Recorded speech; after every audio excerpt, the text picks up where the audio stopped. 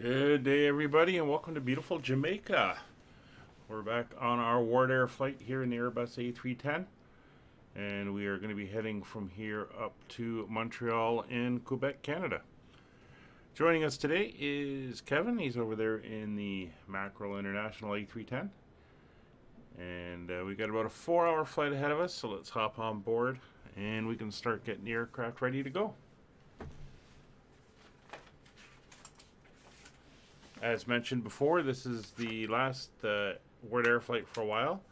Next Saturday, we will be starting a new series, and that will be flying, sort of circumnavigating the Atlantic Ocean, which should be pretty good. Alright, so we're on board the aircraft. We can start getting everything set up. We'll start with our safety checks. So the weather radar is turned off, parking brake is set, fuel levers are off, throttles are in idle, flap lever is retracted, landing gear lever is down, ignition mode selector is off, and the wipers are off as well. So we'll pop up top. Batteries are both on. External power is now connected. The nav and logo lights are over onto system 1. We'll do our APU fire test. APU fire test is good. We'll do our engine fire test now. Engine number 1, loop A, loop B. And engine 2 fire test. Loop A, loop B. That is good. So we're going to come down for the APU now. APU switch to on. Waiting on 3 seconds. We'll click start. I'll come down here to the ECAM page. Select APU. And we're watching for the APU to wind up. That will take a second. We'll clear these startup faults while we're waiting.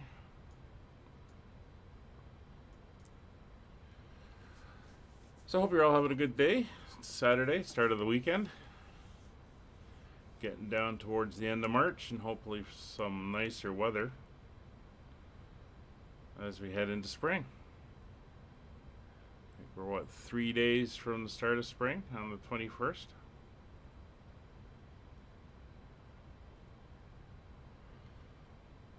Currently waiting for the flap to open in the back and then the generator or the APU to start. There she goes.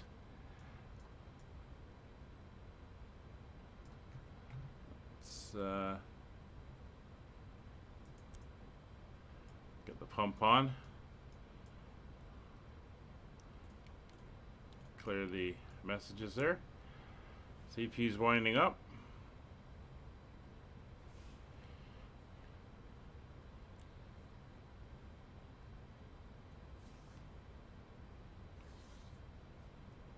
While we wait for that, come outside, we can hear it starting to crank.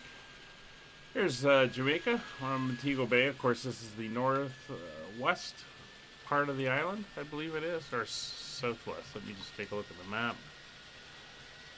Northwest, yeah, north side of the island.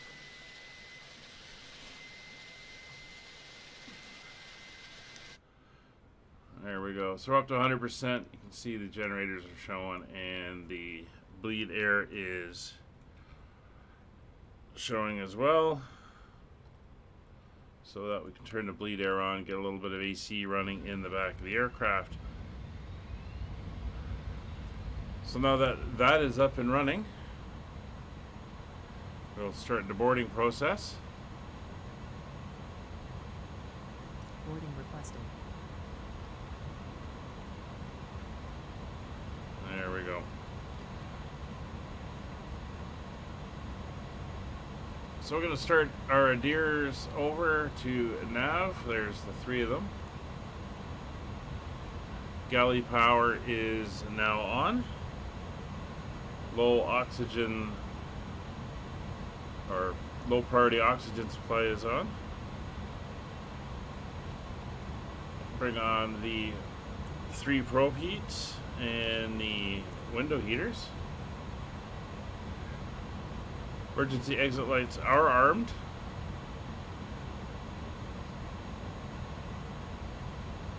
Strobes are off. Seatbelt signs are on. No smoking lights are on. Overhead panel. Do a quick check. Passengers boarding started. We'll turn on all the fuel pumps now. And no other white lights, so we're good up there. So bleeds are on, and external power is connected as well. That's fine. We'll leave that connected for a bit. But what we will do is go over here to the APU just to show we've got our power coming in there. So internal lights, we're going to give a little bit there, and then we're going to crank up the, let's do that one, there we go. So we can see everything. We got some good definition. Alright, so down to the MCPU, main computer. Menu, ACARS, we'll bring in our flight plan. There we go.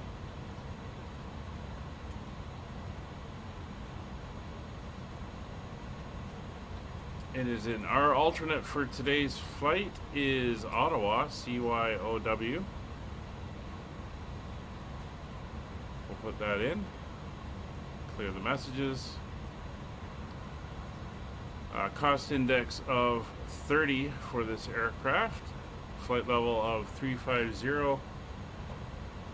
We are going to be doing a step climb a little bit later on to 370, but 350 is a good start. And our flight number, is Board Air 404.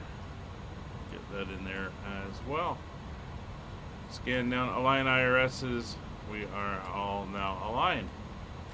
So we'll pop over to the next page, get in some of this basic information here.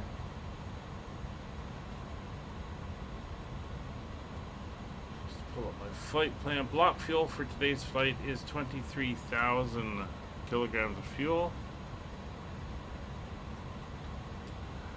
Our zero fuel weight is 107.8. 107.8, and 103.4 will be our takeoff weight. And we'll grab our center of gravity in a second.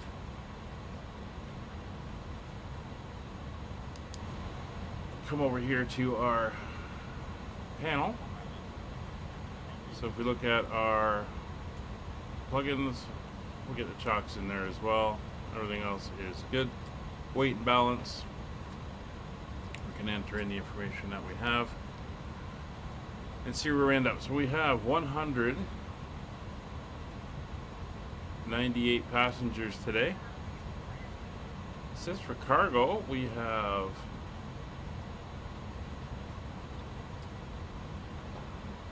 198. Oh, come on. Hit confirm. 5 tons of cargo is correct. And our fuel, again, is 23 tons. So we'll come in here, clear that, 23. And we can check our weight. Zero fuel weight, 101. Should be 107.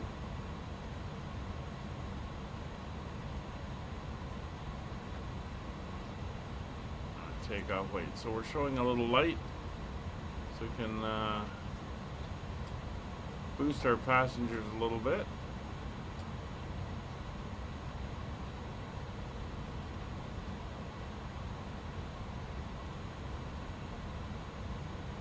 That brings us to 104. We want 107, so we can go up about. Let's try 8 tons. 107.2, 107.8. 8.6, 107.8, and 130. That's not bad. That's pretty good. So our center of gravity is going to be 27.6. So back down we go, 27.6. And we'll enter that in. So there is our FMC set up with our weights and our fuel. So we'll head over to our flight plan page. And we do have ATC up here. And come down and see what the ATIS is saying. 07 is in use. Alright. So we're going to be flying out of here on runway 07, and it's a direct out.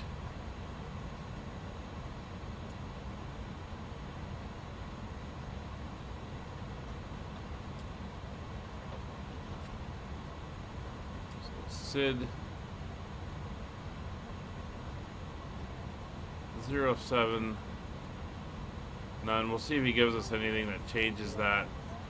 That's fine. So there's that entered in. And currently, as things stand at the moment,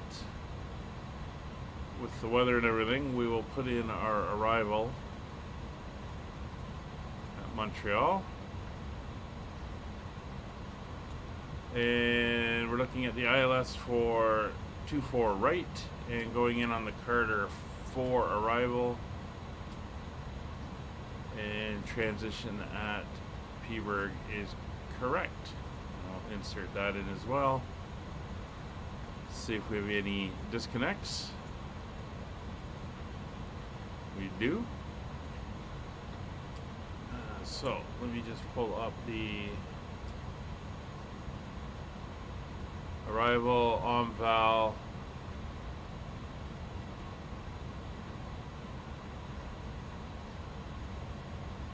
Yeah, and then it would be a vector round, but we'll, oops, let's return. Take out that vector, we'll take out that disco. And that is good. So that is all set in.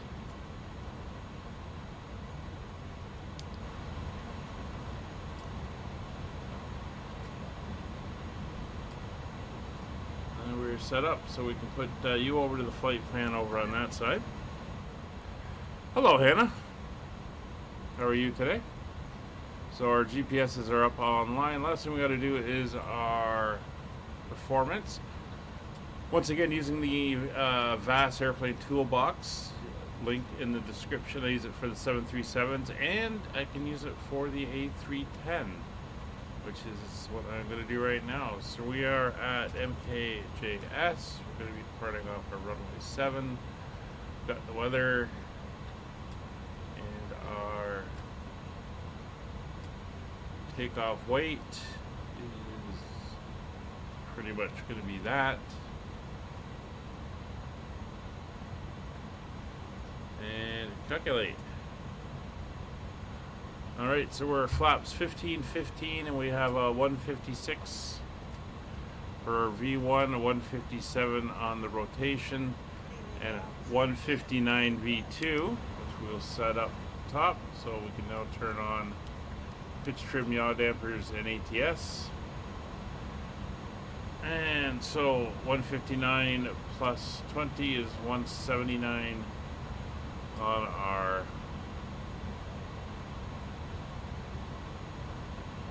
V2 climb out, and we will click preset. So that is now entered in, and all of our performance data is in.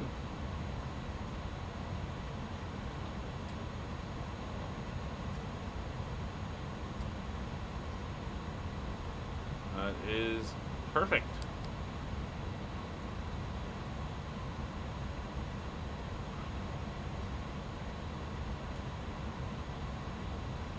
So our approach page is done, initialization is complete. So we can continue with our stuff. So, clear shield. We're going to do our initial climb. We'll leave it at 10,000. Runway heading is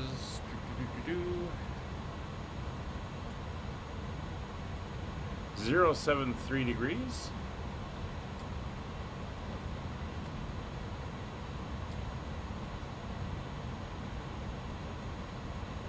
.073 degrees is set.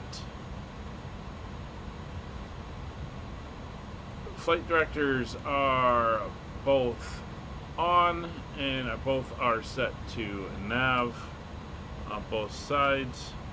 Decision height is -5. We'll turn that off. Speed verified set to V2 plus 20. Altitude is set 10,000. Heading select runway. It'll be profile and level change when we get there. Altimeter, we'll grab the current weather.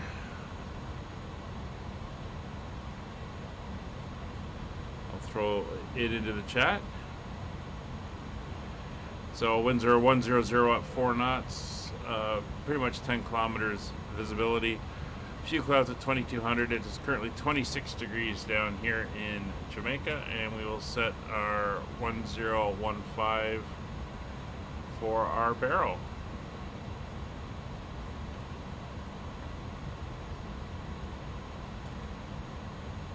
There we go. That is now set.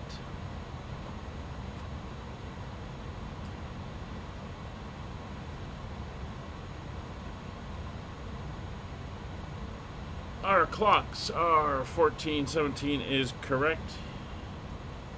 MKJS is good. Brakes are on normal. Landing elevation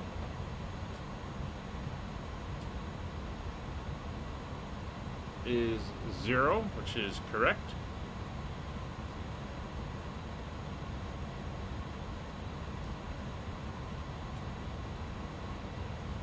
Going back to our calculator, we are doing a flex of 56 degrees.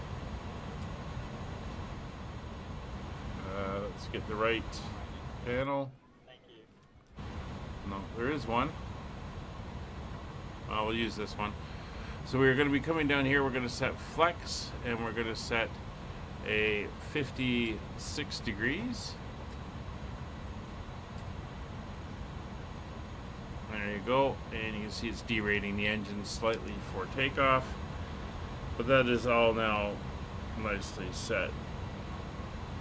So down to the pedal spool. Speed brakes are just our flap lever is up and matching. Parking brakes still set. Takeoff warning, we'll do engine number 1 and engine number 2. Takeoff warning test on both sides is good. And we'll set our TCAS to 12 miles. Rudder trim is 0. Weather radar is still confirmed off. Oxygen mask test is good. So let's give him a call, and we'll get our clearance and get ready to start as soon as everyone's on board. So 1208.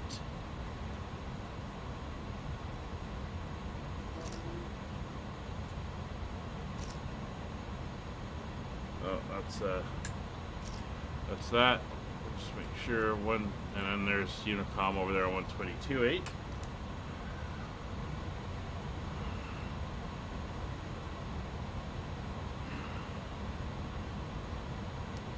Montego Bay departure, good morning. Wardair 404 heavy with you. Gate 13, A310, and we have information alpha. Looking for IFR clearance up to Montreal.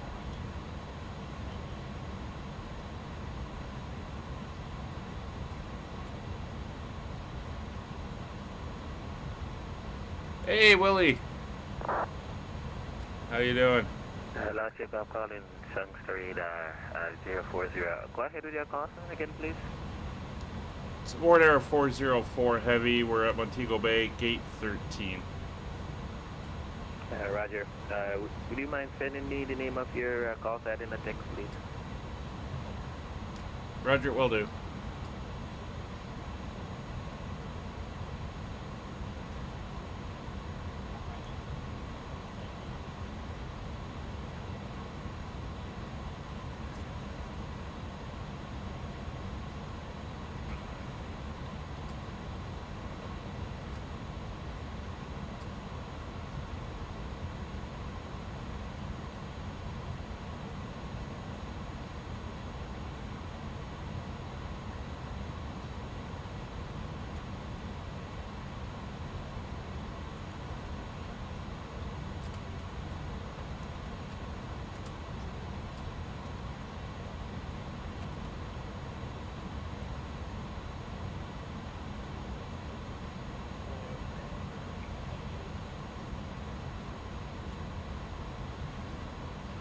Hey, Kevin. So you finally popped in on chat. Air 404, heavy other clearance advised and it's gone.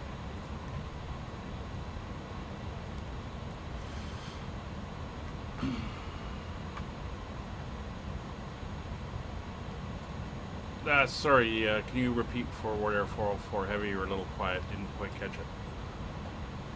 Warrior Air, I have your clearance advised and ready to copy.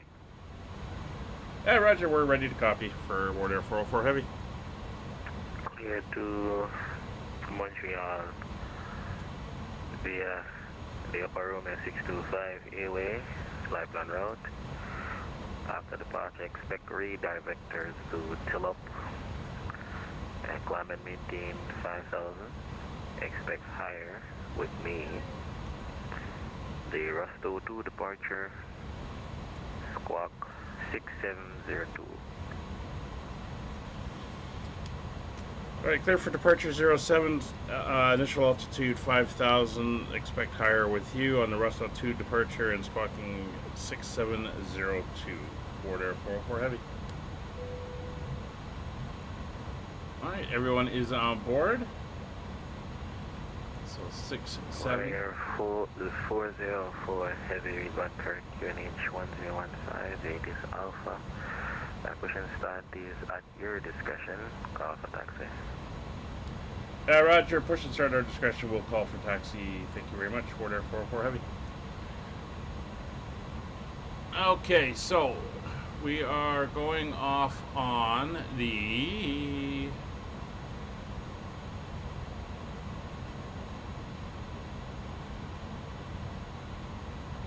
let's get our departure. Rusto 2 departure. We'll add that to our route. Do a quick look at that. Basically, it's a straight out with a left-hand turn to 30 degrees. And then he's going to give us further vectors. And then off onto the flight plan route. So let's come down and we'll quickly put that in. So we're sticking on 07. We're going on the Rusto 2 departure now on 07. We'll insert that. So if we go over to plan mode, as you can see, we take off. Let's get in a little bit. There we go. Take off and then we make that left turn up to Rusto and then we'll be vectored out from there. So that is all good. So we can actually do our LNAV, our profile nav departure. I think we are pretty well good. Looks like everything is clear around. Kevin has already pushed. We had another aircraft just land. It's pretty cool. So Kevin, I'm going to wait for you to taxi past.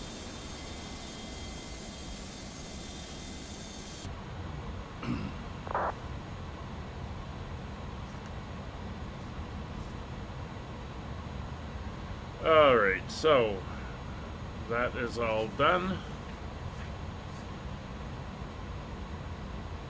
So we're now going to come up to top. Ground power is disconnected. come over here, we can pull the GPU and chocks. We are up on the APU.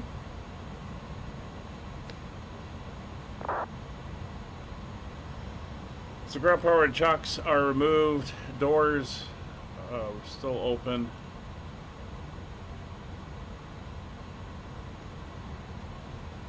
Verifying no white lights on the overhead panel. ATS pitch trim and yaw trim are on. Seatbelt signs are on. No smoking signs on. And fuel quantity is checked. JetBlue 1427 Sanctuary Radar, good morning. Reset your transponder 6710. 8 is information Bravo. Alright. We are waiting. As soon as Kevin is clear, we'll pull the door. 6710, 6710. And then we'll get going. So Willie, how you been? We haven't chatted for a while. Contact 13 nautical miles northwest of Adsel, flying 232 descending. After Adsel, flying heading 170, descend and maintain 7000 QNH 1016. Expect radar vectors for the ILS DMA approach runway 07. Down to 7,000. Confirm heading to you after Adsel. 170 degrees after Adsel. 170 after Adsel. 1427.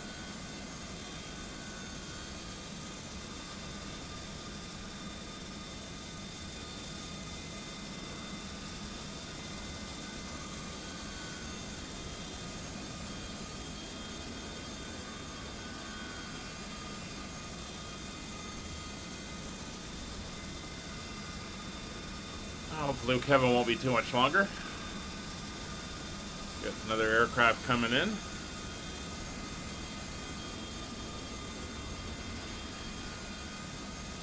And thanks to the radar, Bluebird Round, heading ready for taxi. Alright, so he's ready for taxi, so we can come over here. We can prepare for our pushback.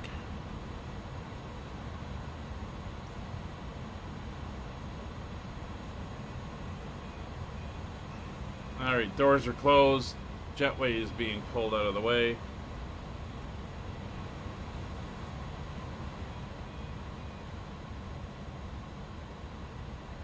Bluebird 19 at Tango. Hello, Captain. Taxi via Foxtrot Alpha, holding point runway 07, QNH 1016. It is information Bravo. Alright, 1016 now. 07, QNH 1016, and we'll get Bravo there for Bluebird 106. There we go, 1016 is now set. Departure check completed. Bypass pin inserted. Pin is being inserted.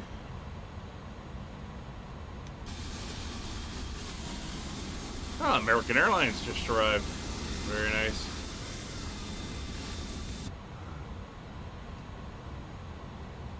Just waiting for Kevin sitting over there.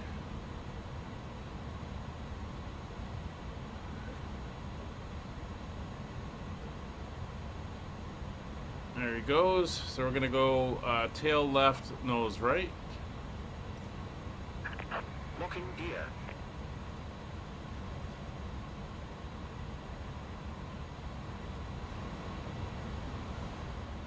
Alright, so beacon lights coming on, fuel pumps are all on.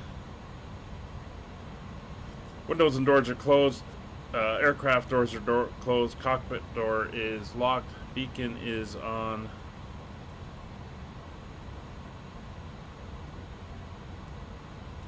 Transponder is on. Release parking brakes.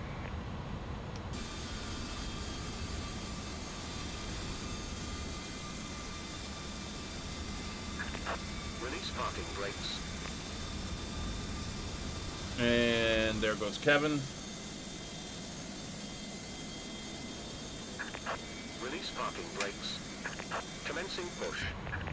All engines clear. Start at will. All right, parking brakes are 14 released. 27, descend and maintain 3000.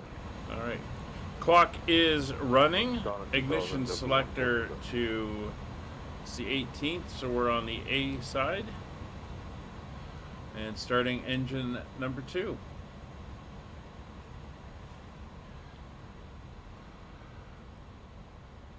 We have N1 rotation.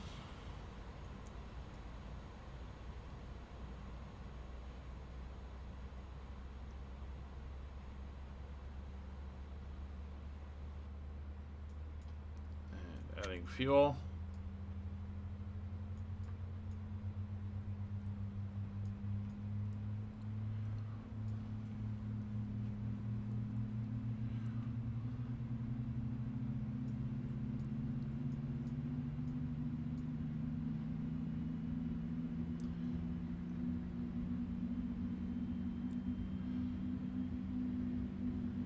Start valve is closed.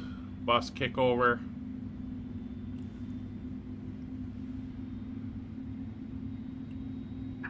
Set parking brakes. Waiting your confirmation for good engine start. Brakes are set. Engine stabilizing. Starting engine 1. Bluebird 19 at Tango Heavy, waiting for your company, or are you gonna ready for departure? I'll hold on to them, sure. For Bluebird 1, I'll go. Use the turn and be holding the area off your left. There we Just go. the holding area up to my left. Adding fuel. Aw, Kevin's gonna wait for me. That's so sweet of him.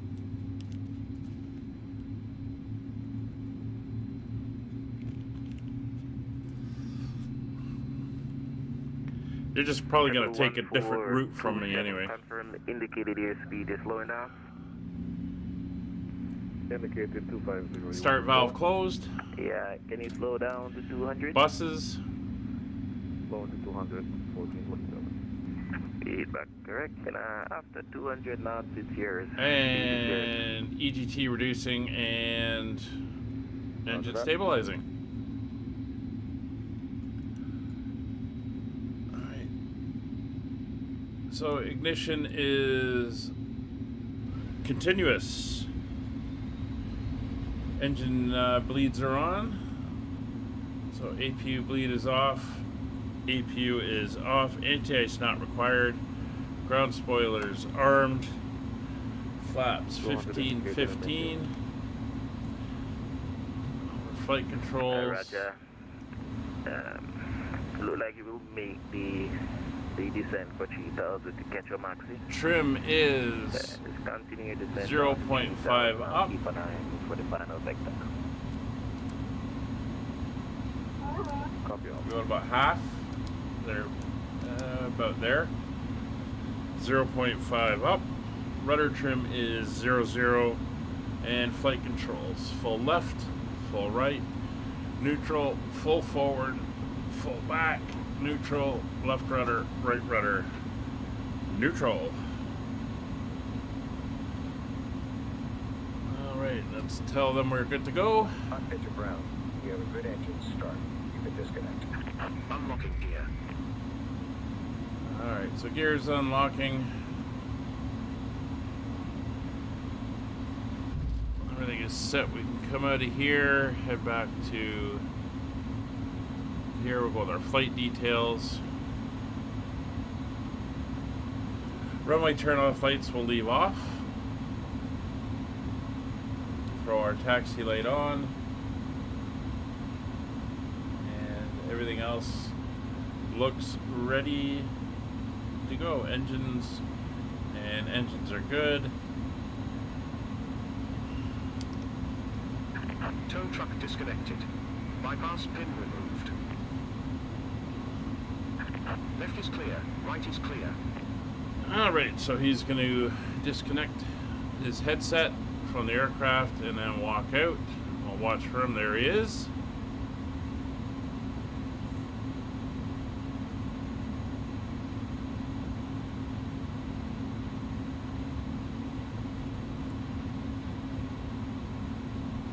And oh, you got that laughing face. 1427. I'm assuming Turn left, heading. I'm doing a nose wheel or a tail.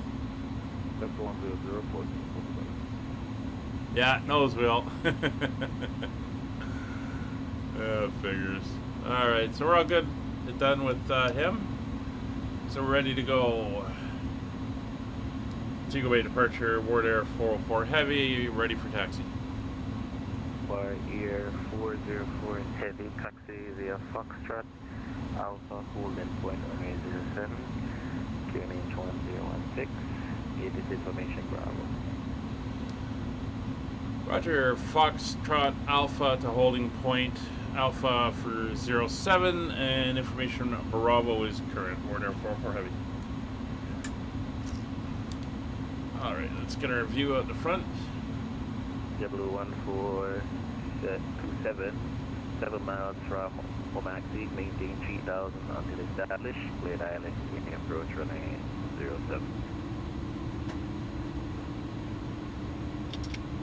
Maintain 3000 until established, direct on to the island, 07. I confirm heading 100 until intercept, or you proceeding come direct on. to Omaxi? If possible, can I head direct to Maxi? Okay, direct to Omaxi and then maintain 3000. At Omaxi, declared for the Alright. ILSD in the approach on intercept. Why are you not taxiing? Clear direct to Maxi, at Maxi,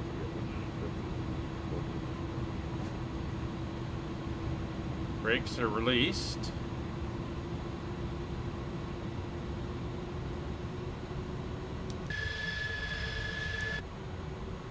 GSX, what did you do to me?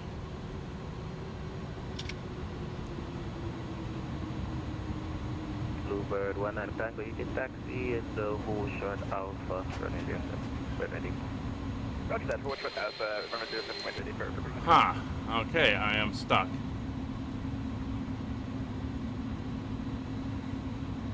Let's see if I can do anything through here. Oh, I'm moving.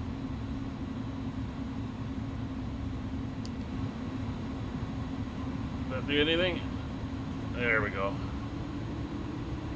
That was weird.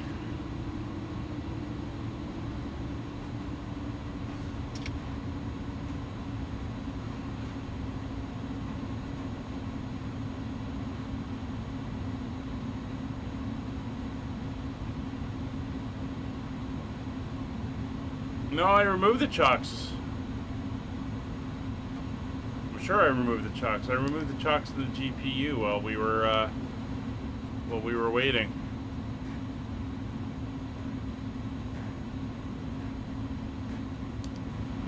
Almost positive I did. Maybe not. Oh, got somebody landing. Jamaica's busy. It is March. So, not unexpected to have a bunch of traffic coming down here.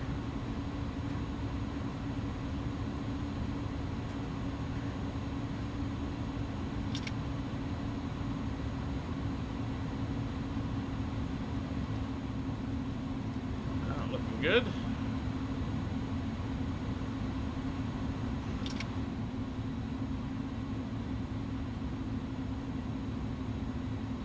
Got a nice view of the airport from some of those houses on the hill.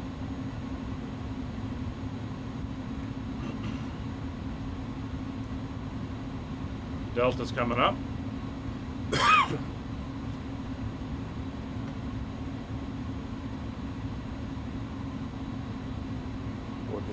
stop. Sorry about the cough. W1427, clear to land runway 07, winds 130 degrees, 6 knots. Clear to land, 14.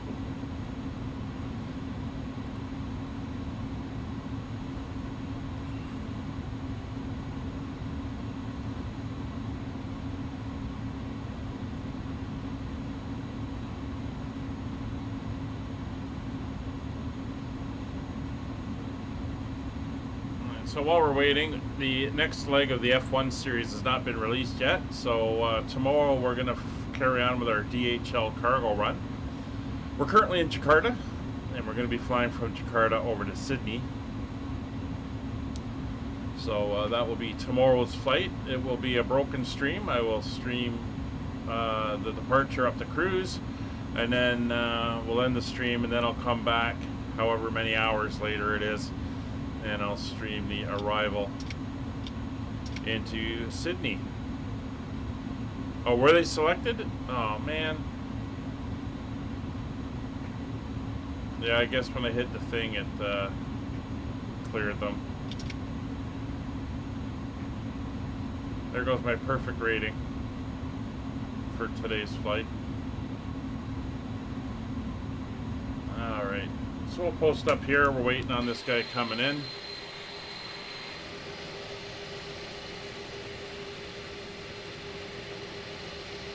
There is no F1 flight. It hasn't been released yet.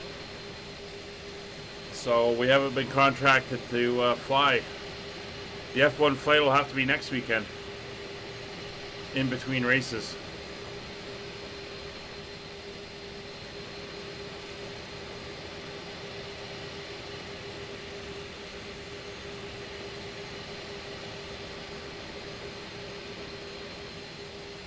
Bluebird 1 and a Tango Heavy.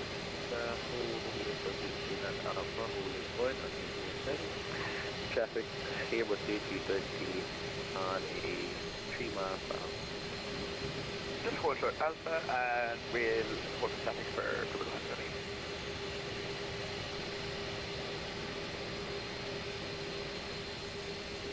Alright, so we're just waiting on this guy to come in and land. Let's see if I can figure out who he is. He is JetBlue out of Fort Lauderdale.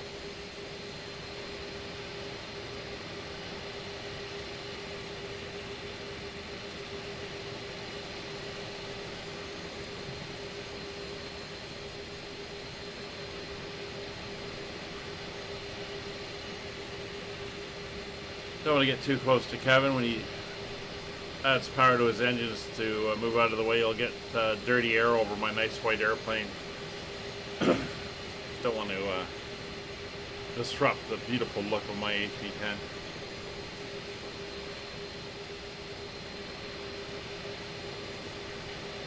Okay. 130 degrees, 6 knots.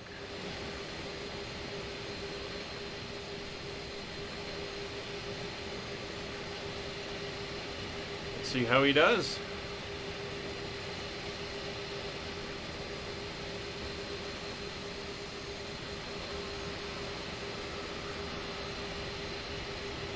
Well, he's definitely a JetBlue.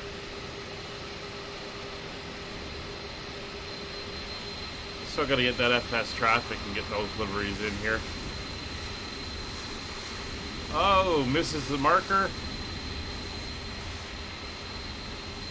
A little long, not too bad. Shouldn't complain, probably better than most of my landings. Noticed he was a bit bumpy there. Thought the new V-Pilot was supposed to smooth that out a little bit. Bluebird 19 at Tango and United for I'd like to wait for that here.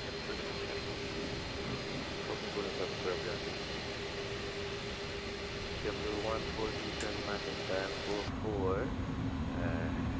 Right when you enable off the high speed. We're gonna move forward to the terminal.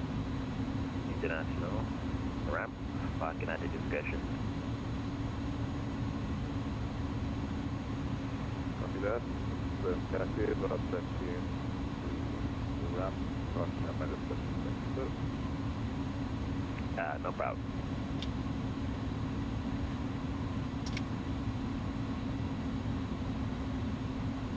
Bluebird 19 at Tango Heavy. After departure, let's turn heading 030, clear for takeoff runway 07 with 130 degrees, 6 knots. Okay, after departure, let's turn 030 and for clear for takeoff, runway 07 for Bluebird 1 Heavy.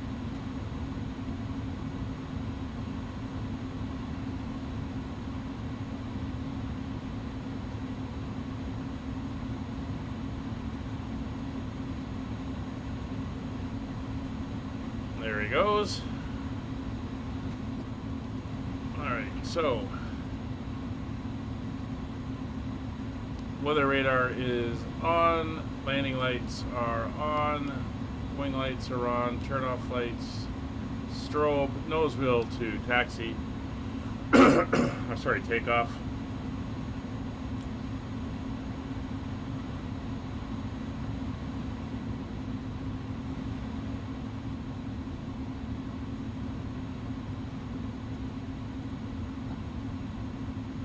Warrior Air 040 heavy line up and weight on N07. Line up on weight 07, Wardair 404 heavy. And expect departure time 1448 below. Roger for the delay on takeoff for Wardair 404 heavy. A little bit of separation.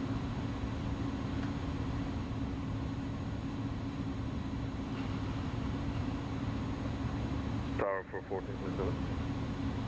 Pass the message. Yeah, I'd like to ask the 310 a question. Go ahead. I'm not sure of the call sign, but the person flying the 310, you're in 2020? Sorry, I didn't quite hear the question, but you're asking something about the 310? Affirmative. Are you in Microsoft 2020? If so, how does the 310 fly? Yeah, in Microsoft, and it flies very well. It's a fun airplane. Nice bit of old school tech. Alright, cool. Might try it out. Thanks. You're welcome. And I'm going to be confirmed left turn heading 030. Apologies, that turn 030. I was turning to 330. Correction there. The airborne time 45. Radar contact, climb and maintain flight level 360 as an amendment. 360. I maintain flight level 360 there. Could be running over me. 5,000, which is our initial climb, is set. There he is on the TCAS. Only time we'll see him because it's got a range of 12 miles. Warrior Air 404 heavy. Out of departure left turn heading 030. Clear for takeoff runway 07, wind 130 degrees 6 knots. On departure left turn 030 and clear for takeoff runway 07 for Wardair 404 heavy. Alright, so brakes released, engines to 40%. Bluebird 19 at Tango heavy, direct till up. Direct till up for Bluebird 1 to go me. It's 40%. Brakes released. Takeoff power set.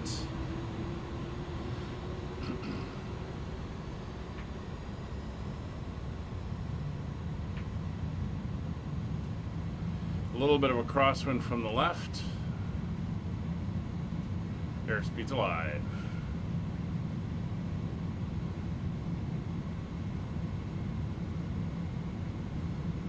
.100 knots.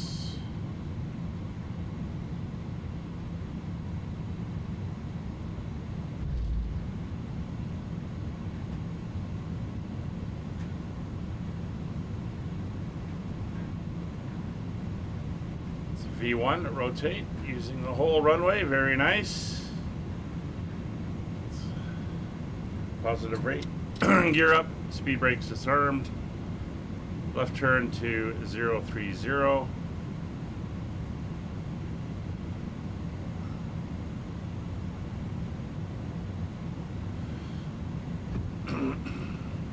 Autopilot, heading select, level change. Montego Bay departure, Wardair 404 heavy, airborne through 1500. Warrior Air 404, thanks the radar. Airborne time 49, actually on the hour. Correction, 48. Radar contact, climb and maintain flight level 340 as an amendment. Roger, climbing to flight level 340, Wardair 404 heavy.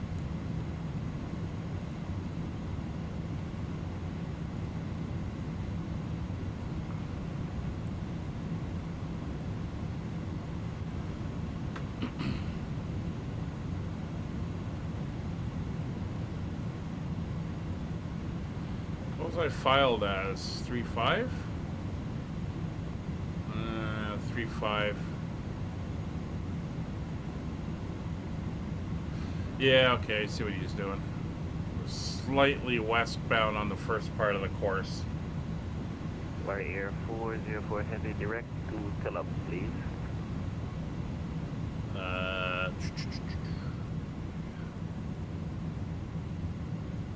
Wardair 404 Heavy, when able, proceed direct Tillum. Roger, direct Tillum. I don't seem to have that one in my flight plan. Roger, are you able to proceed direct Yuldar? Yuldar. No, my first one is enamel. If you could give me the spelling, I can plug it in and then go direct. Alright, Yuldar. Uniform, Lima, Delta, Alpha, Romeo. Yuldar. Alright, Roger, we'll plug it in and go direct to Yuldar. Roger. And after Yuldar, are you going to be able to join the Upper Romeo 625? Or are you going to go direct to Inamo? I was set up direct to Inamo. I don't have the airway in. Roger, acknowledge. After Yuldar, you will then proceed direct to Inamo. Roger that. Amendment for Wardair 404 Heavy. Let's take that out, and then we will go direct to Yuldar.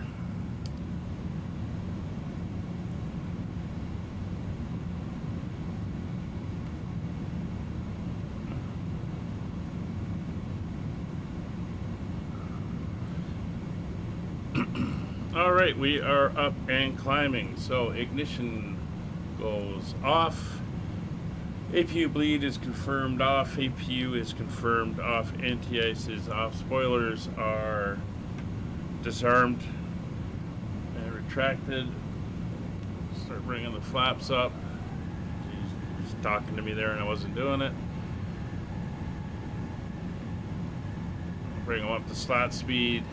Through slat speed, flaps full retract. Bluebird 19 and Tango Heavy, thanks to radar. Go ahead, Bluebird 1 second. Even my vertical and lateral limits to the north-northeast of the ATC. Switch to Unicom. Alright, spoilers done. Landing gear to neutral. Services terminated. Packs are on both APU off. APU master off. Nose lights off. Turn off lights are off. Wing lights are off. That's through 10,000 feet. Landing lights are off. Seatbelt signs can come off.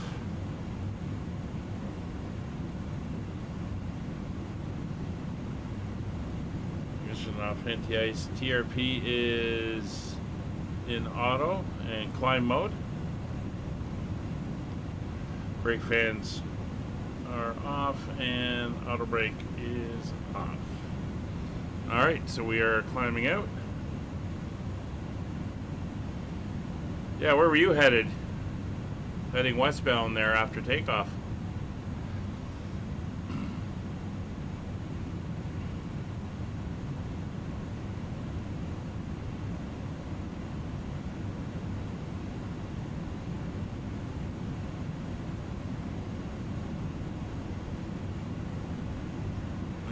I guess he didn't look at my flight plan and see I was a direct to Inamo. That's fine.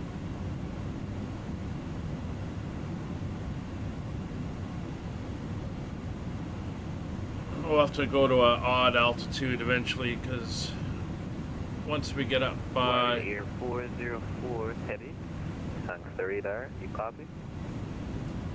Wardair 404 Heavy, go ahead. Even my vertical and lateral limits to the north-northeast. So for the ATC along your route, switch to Unicom 122.8. Radar services are now terminated. 22.8 for Wardair 404 Heavy. Thanks for the ATC. Have a good day. Good day. See you on the next flight. Alright, so we're over to Unicom now.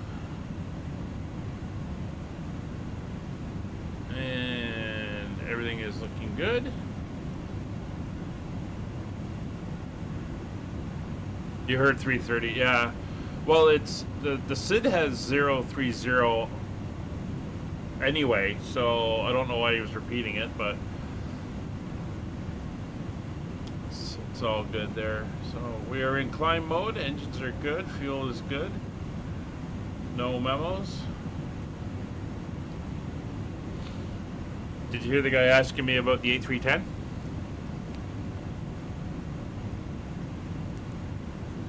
That was pretty cool. But yeah, it is a good airplane. All right, so we're gonna pop back over to this page here.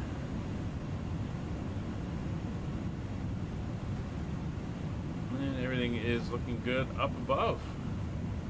Well, actually, since we're not on that, we'll go over to generator 1, show us what our electrical charge. Not having no charts. I mean, I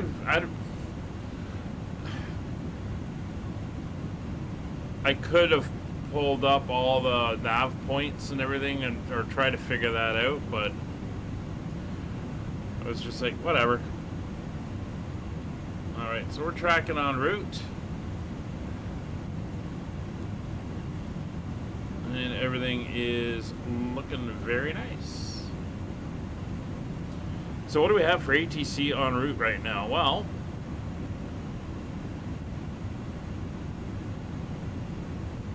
Boston is up. So they're a potential.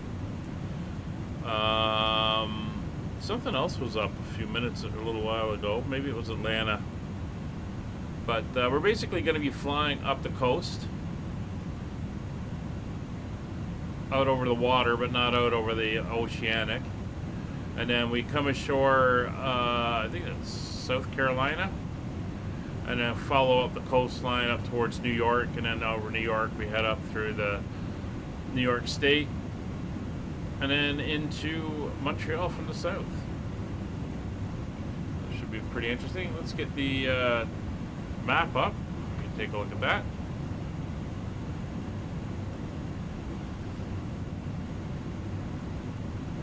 So we'll shrink you down to where we want you.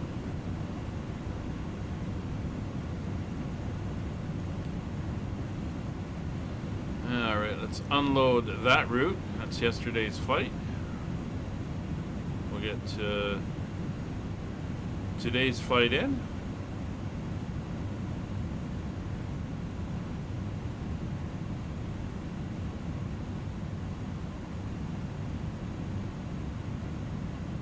Oop, I thought I brought that in. Sure, you could just do it that way.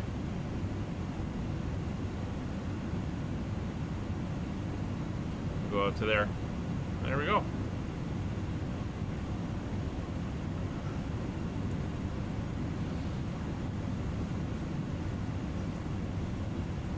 So there's 22,000 feet, and we're starting to head up for our cruise altitude.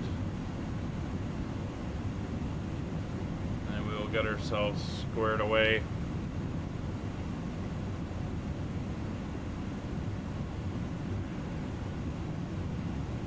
Ready for our entertainment for a while. We'll keep an eye out for ATC. But let's sit back, enjoy.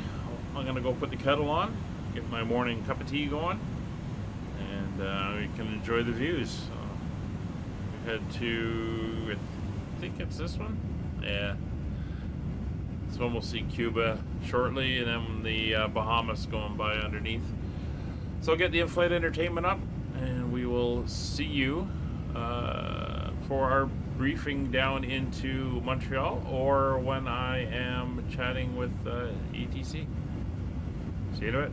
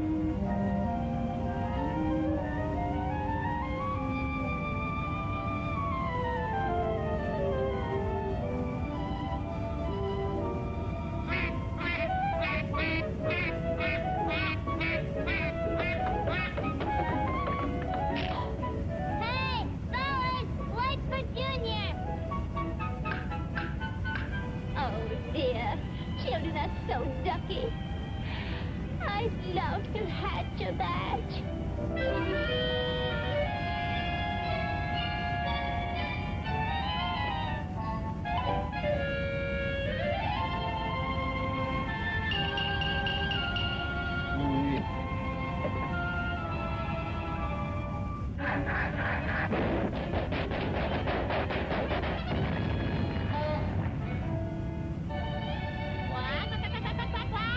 Girls, look!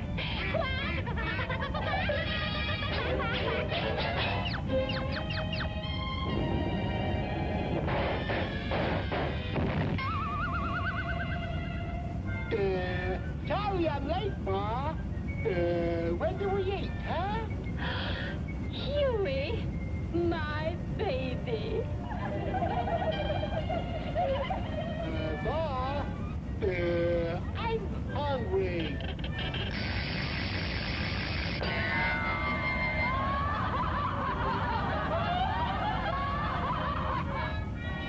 Oh, gee, Ma, I'm starving. Come and get it.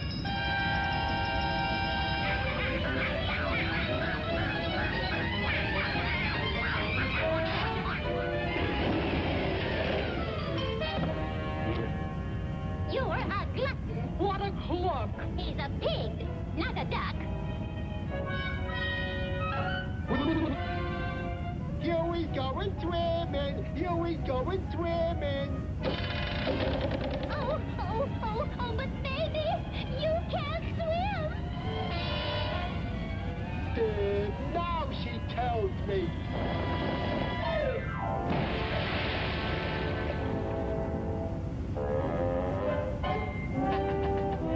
Hiya, Mom.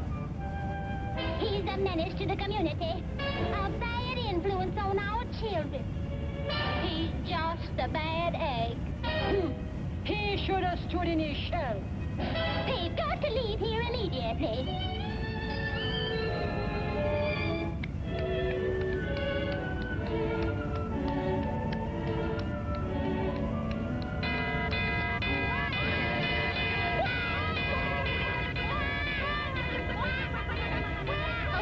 Oh, heavens to Desi!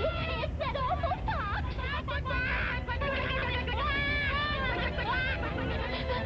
Huey, we're dead ducks.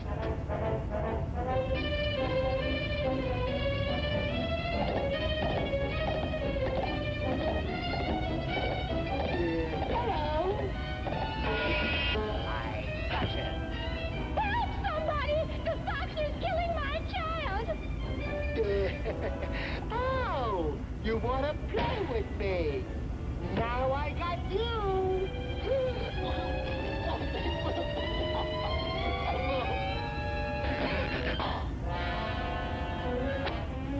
Gosh. Let's play some more games. Games? Yeah. Let's play hide and seek.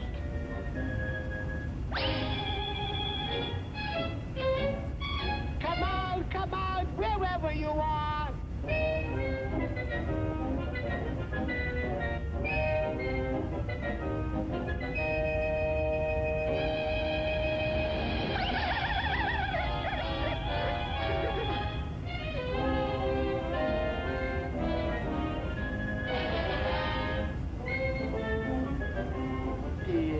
That would be the fox's feet print.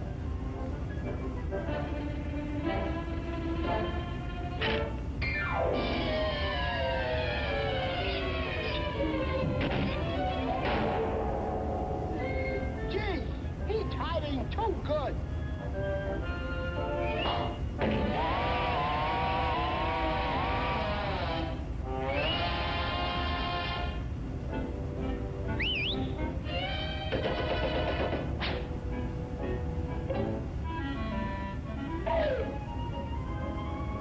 There you are.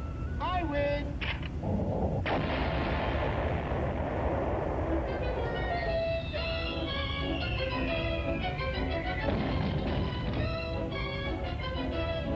You came for me this time. I know you're in there.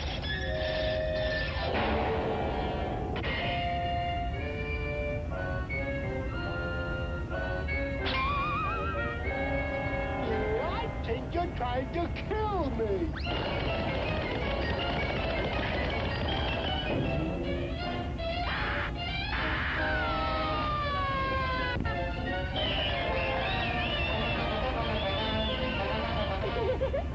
Jenny with Foxford.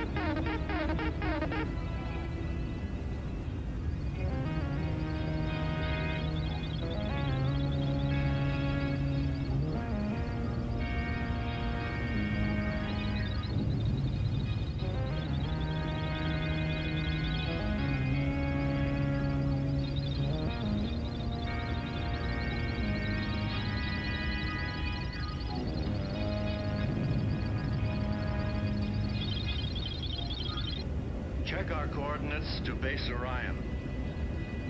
Compare figures with signal direction. Angle Alpha 37. Angle Alpha 12, velocity 600 miles per second. Signals in direction course. Power signals constant. Exact coordinates, signal, exact direction. Course confirmed.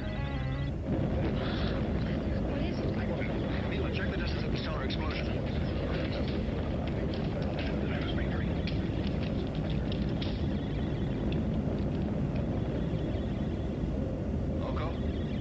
Check the computer.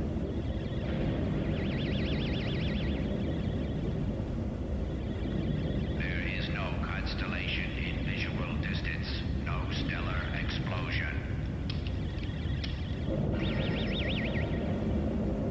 Ask the new coordinates to escape the rays of that explosion.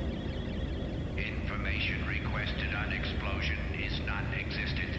No change of course necessary.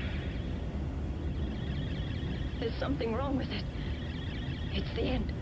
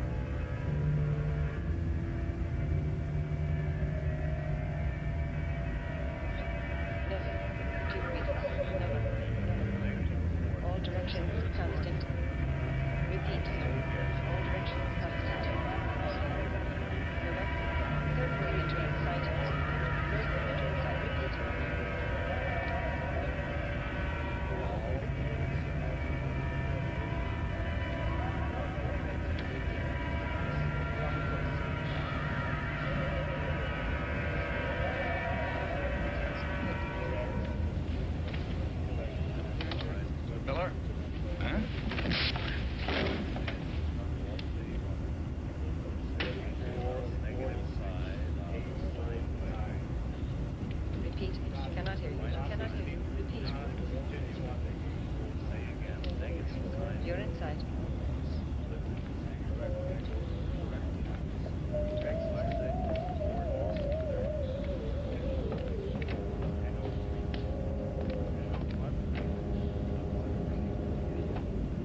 There's no doubt about it, and that punch of his proves it. In the report, I charge Captain Hamilton with insubordination. So you think the facts have been altered? I've never received an order from Miller.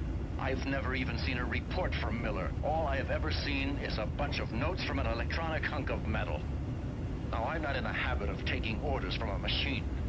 It was an insult, sir, and he deserved it. But he's talking about the greatest brain ever made by man. Exactly. By man. The case now is in my jurisdiction. You should have contacted Hamilton personally. Perhaps a conference with Captain Hamilton would have been the proper procedure. It might have prevented this embarrassing situation. As for Hamilton, I assure you he will be justly disciplined. But if this incident became public, it could discredit Orion. Captain Hamilton certainly will be disciplined. You can go now, Miller. Commander, on Silence. You're a barbarian, a savage. They warned me when they transferred you under my orders. The warning wasn't necessary. Your arrogance was well known in advance. We knew all about it. Continue, Captain, and in just 1 month's time, I'll transfer you to the quartermaster service. Not a rosy prospect, Commander. I should consult Wiz for what happened. So that he would give. Eliminate dangerous personnel. I won't consult Wiz. I'm putting you in command of the spaceship, leaving for the Vega sector.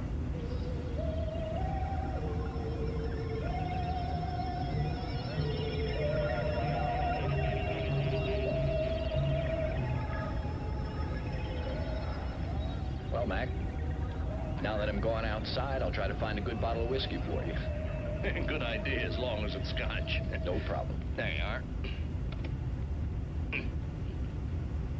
This is your airlock chamber to bridge. Segura's ready for instrument test. All set.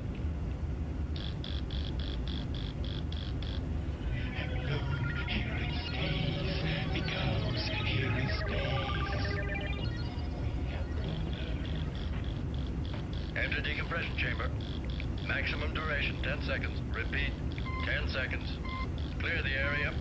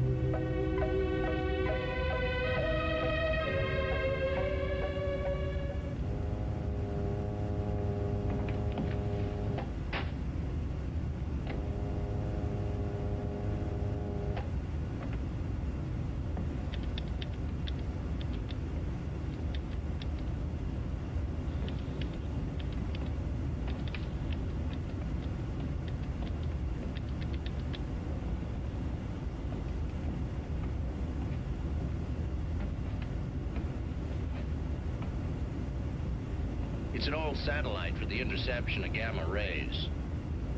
It's practically a monument. You know that thing must be 100 years old.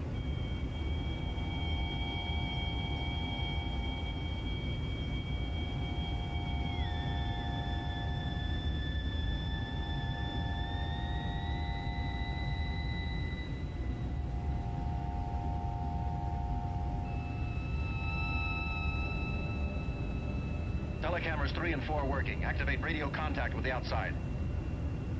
Why in the hell did you send only one man out there? Well, I thought, Captain, Come in, Peter.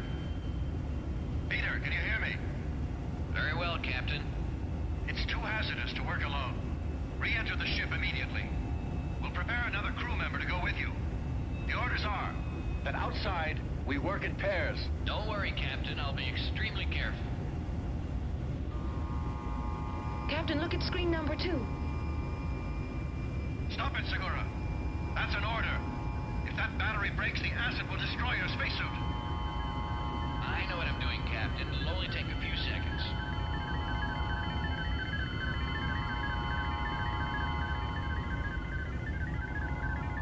I've located it. I've got the breaker in already. He could die out there. He's liable to be... It won't take long at all, Captain. I've got to screw this in. It won't take a moment. Peter. You're a damn fool.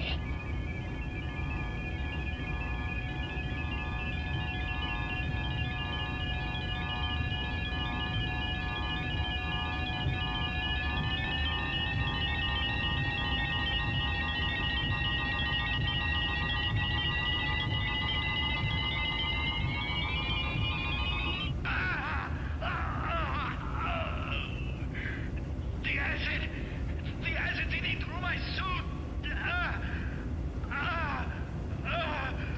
You've got plenty of time to get back to the ship.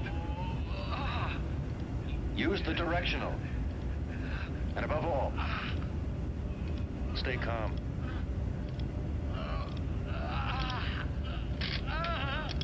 You've got 3 minutes before the suit will corrode.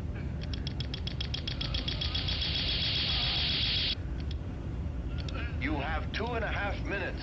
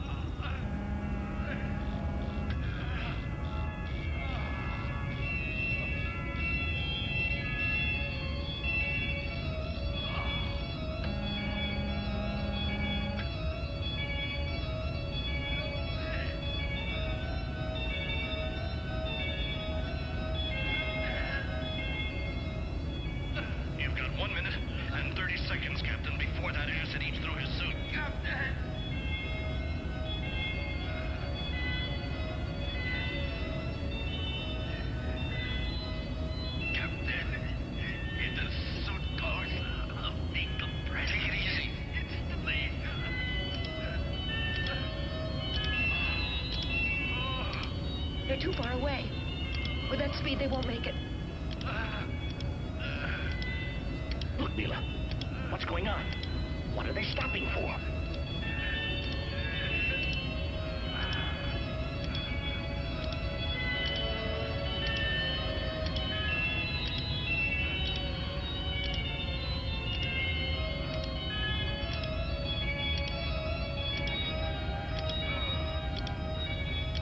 It's too late now, Mila.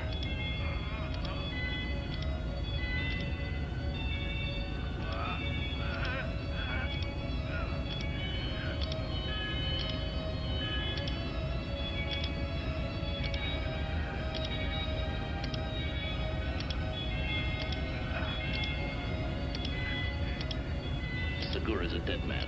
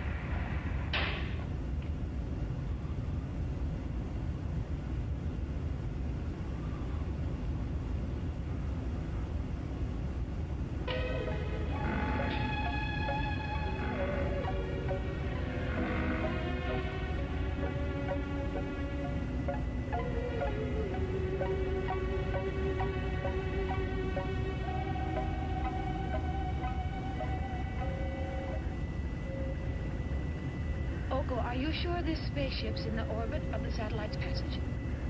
Not I, but he seems very sure.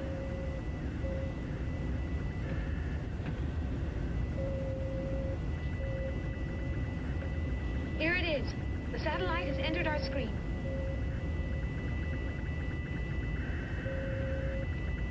Give me the data. Wait a minute, I'm recording.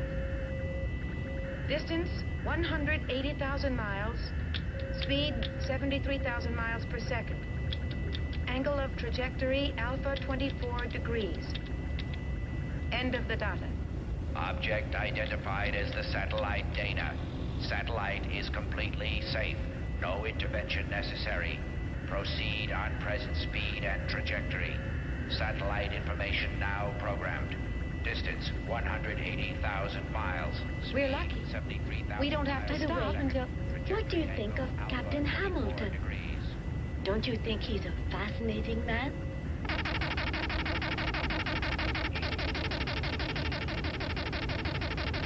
What the hell? What does it mean?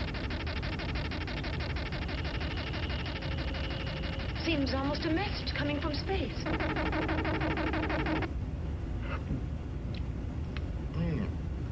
Pâté de foie gras. It seems hard to believe, but in only 20 more hours, we'll be on our way back to home base. Your move. Bravo, Marseille. All he thinks about is vacation. Captain, our computer is picking up a strange signal. Here, sir, you better take a look at it. Thanks. It's impossible. The computer's got to be wrong.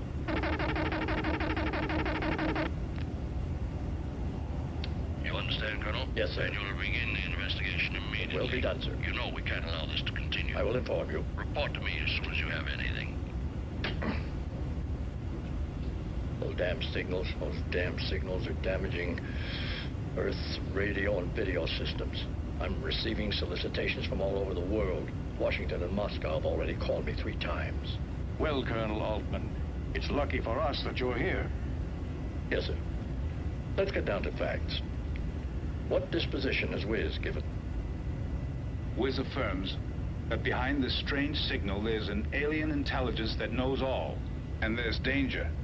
WIZ orders us to find the emission source and destroy it. Good. Send an airship at once.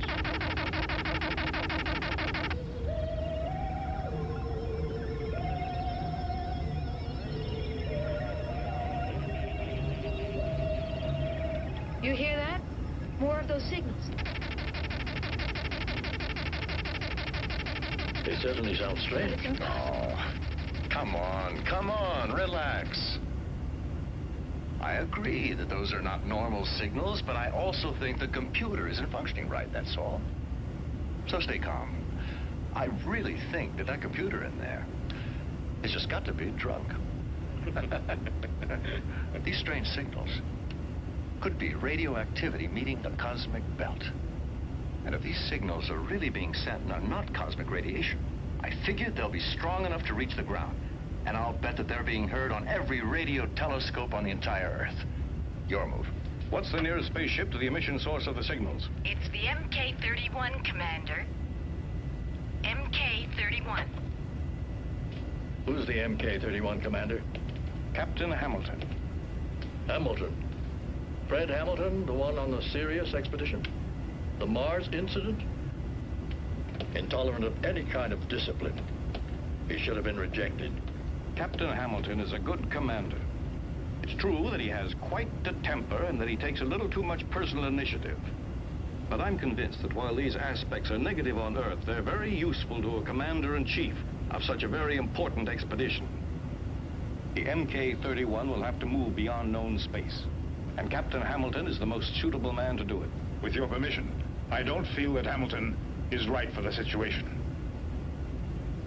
Hamilton is to be discarded. Let me go, Commander. Stop this wrangling. WIZ will decide. Captain Hamilton will go and do what he'll be ordered to do. No, I haven't the right crew to undertake such a dangerous journey. We've just completed a mission lasting 6 months and are due for rotation in less than 24 hours. My men are tired. They need a rest.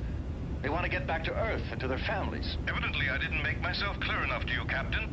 I did not call you to debate. Wiz's orders must be carried out. Nonsense. If a machine says to go out and get killed, it does not mean I must do it. The new rules allow me to disobey such an order. I'm reserving decision. I'll report to you later. Consider your future, Captain Hamilton. Forget the new rules this time.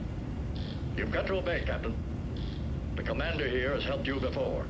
But now not even he can help you. He'll be unable to protect your career if you persist in your refusal.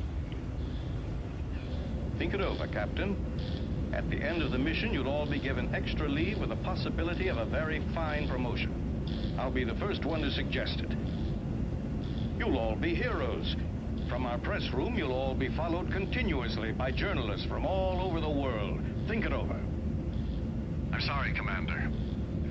No member of my crew wants to be a hero. And the normal leave is going to be fine without a promotion.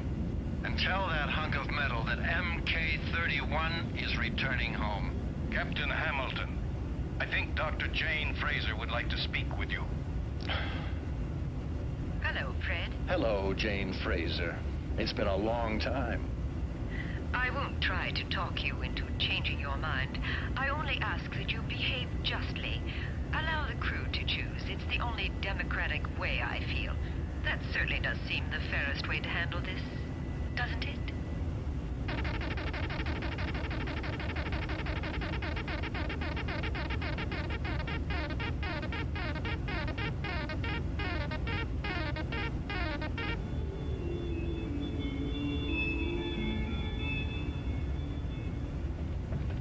Hi, Richard. Hi.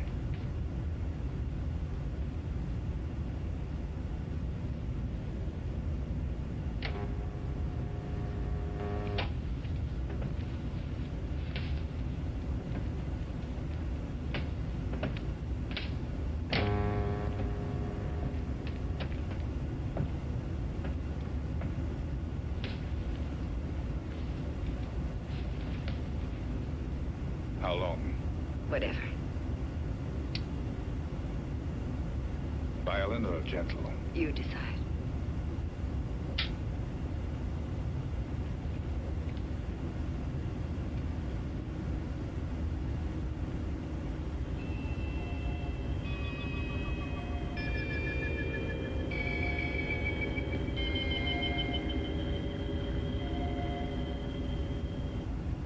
It's strange how some printed words can evoke emotion.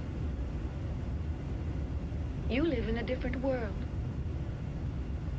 Not a world of words, but of things that you cannot express.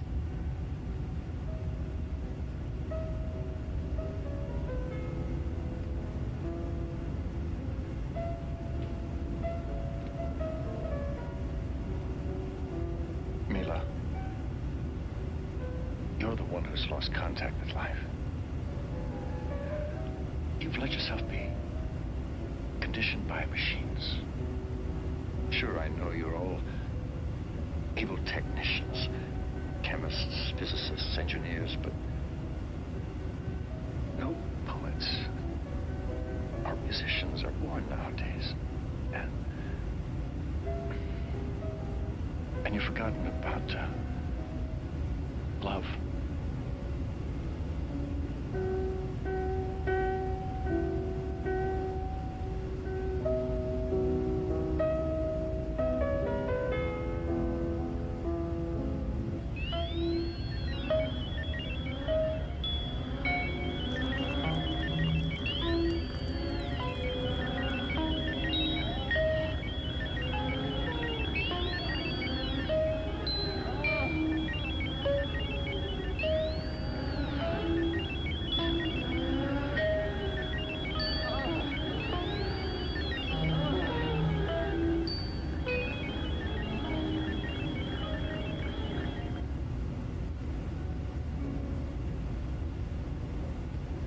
I think I'll never use the cosmic lab.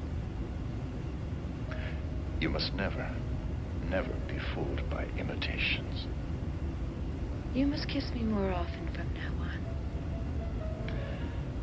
You know something? I feel this is my first victory over machines.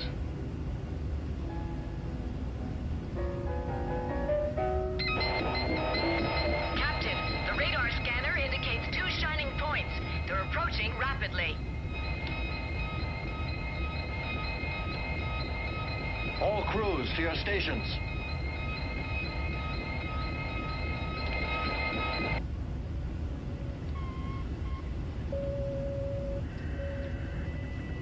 Establish contact with Base Orion.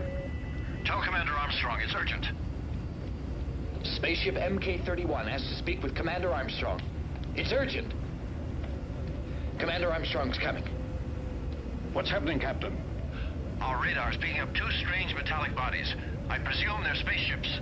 Spaceships in that part of space? They could be asteroids. They've got to be asteroids. No asteroids could vary their speed like that.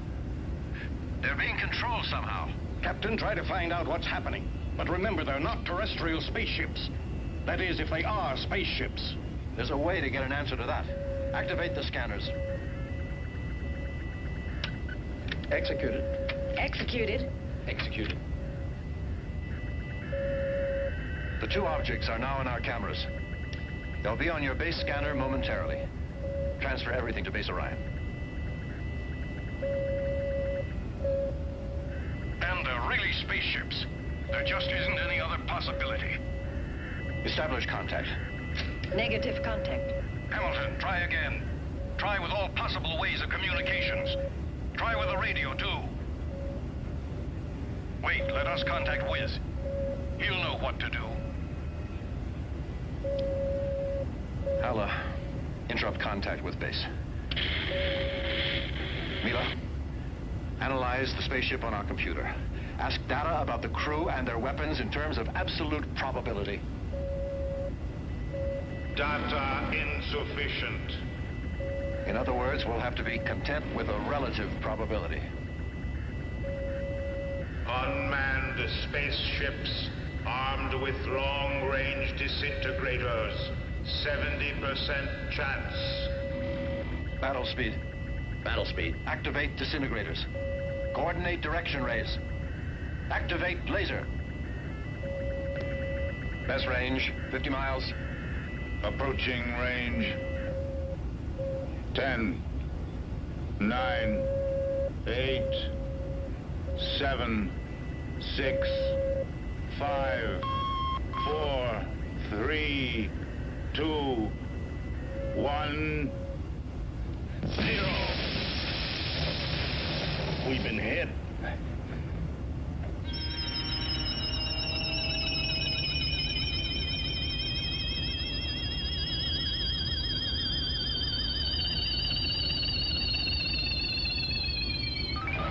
Internal pressure is 5 Gs.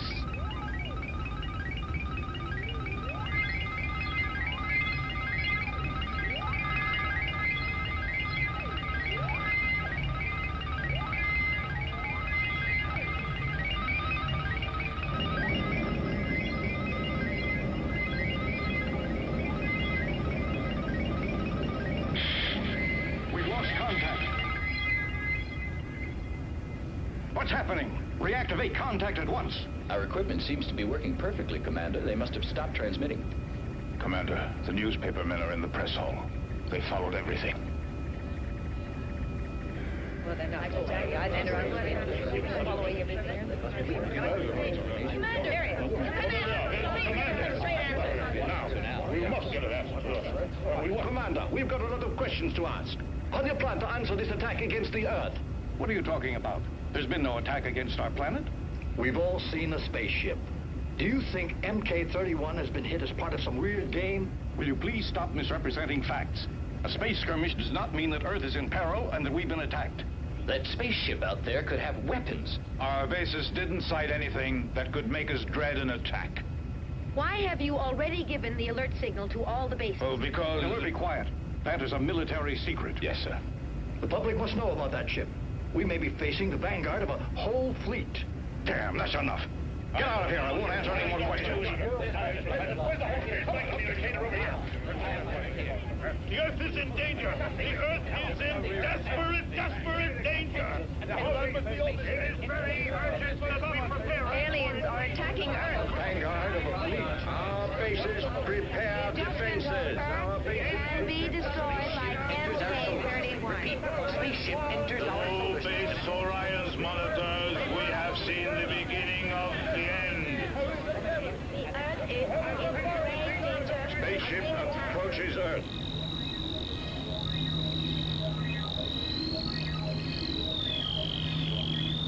I can't make it, Captain. The centrifugal force has immobilized me. We have to make it all maximum we can blow up the ship, Captain. We have to break clear.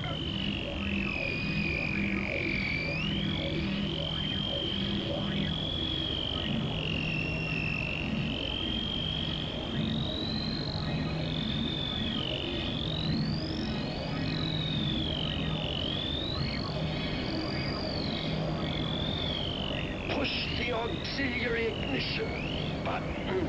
Pump.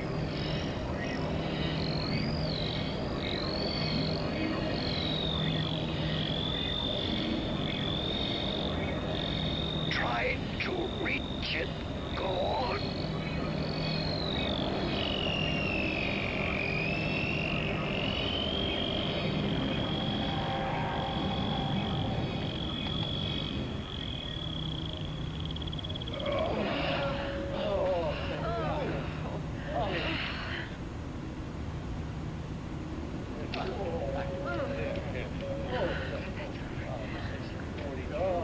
Deactivate main generator.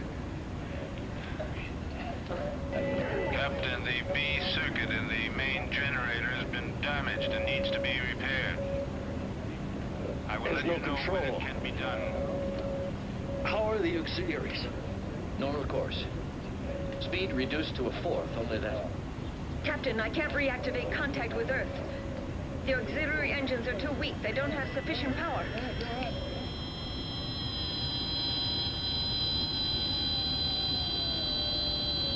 Activate videos 14 and 7.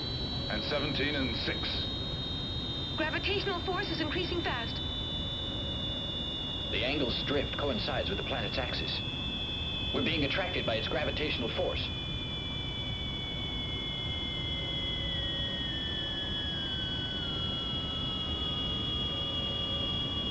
We can't stop the fall. We'll be smashed to bits.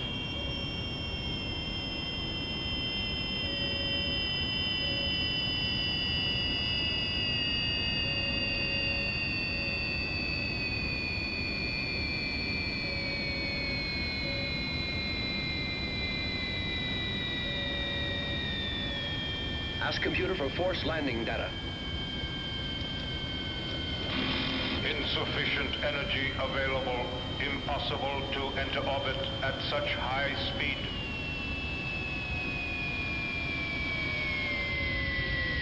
Six minutes before impact. You must stop the descent instantly.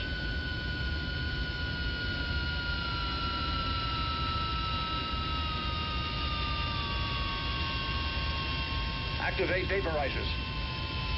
It's no good, Captain. There is not enough time left for that now. Activate vaporizers, damn it!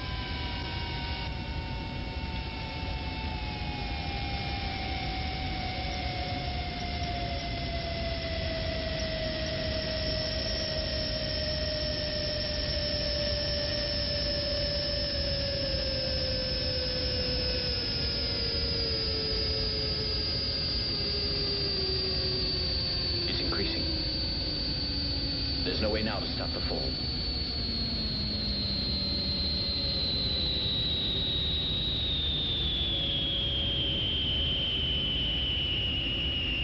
It's too late, Captain. We've had it.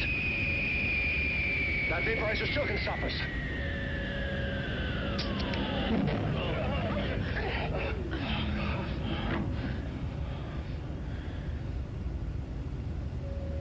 Captain, the spaceship's fall has stopped. Nice going. I should think that the computer has realized that by now. Now let's see if it can stabilize us. It's impossible. The spaceship is sustained by an anti-gravitation force of unknown origin. We're in the planet's orbit, at 500,000 feet. But it's against every physical law. How can there be a planet with a variable gravitation?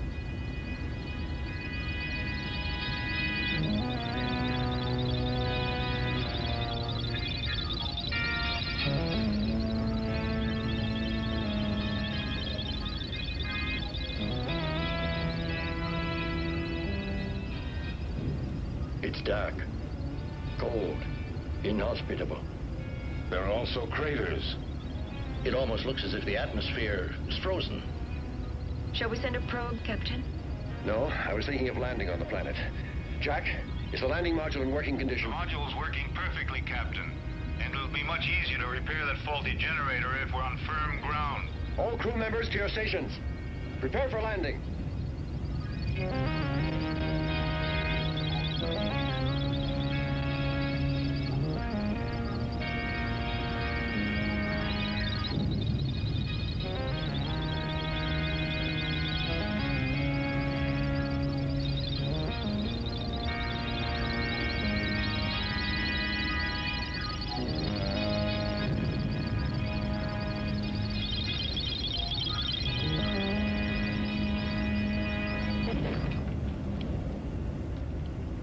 Switch on videos 2 and 3.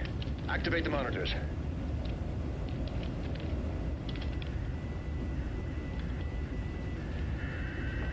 Mila, analyze the external data.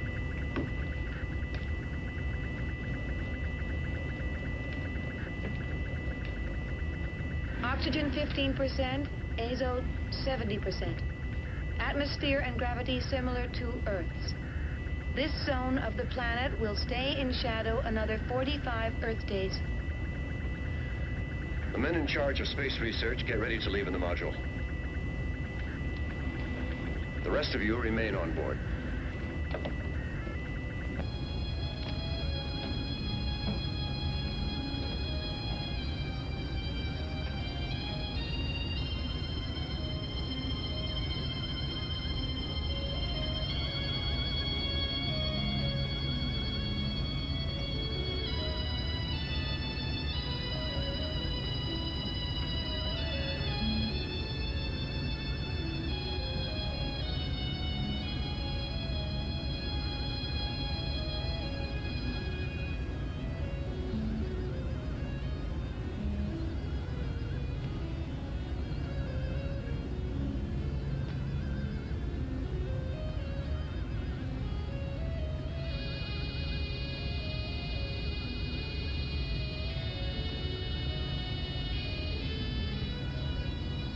My compliments, Captain.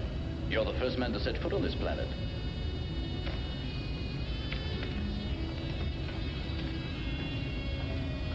We're outcasts on a lost planet in space, but at last we have something firm under our feet.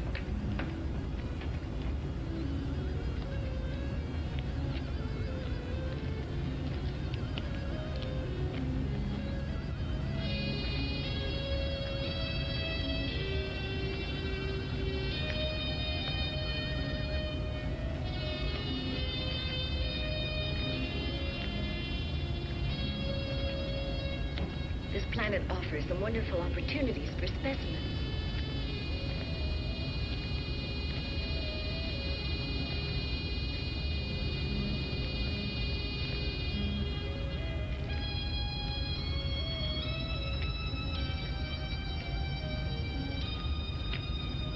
You think there's life here, Greta? I haven't noticed traces of water. Maybe the air's moisture allows the growth of primitive nuclei. Some form of life. This ground must be rich in iron and nickel. Take a look at this rock. Any radioactivity? No indication yet. Mila, look, this is organic.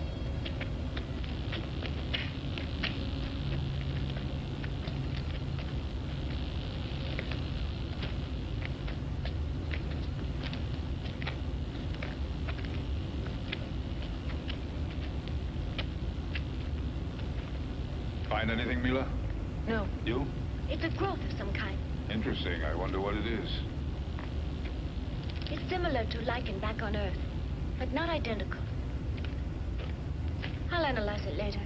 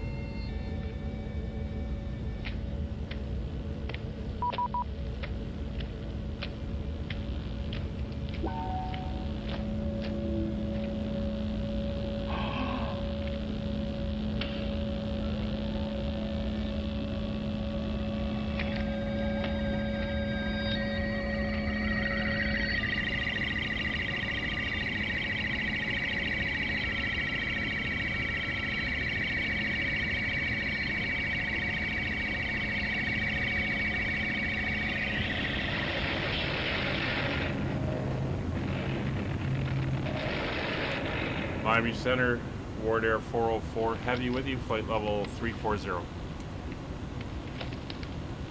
Wardair 404, Miami Center, good morning, squawk 6702.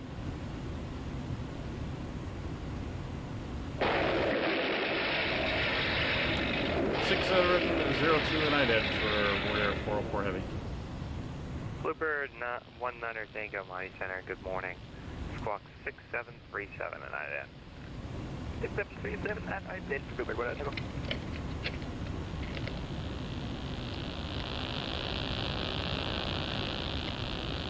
Wardair 404, ready contact.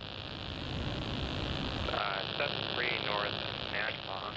Gonna need you at an odd altitude today. Would you prefer 35 or 330? We'll take 35 if available. Wardair 404, calling takeoff 350. Climbing to 350, Wardair 404 Heavy. Bluebird 19 Tango, ready contact. 100 East report.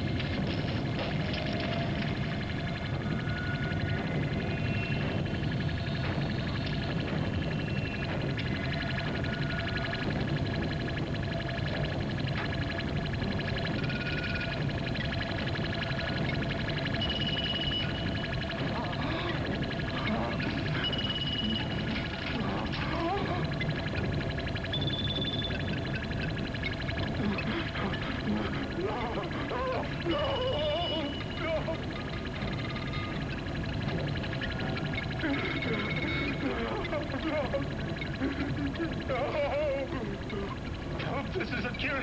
There's something after me.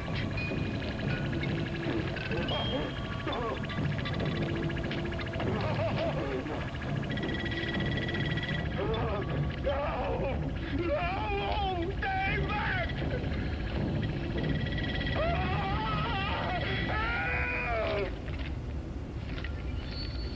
Who's that? That's Jack's voice. Stay where you are.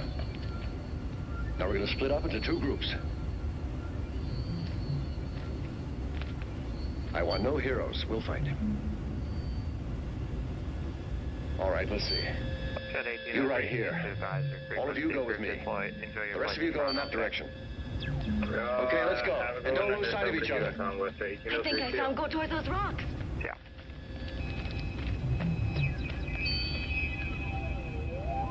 Southwest 1250, welcome to Tampa. Taxi ramp via Charlie. Cross runway 28 at Charlie. Have a nice day. Thank you for the welcome. We'll taxi to the ramp via Charlie. Cross runway 28 at Charlie. Southwest 1250.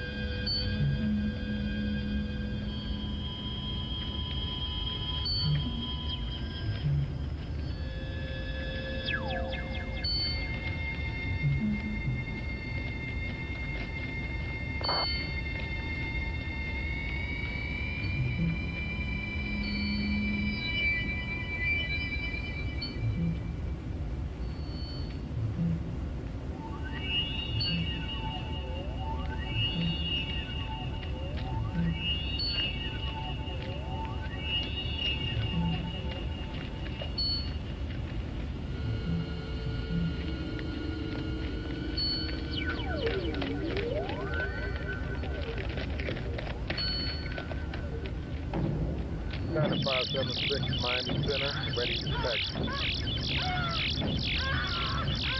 Jet 576, Miami Center. Verify information Bravo, runway 8 right, taxi via Papa. Information Bravo, 8 right via Papa.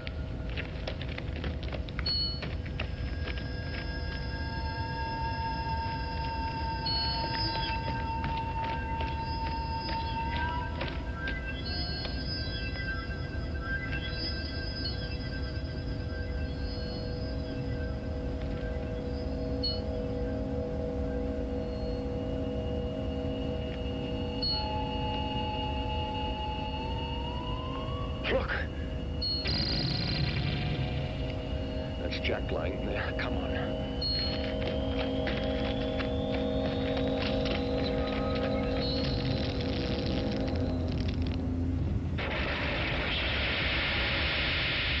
We've disappeared from one place and appeared in another. Captain, I don't get it. Look, this is no natural phenomenon. What's unnatural is a sphere like this, here, among these rocks. It's all the work of a fiend. The same fiend that killed Akiris. Wait a second. Where's Greta? She was with us when we started out. I gave orders for us to stick together. But she's not here. You're right, damn it. Captain, you know what happened to Jack. The same thing could have happened to Greta. That we can find out.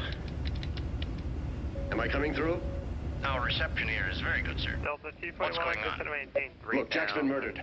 And we've been materialized in this cave. Greta's missing. Have you heard from her?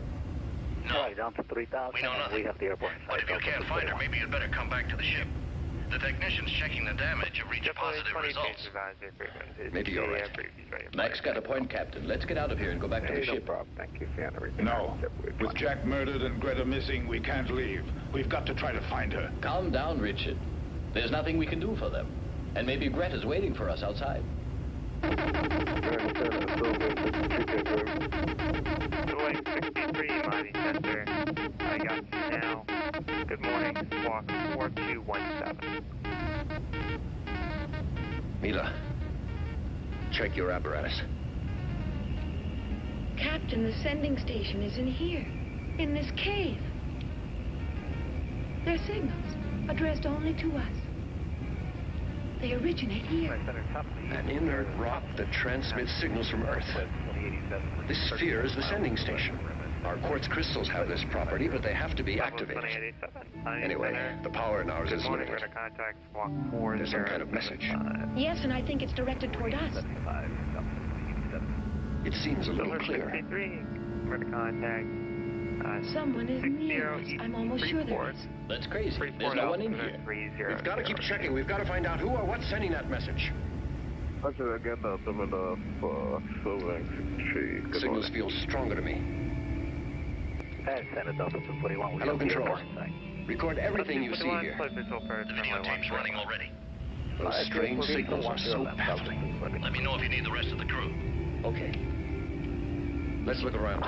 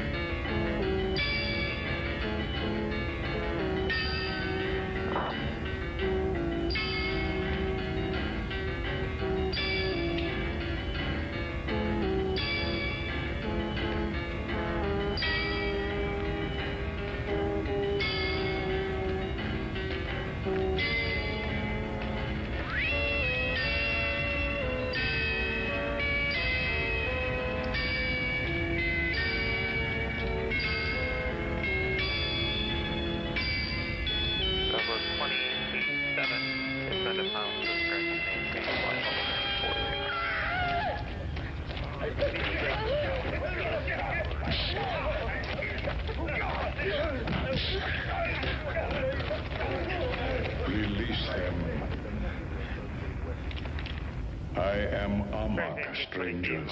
Center. My voice is pure thought that reaches the mind. Hey, how does that guy know our language? Shut up, Richard. It's us. Our brainwaves make the telepathy become sound. My race was great once. The machines served men, and my people were happy. Then the huge machine stole the command from me, and we became slaves. All this before the great explosion. I am talking about an atomic catastrophe. Its survivors, as you see, have regressed to an animal state. Strangers, Amok knows why you have come to this planet. I think we've got to do something. We will. Captain, can you hear me? Maybe they don't know about the rest of us. We could attack them from the rear. It'd be simple to do, sir. We can use the disintegrator guns. Don't worry about us. Repair the generator. Okay. Arnav, clear for takeoff. I am Etor, chief of my people. You killed one of my men. Why?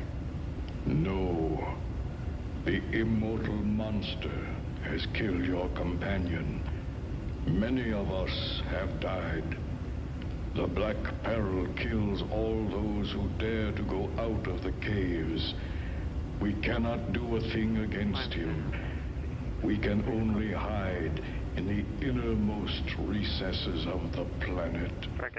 Listen, I think they're sincere, and if we help them, sir, I think it could be the answer to all their problems. Yeah, that's not a bad idea. We'd like to help you fight your enemy. Can you tell us where he is?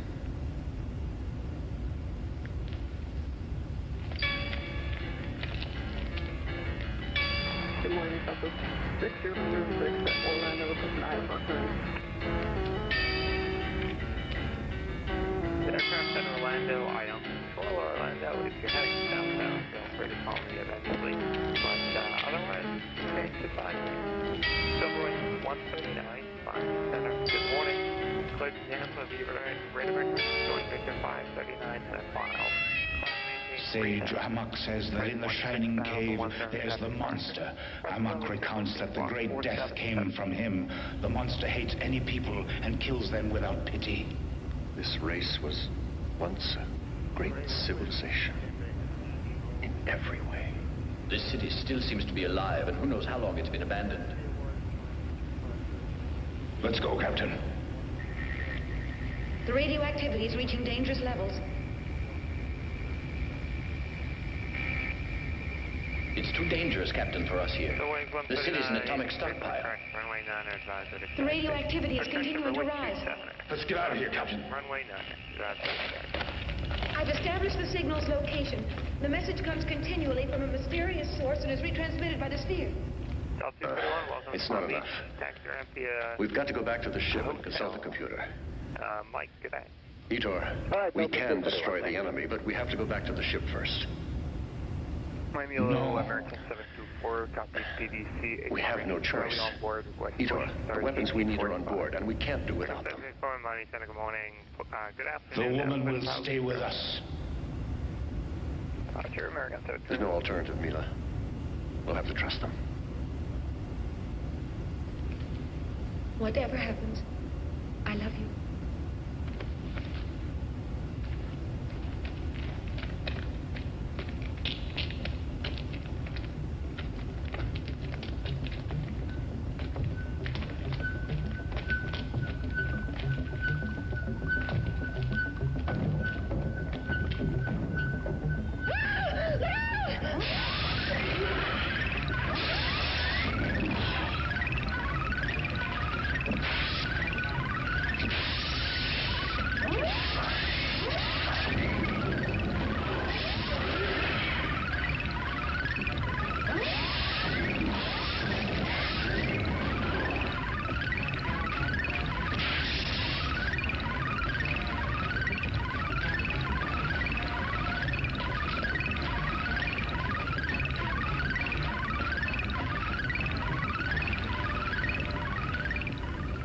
I'll be okay now.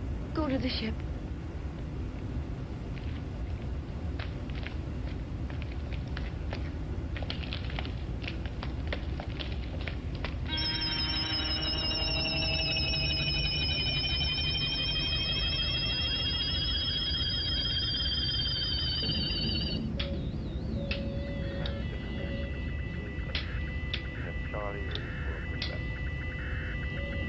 Second 1603.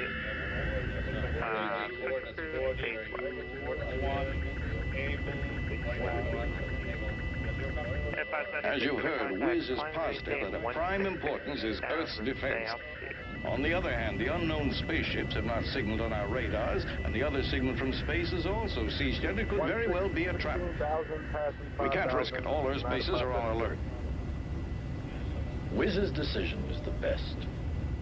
Captain, we found him. I'll be right there.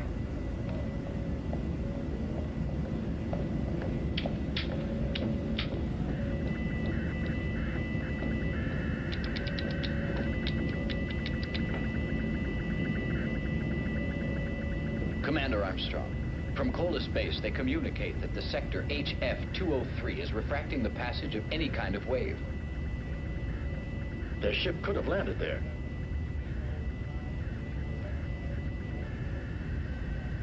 That zone is totally isolated. It's only a polar ice field with no interest. Unless vicinity of the pole has provoked some magnetic joke with Kola's instruments. Ask Kola's base to verify all the instruments and to act accordingly. I want any and all data sent here to Orion at once. Yes, sir.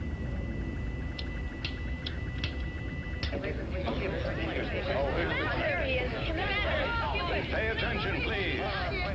Let's know something. Locate the ship, Captain. I don't know. Did you? I believe so.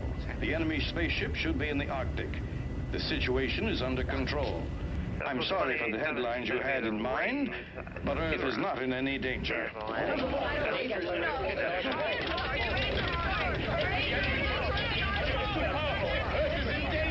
Didn't buy it. No.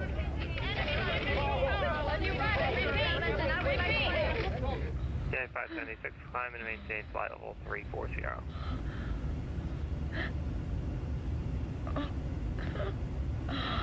340, United 576.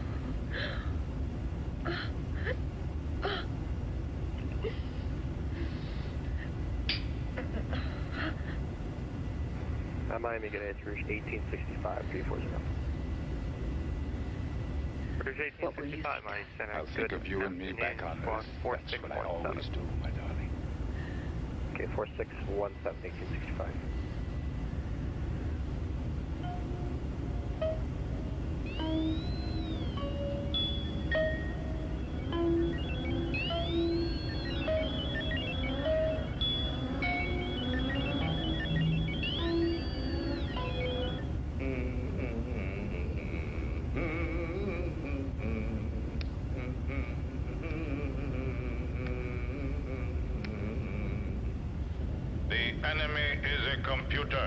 The images you see are materializations of its energy.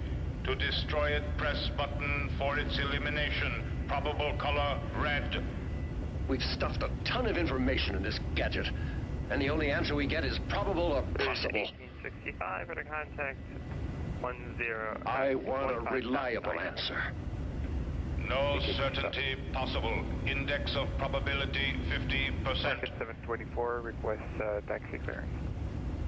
Frigate 724 advise information. Charlie, runway 8 right taxi via Whiskey Mike. Whiskey Mike and information Charlie onboard. Going down round. I'm only a common old working chap, as anyone here can see. But when I get and I have a drink something, Glasgow belongs.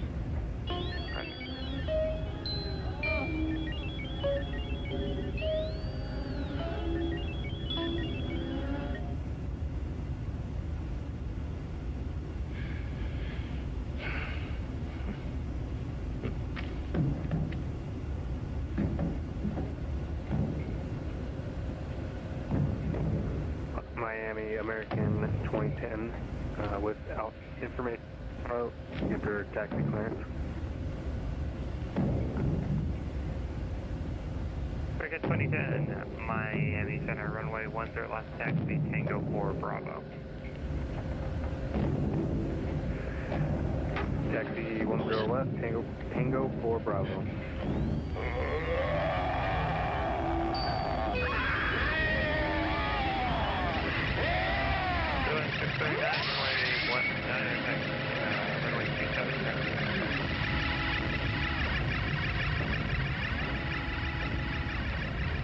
right? Yeah, the list just shifted a little bit. Come on. I could give you 9 if you don't care. Doesn't matter.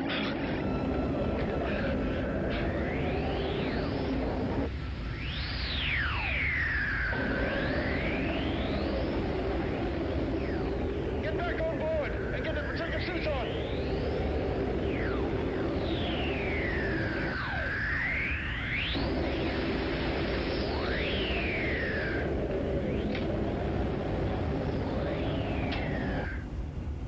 You weren't worried, were you, Mila? Just a little.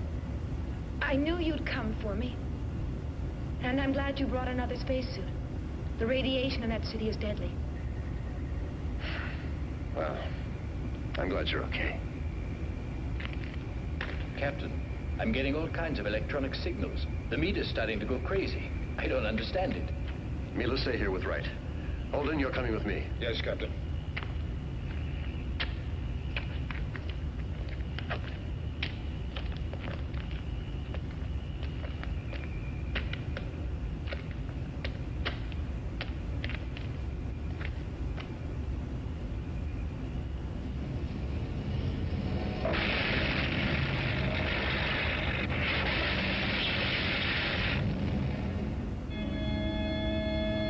American 724, contact Mighty Tower 118.3. Actually, just monitor Tower 118.3. Earthlings, put down your arms. American 60. You must not disobey me. Earthlings, step forward. You have been brought here for a purpose, the most important task of your lives. Cooperate. Do not make me destroy you. You said you called us for a purpose. What is it? I will respond, Earthling. Once long ago, the inhabitants of this planet constructed perfect machines. The machines performed all the work for them. The inhabitants of the planet were happy. Their only function was to control these machines. But even though this was their only function, it became a chore. So man built me so that I might control the machines and be able to construct new ones, thereby inheriting all of man's abdicated responsibilities. One day, the planet was attacked by alien forces. All of the machines were destroyed. The inhabitants regressed rapidly. I became the only one with the knowledge to construct new machines. And now I am able to construct them myself. I will make these machines invincible. Then I will be able to conquer the galaxy. You must help me to replace some of my circuits that were damaged by the alien forces. Without all of my circuits functioning, some of my memory banks are blocked. The inhabitants here do not have the intelligence to be utilized anymore. For that reason, I have summoned you. Why did you attack us with the two ships? You could have destroyed your only means of help. I only wanted to neutralize your engines. After that, I pulled you to the planet with my energy source. Where did you get this energy from? To send messages to other galaxies and to amuse yourself keeping the dead city alive? I control the lives and the brains of all the inhabitants here. I keep them alive as I see fit. Just as a shepherd controls the sheep, and then at any moment shears the sheep. Enough now with explanations. I will indicate to you which burnout circuits must be replaced. We must destroy it.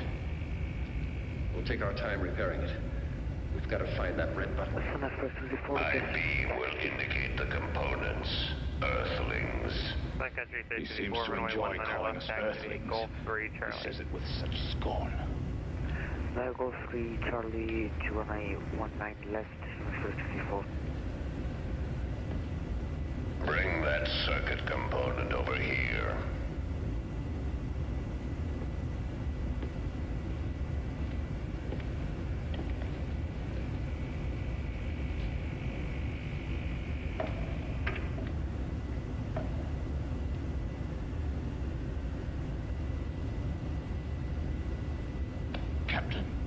red button there.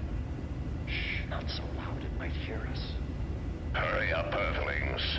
What's taking so long? I'm losing patience.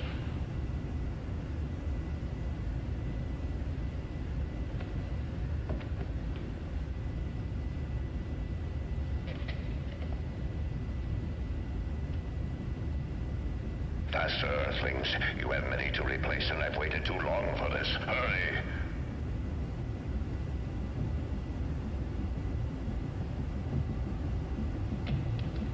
That's it. That's the one. Put it in.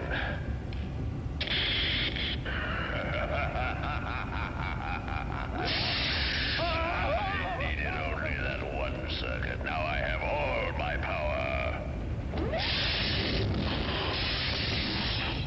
With all that power, the planet Earth will be destroyed.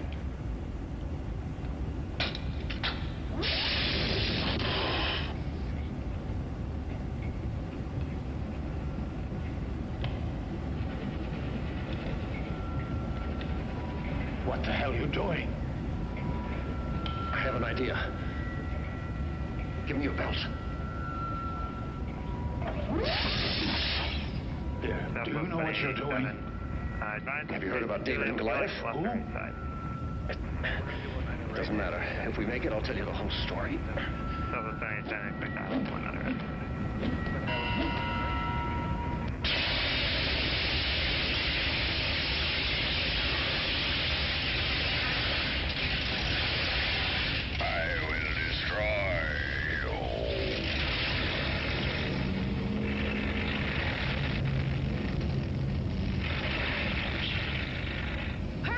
The whole planet's crumbling!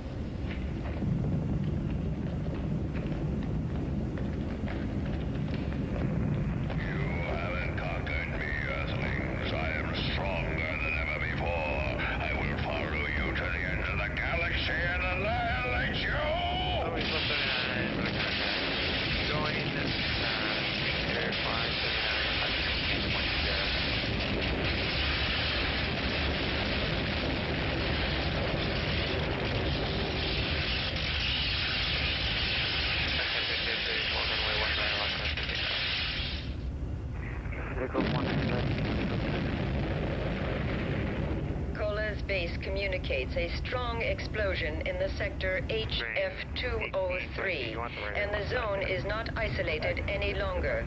The radar sentries report that no flying objects have left Earth's orbit, while an aviation scout has seen large metal segments scattered here and there on the ice field.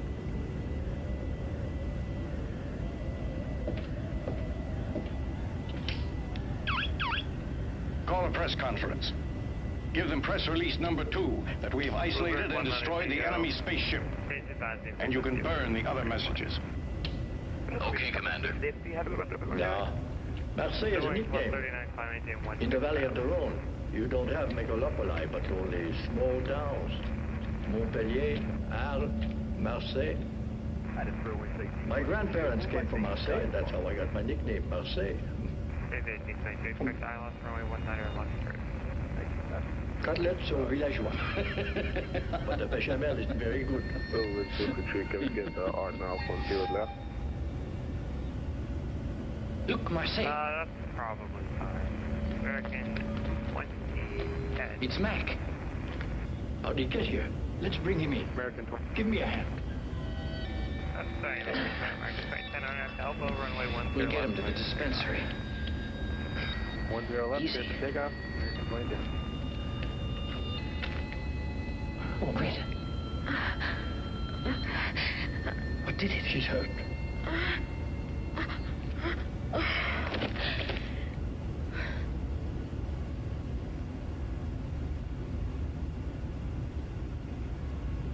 Oko, we're in the infirmary, but we have to get back to the bridge. Yes? Will you send someone down to take over? Don't worry, I'll come down myself. Wardair 44, change advisory frequency. Roger, over 122.8, Wardair 44.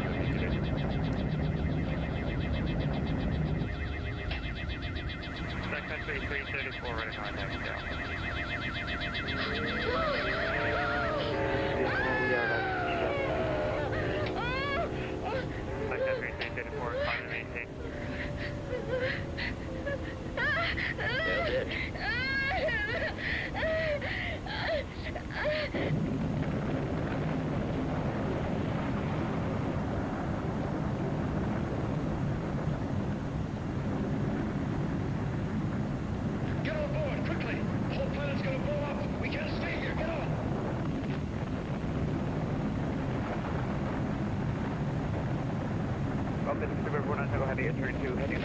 to the voice message and Raise power to 10 Gs. It's too much initially. That generator might not be able to take it. I said maximum, Segura. We might blow up. We'll blow up if we stay here. The generator isn't all the way up yet. I said full power, Segura. Sir, it's impossible until the generator... Stop giving me excuses. I'm doing it. they're trying back on course. Here I am.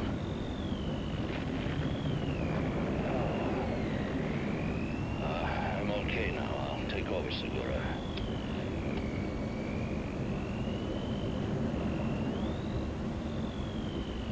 Go back to Rudder.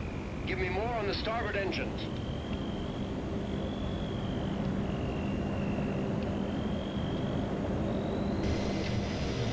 Increase power.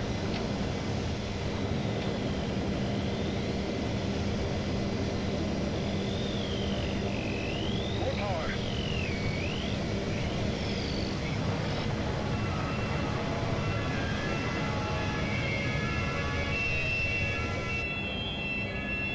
Segura told me everything.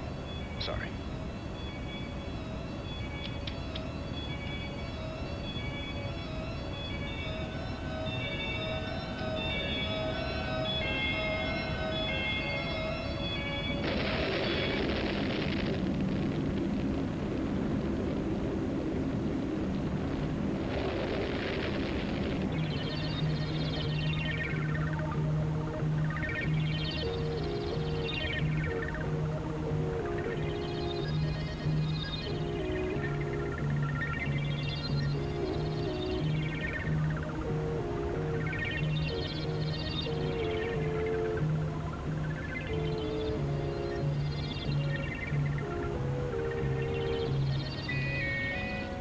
Established contact with Earth.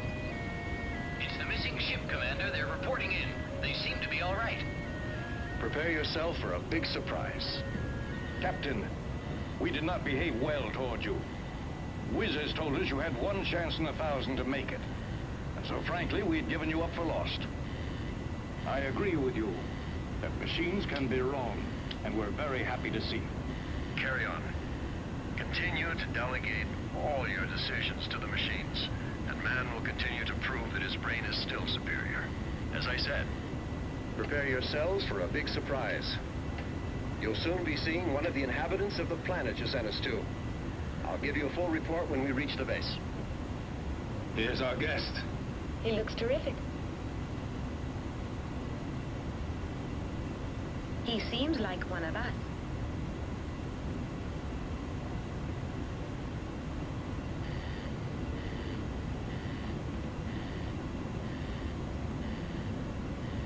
I am happy to welcome the newest member of the crew. Hey, Captain, he's automatically an officer in that uniform.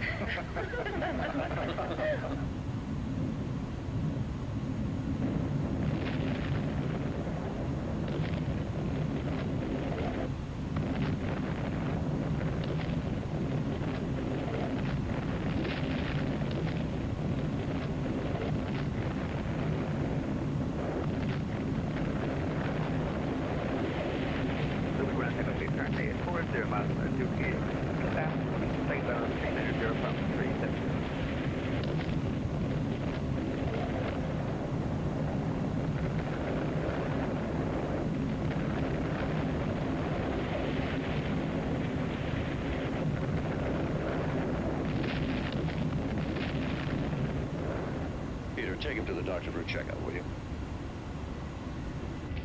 He certainly looks okay to me. Etor. Let's go.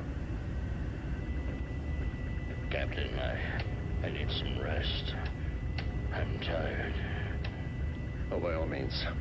Now everything's all right. You can sleep for 2 days if you like. Go.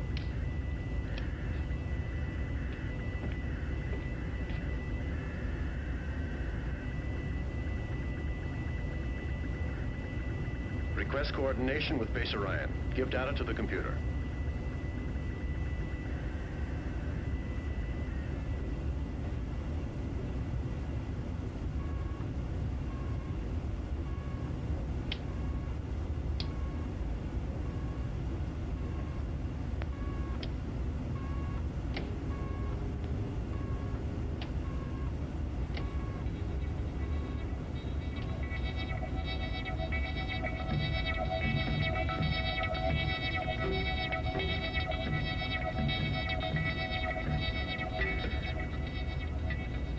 Orion base. What? There's damage in the line between the generator and the instruments. Our connection with Earth is interrupted again. Captain, perhaps in the corridor. Better check the computer.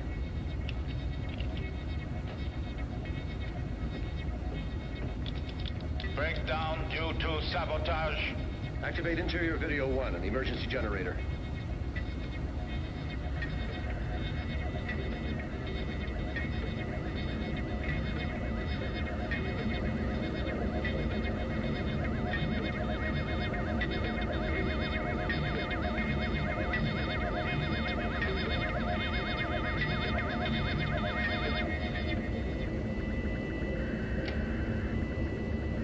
What the hell are you doing, Hirogo? I told you to look after Greta. No need, she's asleep. I decide what's needed or not. Red alert! Stop Greta.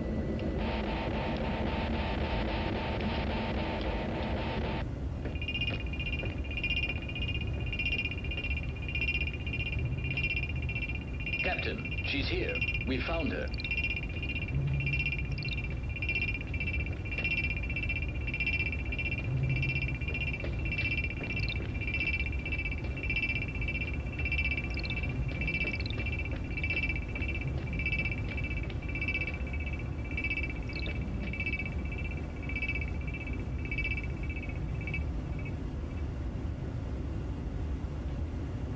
Greta, we don't want to harm you. We want to help you.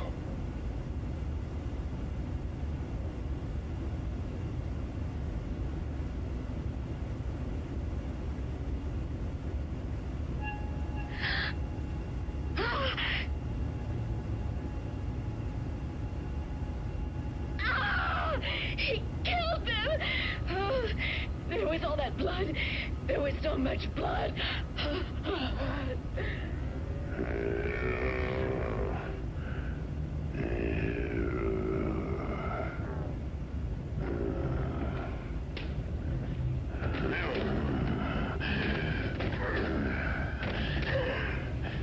Everybody out! Come on!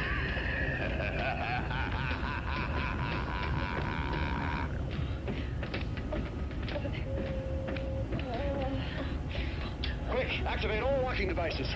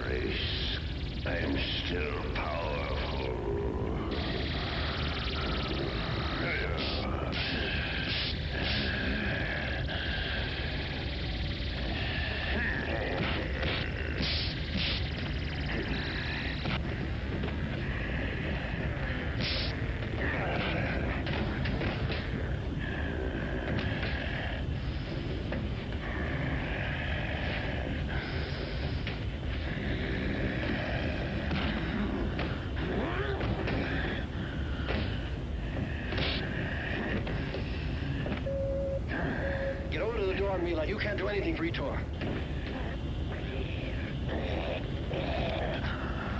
Captain. No, hold it. I know how to get rid of that monster. You stay here at the control console. Open the door.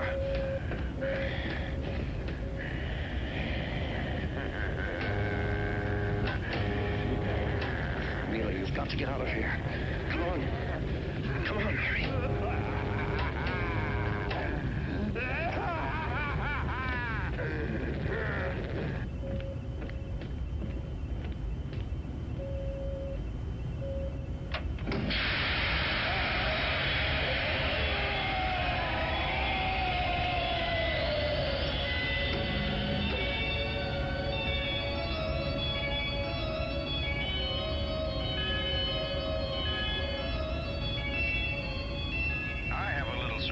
For the youngest member of your crew. Oh, look, Peter, there's your baby. Oh, it's your baby.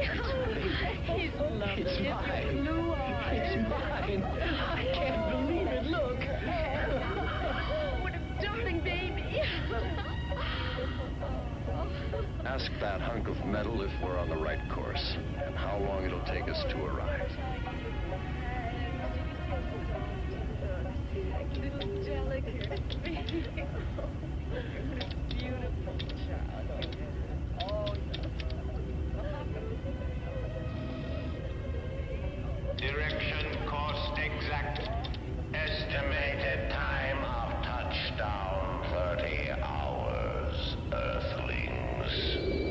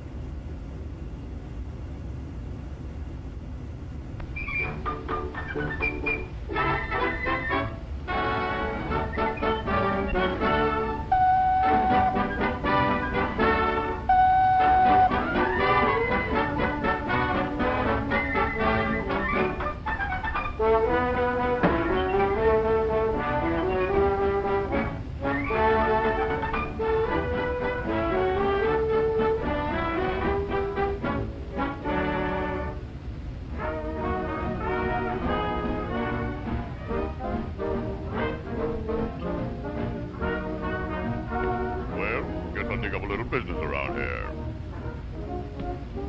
Hope nobody's looking.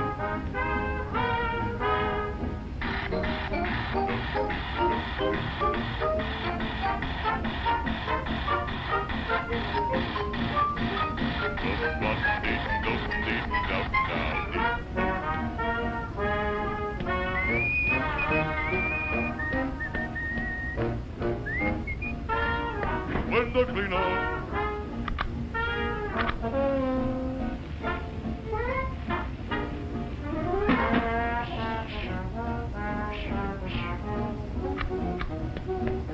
Window cleaner.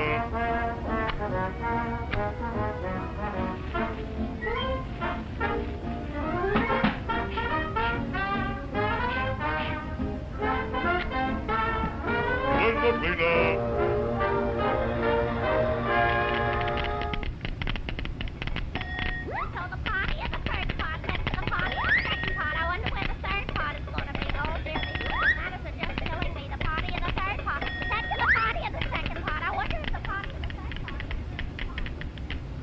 Window cleaner. Not today, thank you. What do you mean? Why not today? Thank you. 'Cause I'm gonna wash them. That's why not today. Thank you. I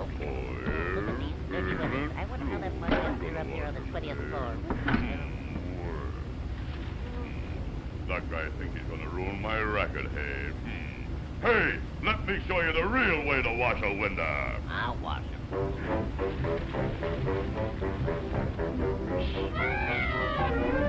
Oh, right in the eye. Oh, I can't see. You're out of date with that stuff. Let me show you how we modern Here's a little whipped cream on the window. Let me put it in. There you are. Yeah. Hey, Shrimp, get an eyeful of this. Here's some real window cleaner. You don't say. You look like a monkey on a string to me. Pardon me. Whoa. Hey, I'm hanging in the altitude. Hey, you're liable to knock somebody off sometime. That's kindergarten stuff. Wait till you get a load of this with me suspenders. I'll show you how to do it.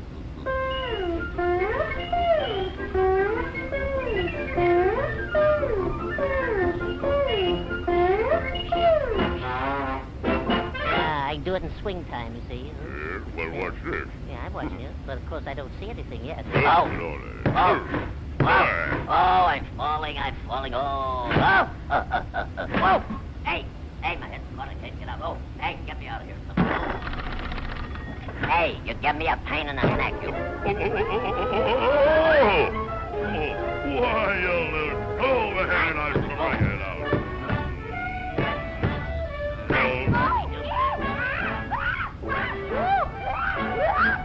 Smack you in the nose. Oh.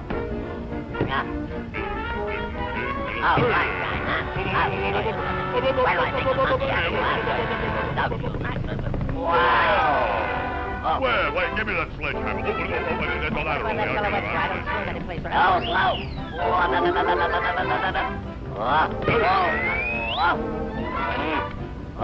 Hey, what am I doing hanging around here? Wait till I get up over that mountain.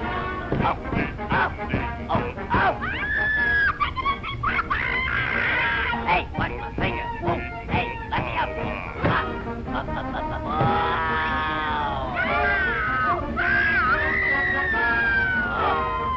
Hang on. Hey, you ought to be more careful.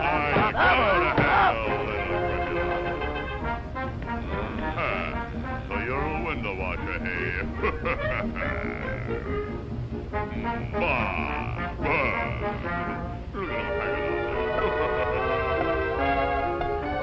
Now do you want me to clean your windows, huh? Wow.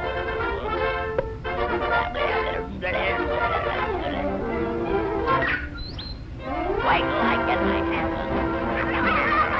Hey, you man.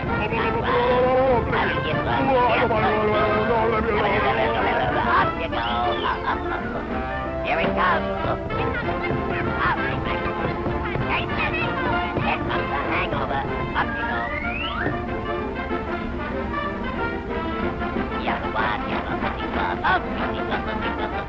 Hang on to your hat. Oh,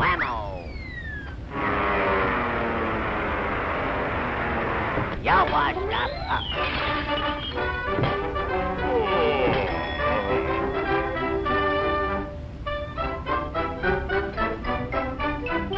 Popeye the Sailor Man.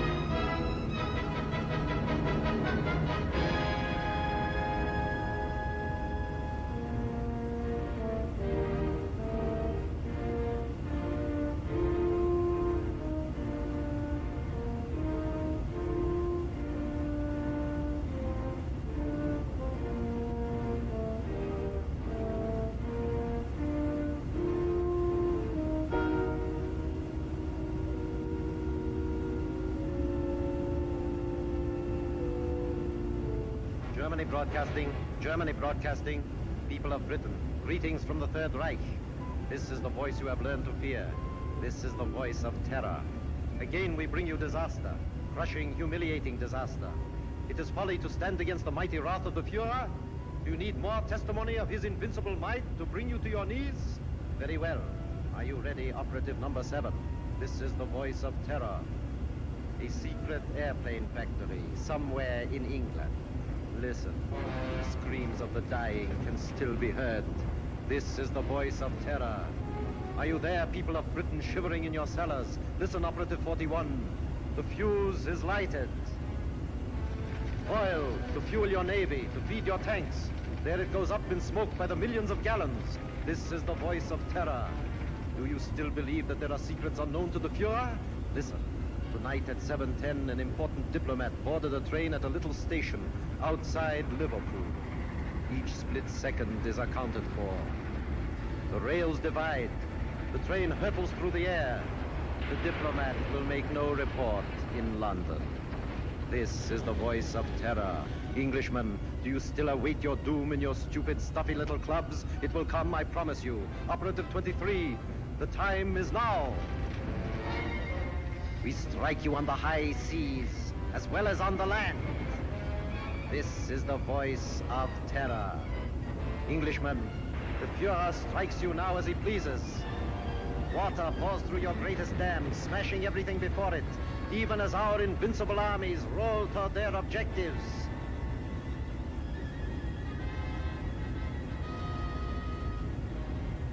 Despite the effective work done by the Intelligence Inner Council, jailing fifth columnists and saboteurs, despite their efficiency in coordinating military strategy based on information of enemy movements, they seem unable to cope with the voice of terror. Already 6 military catastrophes have occurred. The unmitigated nerve of the press. Now they're attacking us. Last of the kingdom come. If only we could keep this insidious stuff off the air. I'm not sure that I agree with you. What purpose would that serve? Well, the people wouldn't have to listen to it. I've been talking to Crosby, the radio technician. If we want him jammed off the air, Crosby can do it. I've been working along other lines. I've asked Mr. Sherlock Holmes to come here. What? Sherlock Holmes? This isn't a case for a private detective, it's a matter of state. In this emergency, we should take advantage of everyone's peculiar gifts. Mr. Holmes is the most subtle and extraordinary private investigator of our time. Are you intimating that the Army and Navy intelligence plus Scotland Yard are not equal to the occasion, Sir Edmund? I'm sure they're equal to any occasion. A They've done a marvelous job of lining up fifth columns, saboteurs, and keeping us informed of the enemy's movements. The voice of terror seems to have them stumped. Sherlock Holmes may have a new approach that will solve the problem. What's happened inside these walls has always been secret. We don't want any outsiders here. I'm positively and irrevocably opposed to calling in Sherlock Holmes. Perhaps you'll change your mind. I see nothing whatever to make me do so. Prentice is right. For ordinary criminal investigation, Holmes is excellent, but not for this. He's unorthodox and theatrical. I can tell you all about him. Gentlemen, perhaps I can throw some light on the subject myself. Holmes, how are you? So good of you to come. Good afternoon, Sir Evan. Your card opened all doors. Oh, Blouser! Oh, you put on a little weight since you left school. You don't look any younger yourself, Dimple. How are you? Fine. Come in, won't you? You know these gentlemen? I think so. How do you do? I haven't had that pleasure. Well, may I introduce my friend and associate, Dr. Watson? How do you do? I'm afraid I've arrived at an embarrassing moment. Not at all. This gentleman here. Admiral Sir John Prentice. Admiral Prentice objects most strongly to my being called in. How could you possibly infer that? From the carpet. Carpet? The man who rises from his chair and digs his heels sternly into the carpet is violently opposed to something, and the Admiral, being quite distressed by the criticisms of the press, would be most apt to resent my intrusion. Well, you've just arrived from Seven Oaks. Yes, of course. How on earth did you know that? Pardon my mentioning, but adhering to your left boot heel is a variety of clay known only in Seven Oaks. An amazing piece of deduction. Elementary, my dear Baron. Here's a broadcast of the voice of terror.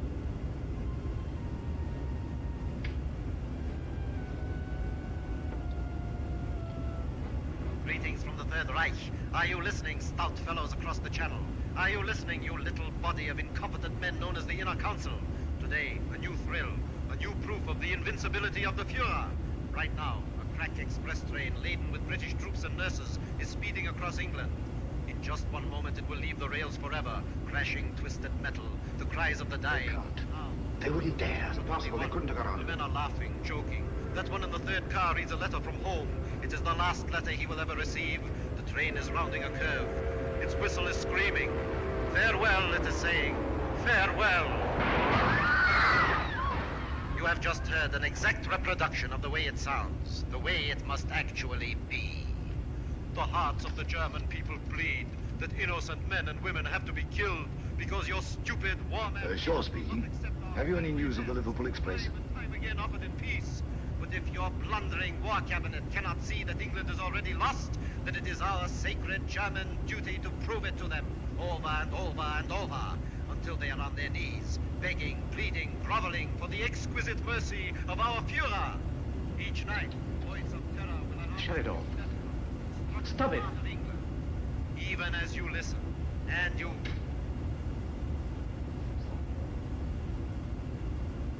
Do what you can, Holmes. This frightful thing has got to be stopped. His son was on that train. How did they find out about the troops? It was an absolute secret. Gentlemen, something must be done about this thing at once. Yes. First of all, then, the voice must not be blocked off the air. But he's a menace. All over the Empire, this horrible news is broadcast. Blown up out of all proportions. The world is beginning to believe it. Even our allies are counting England out. People are frightened, panicking. British people are not so easily panicked. It's dangerous, I tell you, to let this thing go on. Dangerous, yes, Captain Shaw. But we must continue to listen. What for? So that we can keep on guessing who it is? His identity is not important. The important thing is the purpose behind this campaign of terror. Purpose, indeed. Isn't it enough that our most secret plans are known? Our ships are being destroyed, our trains wrecked. I'm convinced that these disasters are only a prelude, a smokescreen, to cover up a more diabolic plan. And I intend to find out what that plan is. This council and Scotland Yard will give you all the aid you require. Thank you. Gentlemen, my connection with this case must remain absolutely secret. You understand that, of course? I certainly. You will let the council know at all times just what you're doing. I shall give you such information as I think wise to disclose in the interests of safety, both the public's and your own. The Inner Council has never shared its secrets with anyone. I demand that you keep us informed of your activities in progress. Come along, Watson. Mr. Holmes, I want to apologize for your rather lukewarm reception here. Thank you, Sir Evan. I'm used to the chilly atmosphere of high places. And of course, you recognize the importance of time. Quite. And results. Mr. Lloyd, I'm quite sure that Mr. Holmes can be trusted not to fail. He never has, you know. Well, thank you, Watson. The word is seldom. Goodbye, Sir Evan. Goodbye, sir. Goodbye, Barham. Goodbye, Watson. Well, shall we walk for a bit or take a taxi? I'm afraid we have no choice. Huh? You know, Watson, I have a feeling that when we go out of that door, a girl will be waiting. A girl? What do you mean? A young lady whom neither of us has ever seen before will come forward to greet us. Holmes, now you're pulling my leg again.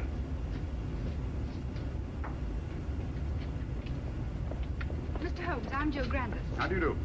This is my friend, Dr. Watson. How do you do? How do you do? I've been assigned to drive you around. Thank you. Good gracious me. Where do you wish to go? Baker Street. I know, 221D.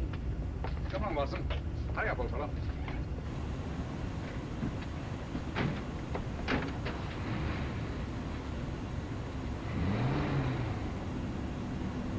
Holmes, the girl waiting. What an extraordinary thing. Elementary, my dear Watson. No, it's an amazing deduction. How on earth did you arrive at it? Barham told me. Huh?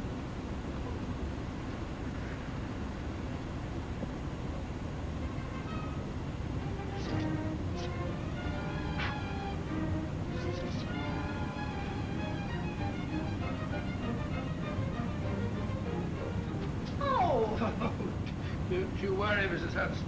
Just giving her a bit of a clean. Now we're on a case again. The joints are a bit rusty, like mine, you know.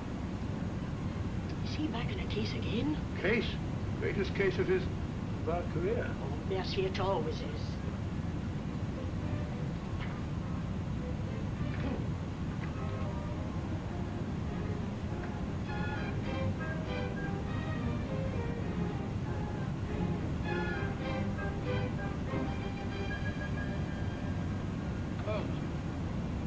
Mr. Holmes. What? If you ask me, it's disgraceful. Beethoven's Fifth? Not at all. It's very good. Ronald Headley's conducting very well tonight. I don't mean the concert. No? England's in danger. Heaven knows what frightful disaster is happening, and you sit there calmly listening to the wireless. Music has charms. Very restful. That's got nothing to do with the whole... Aren't you, my dear Watson? It may have a great deal to do with it. Oh, really? I don't see what.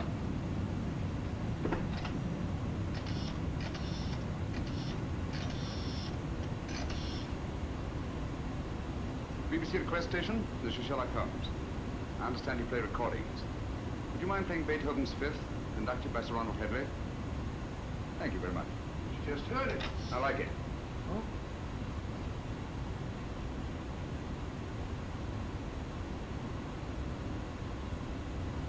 We've had a request for the Beethoven Fifth Symphony, played by the London Symphony Orchestra, under the direction of Sir Ronald Headley. This is a transcription.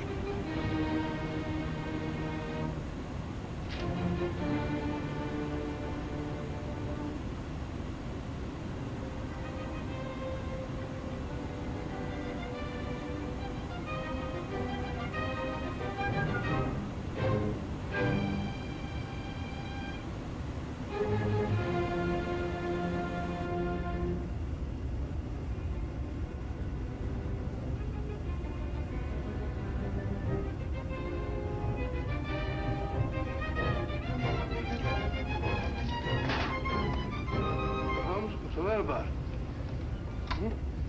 Mr. Holmes, I don't... Shh.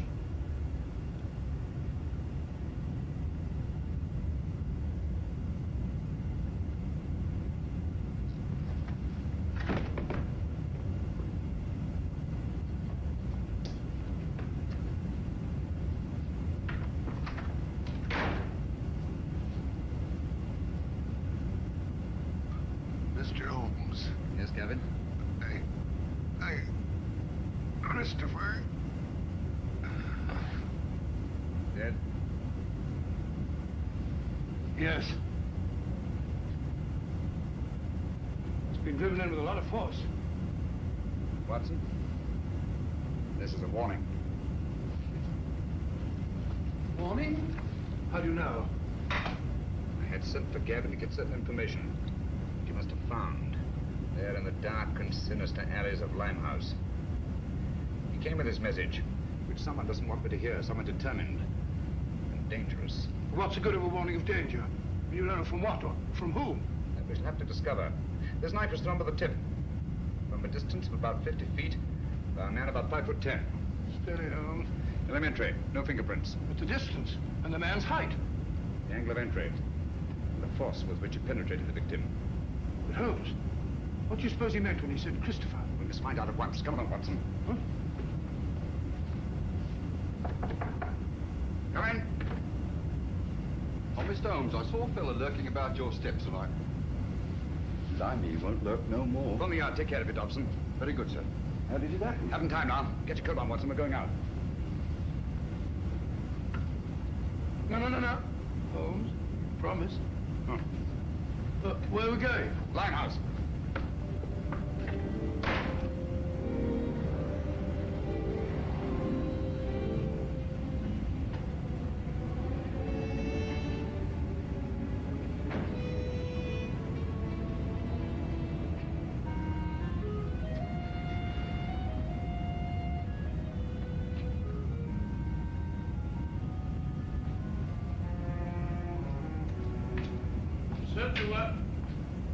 Certainly wise of you to let Miss Grandis go. This is no place for girl or anyone else. There seem different people about.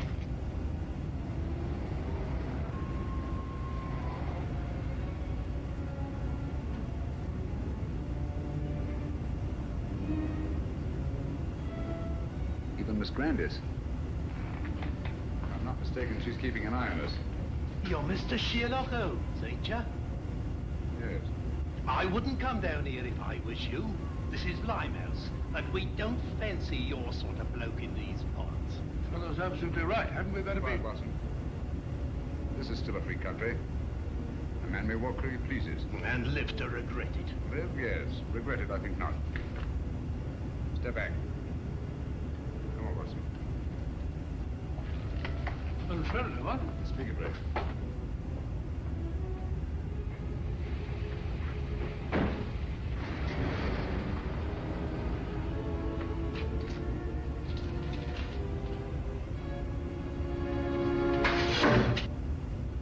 What was that, Holmes? It's all right, quiet. I can't see a thing. Luckily for us, neither can they.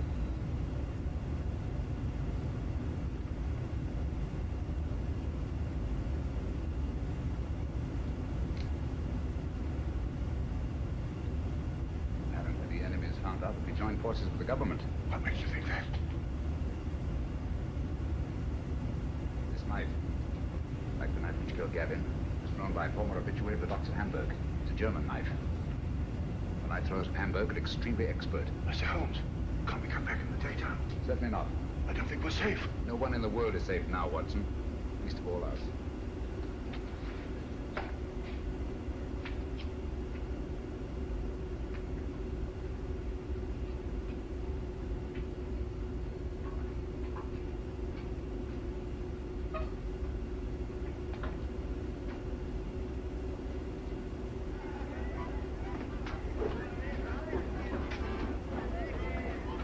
What is it? Not ready. Don't tell me that you don't recognize me. Mr. Sherlock Holmes. I got a especially ugly lot here I tonight. like my chances. I can't keep you up, Mr. Holmes, but...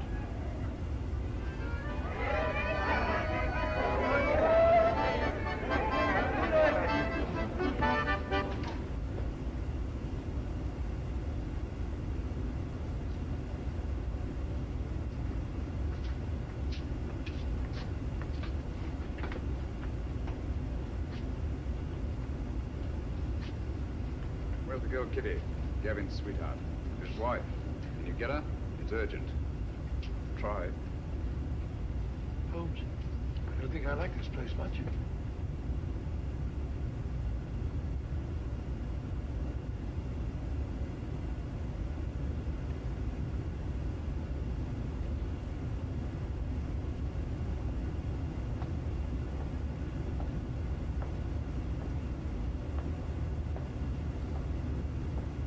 Just sit here if you don't mind. I think you'll recognize me, Mr. Holmes, if you look hard enough. Camberwell. You've got a long memory. Like me. Tarleton murder, 1932. Of course, I sent you up.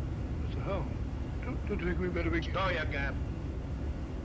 For 10 long years, I've been sitting down there in Dartmoor. For the old 10 years, one thing's been preying on my mind. Only one? Just one. Someday I'll be getting out of here, I kept saying to myself. And when I do, someday I'm going to come face to face with Mr. Sherlock Holmes. Now you are. And now I am. Just who was it told you it was me who slit the throat of that swine Tarleton? I want an answer. You told me. On the windowsill, you left 4 infinitesimal pieces of ash from a particularly revolting kind of tobacco that you were known to use. A knife blade was sharpened by a left-handed man. You signed your name to the crime. So that's what... Exactly. Very careless. Careless. It's criminal, I calls it. I ought to be shot. Perhaps someday you will be. You can put your revolver away now, Watson.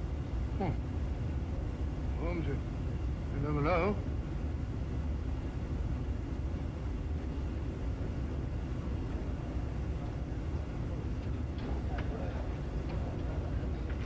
Where's Gavin? Sit down, Kitty. Where is he? You've got him into trouble. What have you done to him? Take it easy, Kitty. Gavin's dead. Dead? Oh, it ain't possible. Oh, I was with him only 2 hours ago. You're trying to frighten me. No, I'm not, Kitty. It's you. You killed him. I warned him to stay away from you. I knew you'd do him in. I had nothing to do with it, Kitty. Well, who did then? Who did? He was knifed on my doorstep.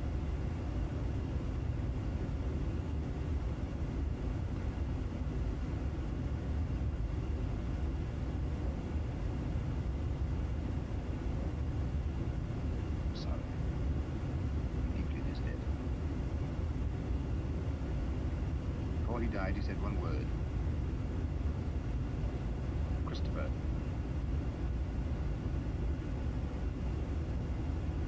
You know what it means? I've got to know. What's that to me? Want to avenge Gavin's death, don't you? I want nothing to do with it. Nor with you. I never had any dealings with the police, and I won't start now. I'm not asking this of myself. Our country, England, is at stake. Gavin was killed not by his own enemies, nor even mine, but by the enemies of England. So that's it. Yes, Kitty. The Nazis killed him. Help me to find out what Christopher means. I promise the man who murdered Gavin shall pay for it. Think, Kitty. The cutthroats of the world menace us all. You can help stop this savagery. Yes, you, Kitty. You can take the police weeks, months perhaps, to find out a certain piece of information we must have. That's not so with you and your friends. You know every nook and corner of London. Get them to help us. We need their help. Your friends will become an army. You understand? Secret, visible and mighty. You will be at their head, Kitty. You will be their leader.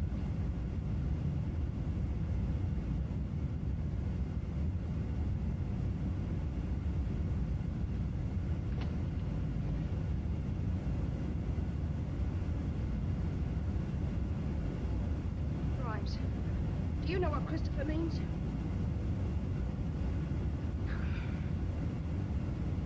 Dugan, do you know? Dugan, listen to me. I ain't got no time to listen to you, girlie. But you gotta listen. Someone killed Gavin. I don't know who, but you gotta help me find out. All right, don't help me then. Cut your own throats, that's what you're doing. Help me or help the Nazis. Sure, the Nazis killed Gavin. They might be your friends protecting them the way you are. Don't you know that all the crimes they commit are being blamed on you? Well, they are, and I hope you hang for them. You can have it. As for me, I'm British, and I'm proud of it. Nobody's gonna call me a Nazi and get away with it. Well, help me then. Tell me what Christopher means. Never heard of it. Well, don't anybody know? It's gotta mean something.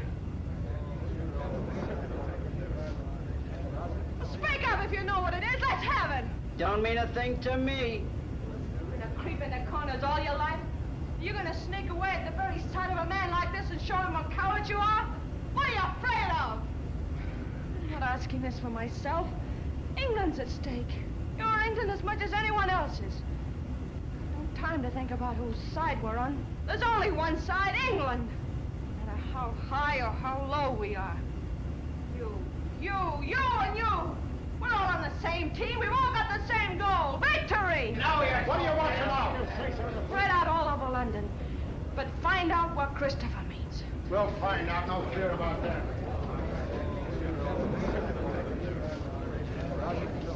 Thank you, Kitty. Well done, my dear. Shaw speaking. Yes, Miss Grandis. That checks with my report. No, Miss Grandis. Sir Evan hasn't arrived yet. Yes, thank you. Miss Grandis reports that Holmes spent some time at the Air Ministry today. That checks with my information. Last night a murder and a session in Limehouse. I wonder what the fellow... He's here now. I don't think I need to report on my activities, gentlemen. You must be fairly well informed. We have our methods, Holmes. It only remains for you to show what's been accomplished. All in good time, Mr. Lloyd. Good evening, gentlemen. Good evening, Sir Evan. What's the matter? You look pale. Oh, it's nothing. Barham, your hand. Let's have a look at it, Barham. Oh, it's really nothing. Just an accident. What sort of an accident? Some fella took a shot at me, just as I was leaving the house. Took a shot at you? It's only a scratch. Ugly thing to happen. Have you any idea who it was? No, I haven't. He popped up out of the bushes, just as I was getting into my car. Fired once, then disappeared. What do you make of it, Watson? Bullet wound. Congratulations. This is a matter for the police. Oh, no, please. I can never identify him. Let's forget it. Captain Shaw.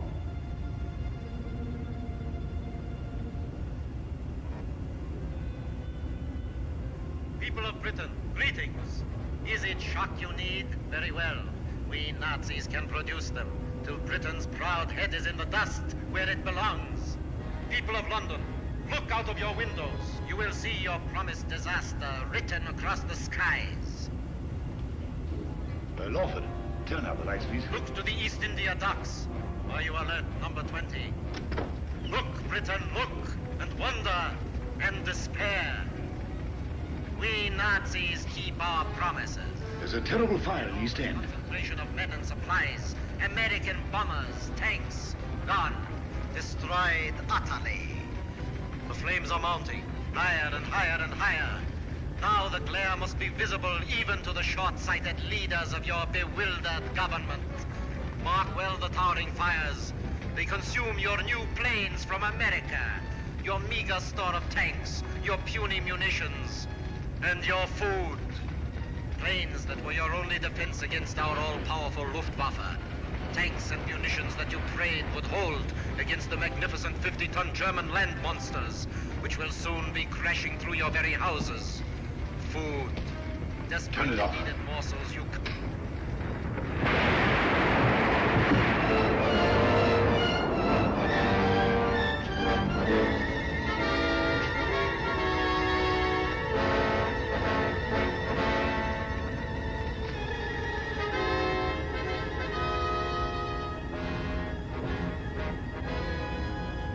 Gentlemen, this is really a terrible setback. How do they find out our secrets? It's horrible, the way it's timed, the precision of it. It's not so precise. Almost precise. What do you mean? I should call it exact. No. The fires actually broke out sometime before the voice called to his operative in London. Sure, that's true. And last time, the train disaster. Captain Shaw was on the telephone immediately, and Scotland Yard knew all about it. The derailment must have occurred at least 10 minutes earlier. That's certainly possible. Even so, what of it? No mystery, nothing supernatural, just split-second planning, that's all. Days, perhaps weeks in advance. Very well figured out, Holmes. It gets us a step forward. Now, gentlemen, let's take a step even further. I have charted here the tonal differences between actual and transcribed broadcasts. Using this test, I'm convinced that the voice of terror is undoubtedly recorded and played from a record. What does that prove? It proves that the voice of terror, the man himself, is not in Germany. He's here, in England. Oh, it's impossible. What are you telling us, Holmes? It can't be. Our technicians insist the broadcasts originate in Zeisberg. And so they do, from recordings flown to Zeisberg. It's impossible, Holmes. You can't expect anyone to believe that. It can't be done. Thanks to the Royal Air Force, I have some rather curious information. At irregular intervals, 6 Nazi bombing planes come over and drop their deadly cargoes on non-military objectives. A meadow or a sheepfold. That's nonsense. The Nazis aren't fools. They don't waste ammunition. Of course not. Then what's the purpose? To divert attention from the fact that a single plane breaks formation each time it disappears. But why? Gentlemen, that lone plane picks up plans, maps, secret military information, and the Voice of Terror's timed and recorded speech, and flies them to Germany. I can hardly believe it. Sensational, if true. It's incredible. Fantastic. Mr. Holmes, Yes? there's a person outside asking... A lady? Ask her to come in. Excuse me, gentlemen.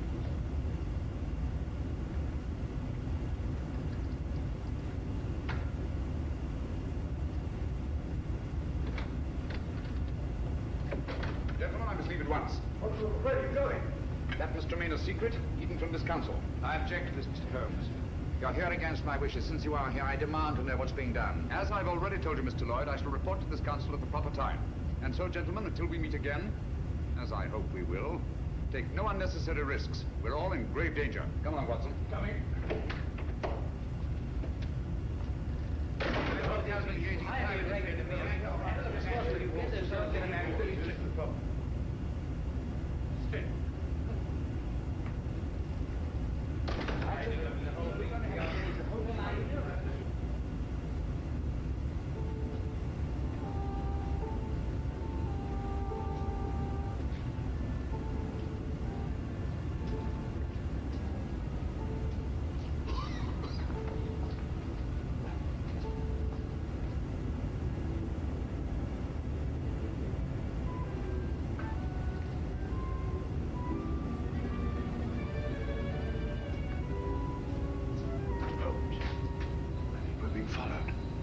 Yes, I know. It's Lloyd. Lloyd? How do you know? So obvious about it.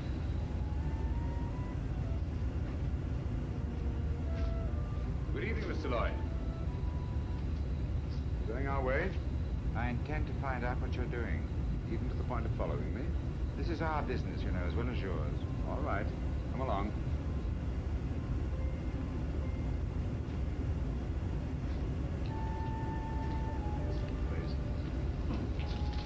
Seems deserted. Deserted for years.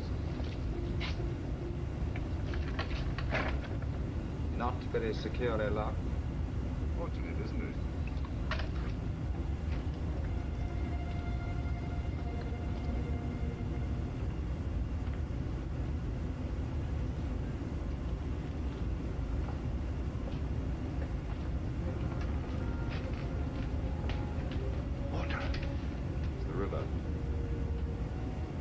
The old Christopher docks. Never heard of them. Christopher. I say, Holmes, isn't that the word that Gavin... Watson. Oh, sorry. They're almost forgotten. They were built before Victoria.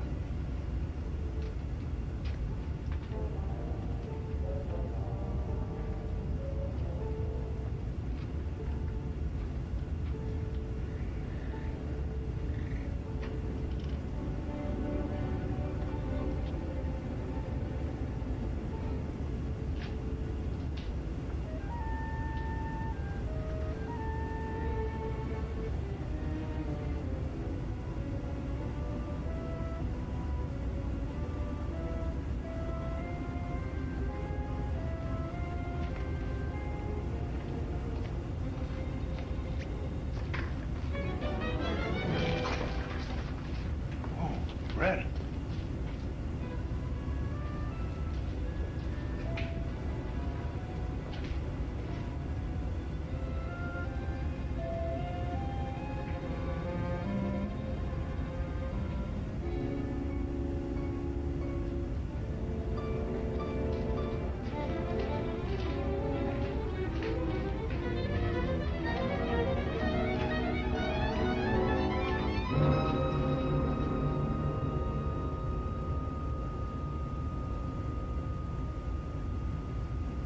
Good evening, gentlemen.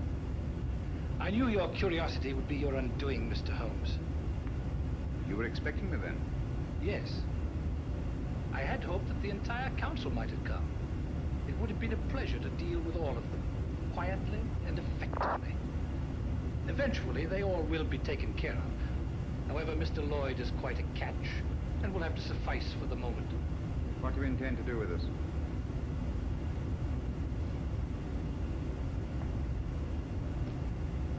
Were it not that time is so pressing, we might first put you on trial. On trial for what? Crimes against the Third Reich. Misguided efforts to wreck our inevitable victory. Mr. Lloyd, your super-British patriotism, your blundering but sometimes effective intelligence efforts are well known. We have quite a score against you, which will be settled. Dr. Watson. A fair physician, no doubt, but of no consequence. To our stupid British minds, every life is of consequence. A quaint notion of an even quainter nation. We are not like that. We know that only the powerful are worthy of respect.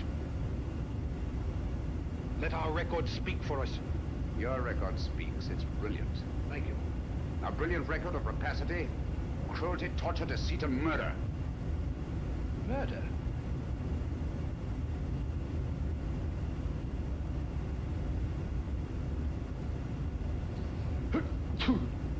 Gesundheit.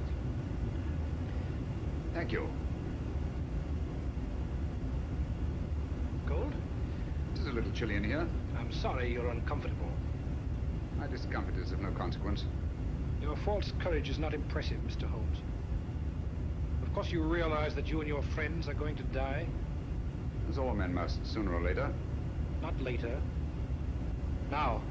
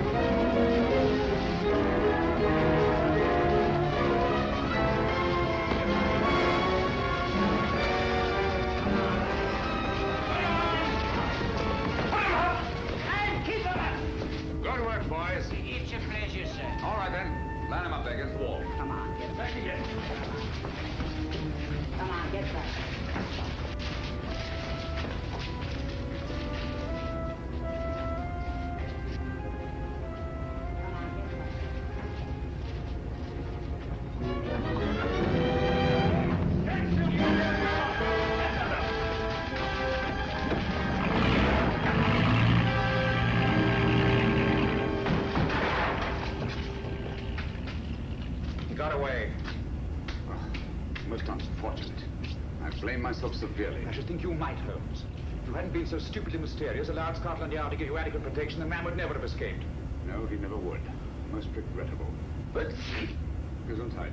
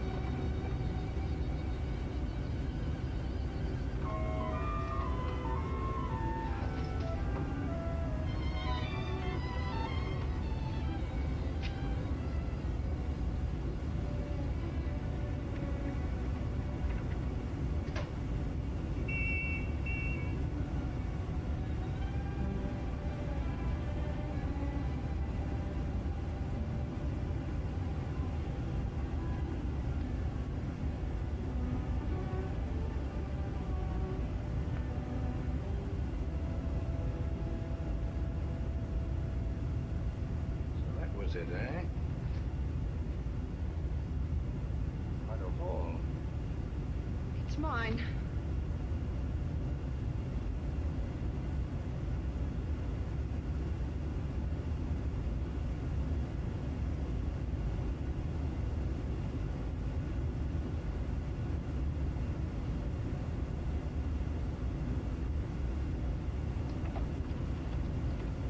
Go ahead, your friends, the police are undoubtedly still out there.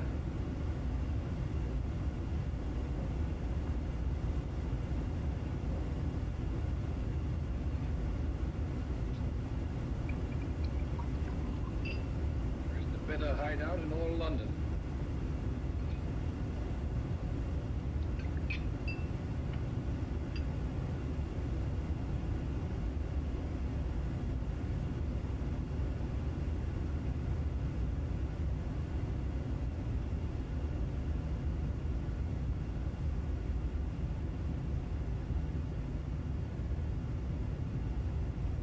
So quiet your nerves.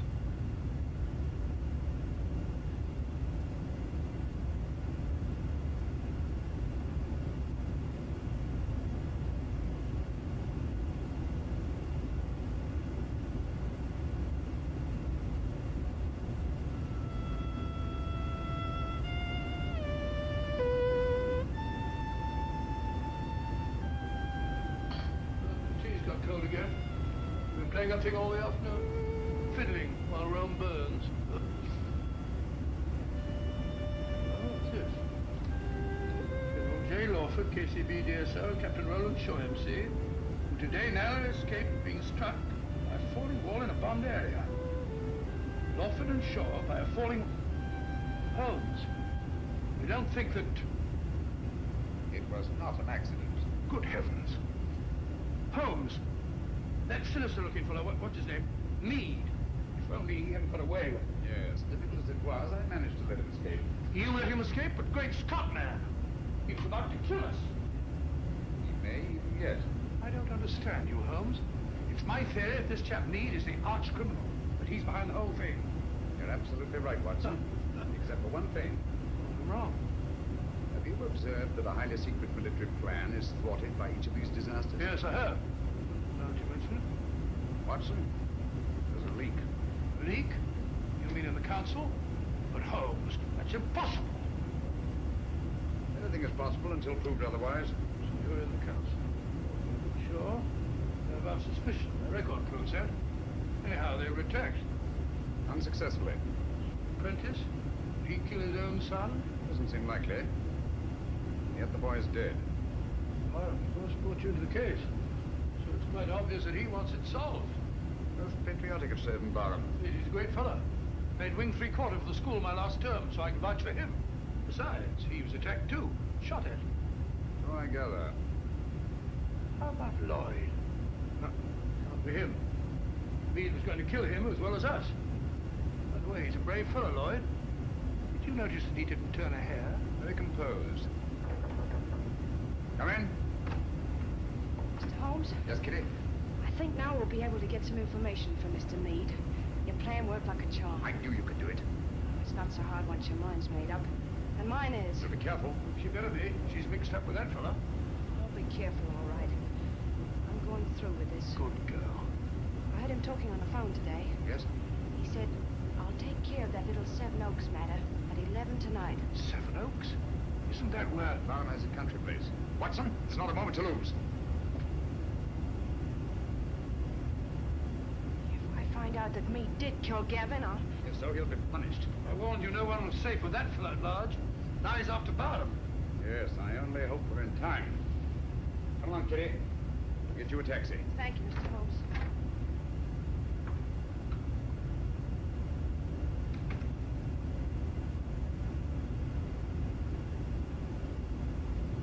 You think you ought to go to Loads? Worrying about that escaped German agent, huh? That was to kill the entire council, sir. Comes, mister. Bigger chances than this in the trenches. You've forgotten. I know, sir, but we were younger there. There were no such thing as Nazi. I'm ready for him. I understand, sir.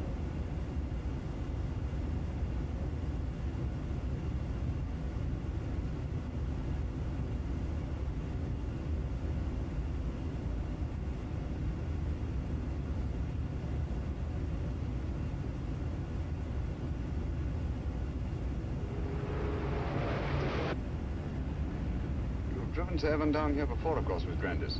Quite often. He comes down whenever he can. He's a local air raid warden, you know. Likes to get away from the excitement occasionally, eh? Yes, it's so very quiet here. Quiet and remote. Away from everyone.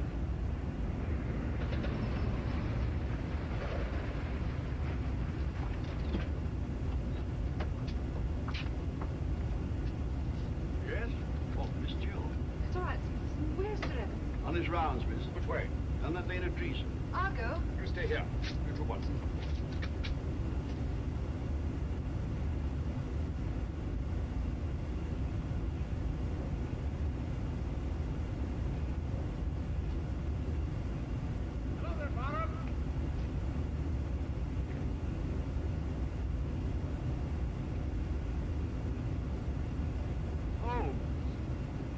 What are you doing out here? I've been worried about you. Yes? That little weed appears to be in the neighborhood. Mind if I go along with you? I feel better about it. Not at all. I'd appreciate the company. You know, it gets quite lonesome, especially on a night like this. By the way, do you feel you're getting any nearer a solution of this terrible business? Yes, the end is in sight. Really? Well, would you mind telling me? Listen. Air raid sirens. Yes. Coming our way. Yes. But I don't seem to hear any planes. Wait a minute. I can. Look. There's one. She's coming right over.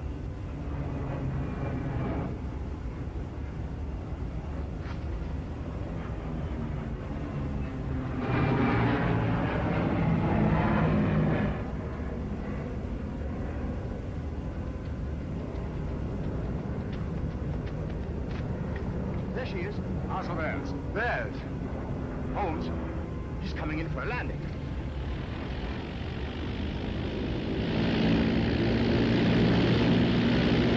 The swine. That's the pickup plane. The voice must be here, close by. Then we've got him. Madam, be careful.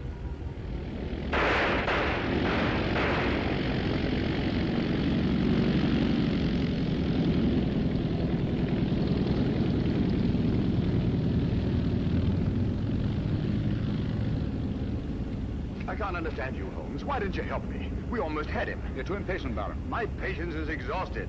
This has got to stop. Thought you'd have solved the whole thing long before this. What happened? Was that a Nazi plane? Yes, I saw the filthy swastika myself. Great Scott. Took a shot at him, but he got away. Meade also got away. Well, I better go and report this. We'll go with you. Come along, Watson. You needn't bother. I can take care of myself. My dear fellow, there's no use taking chances. I'm afraid you're a marked man as long as Meade is at large. Come on.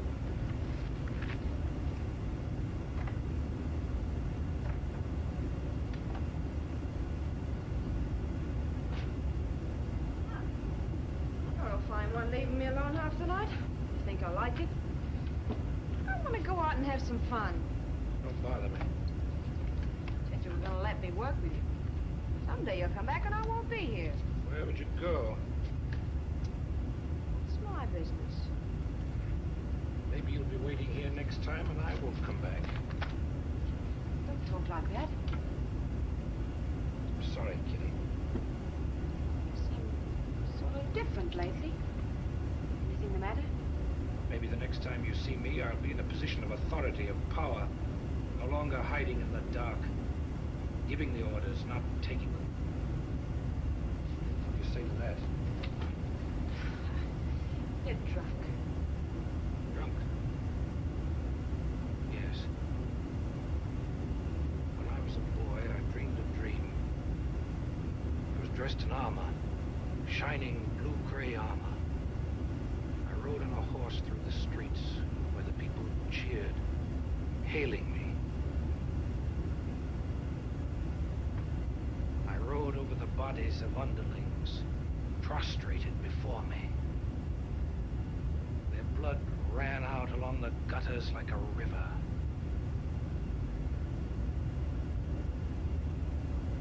What if this was no dream? What if it was prophecy? What if all this comes to pass? Well, something must have happened to you.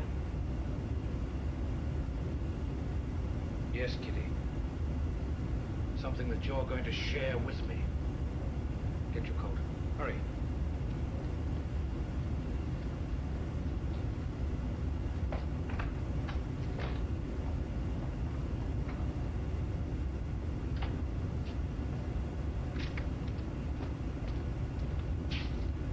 Right, you. Plenty of petrol? Now, start driving.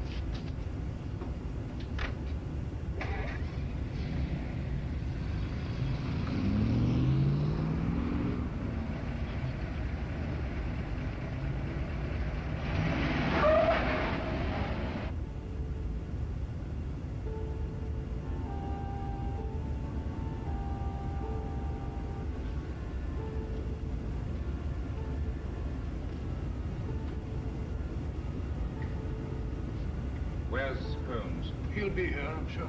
It's starting now. Here he is. You're almost late. I had to go to Downing Street. Good evening, ladies and gentlemen. Your favorite broadcaster, the voice of terror, coming to you from Zeisburg. Tonight I have something special for you. Where are you weakest, you weakening people of Britain? Consider well. Is it lack of food? Is it your stodgy leadership? Faulty ammunition? Scarcity of shipping? Lack of raw materials? Do you know that despite all your great efforts, your coasts are inadequately defended? Especially one coast. And there we shall strike. Swiftly, terribly. Tomorrow at sunrise. In a special broadcast at that time, I shall describe the carnage. Turn it off. What does he mean? What kind of threat is this? Remember, all our reports for the last few weeks have indicated abnormal enemy activity on the coast of Norway. That means an attacking force on our northeast coast. Then that's where we must concentrate all our forces. Immediately. They'll never bring it off now that we know. This time the voice is boasting. Perhaps, but so far he's made good his boasts. What have you done to stop it? Shilly-shallying about while these crimes continue? This is the last straw. We must prevent this all-out attack at any cost. Sir Evan's right. All our available resources must be rushed to meet it. Withdraw material from elsewhere? If need be, yes. This calls for action, and lots of it. There's something curious about this broadcast. He said tomorrow. Always before it was now. I wonder what it means. There's no time for wonder at this point. Mr. Holmes, your methods have got us nowhere. The situation demanded action and got none. Mr. Lloyd, I think I know when action should be taken. Nevertheless, we take charge now. This is a crisis you can't hope to deal with. A man to see you, Mr. Bring him in. Yes. Mr. Holmes, last night I trailed Kitty and the fellow Mead. Yes? They went to a place near a bomb village on the coast, sir. North? No, sir. South. South? Why didn't you come sooner? Motor trouble, sir. Just got back. All right, it can't be helped. Stand by until we need you. So, it's on the southern coast the drama's to be played. The fox is out of his hole at last. Mead has led us to the voice of terror. Gentlemen, we must set out at once. Are you mad? What sort of a wild goose chase are you suggesting? It's ridiculous. It's time to put a stop to this. Barnum speaking. Yes, of course. We've been ordered to accompany Mr. Holmes.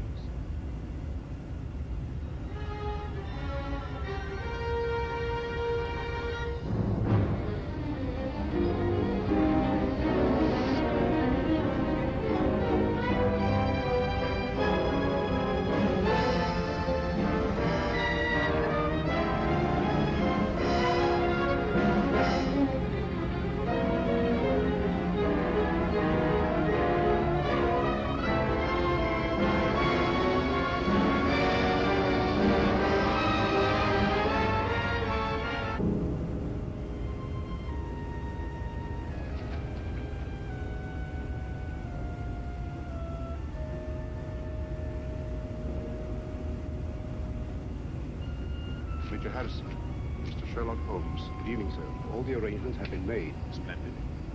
And that church up there? Yes, sir. All right. Let's go, Jimmy.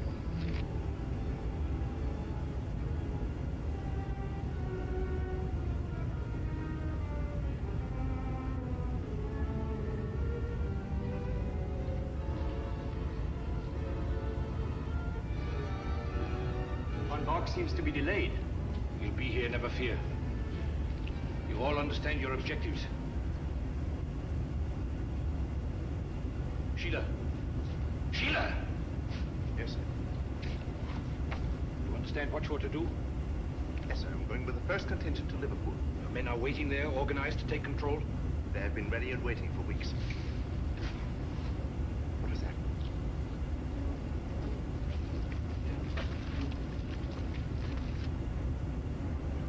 When the world is changing, it is natural to be on edge. Merely owls, or perhaps wood rats.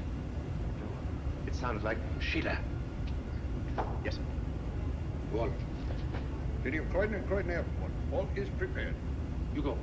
Birmingham, where I used to slave in the factories, but not anymore. The day has come at last.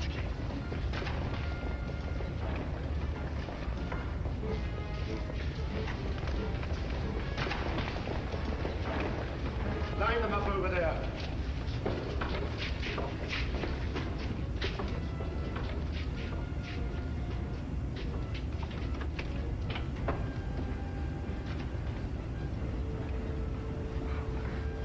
Mr. Holmes. I was afraid you'd be too late. I'm glad you're safe, Kitty. Come along, sit down.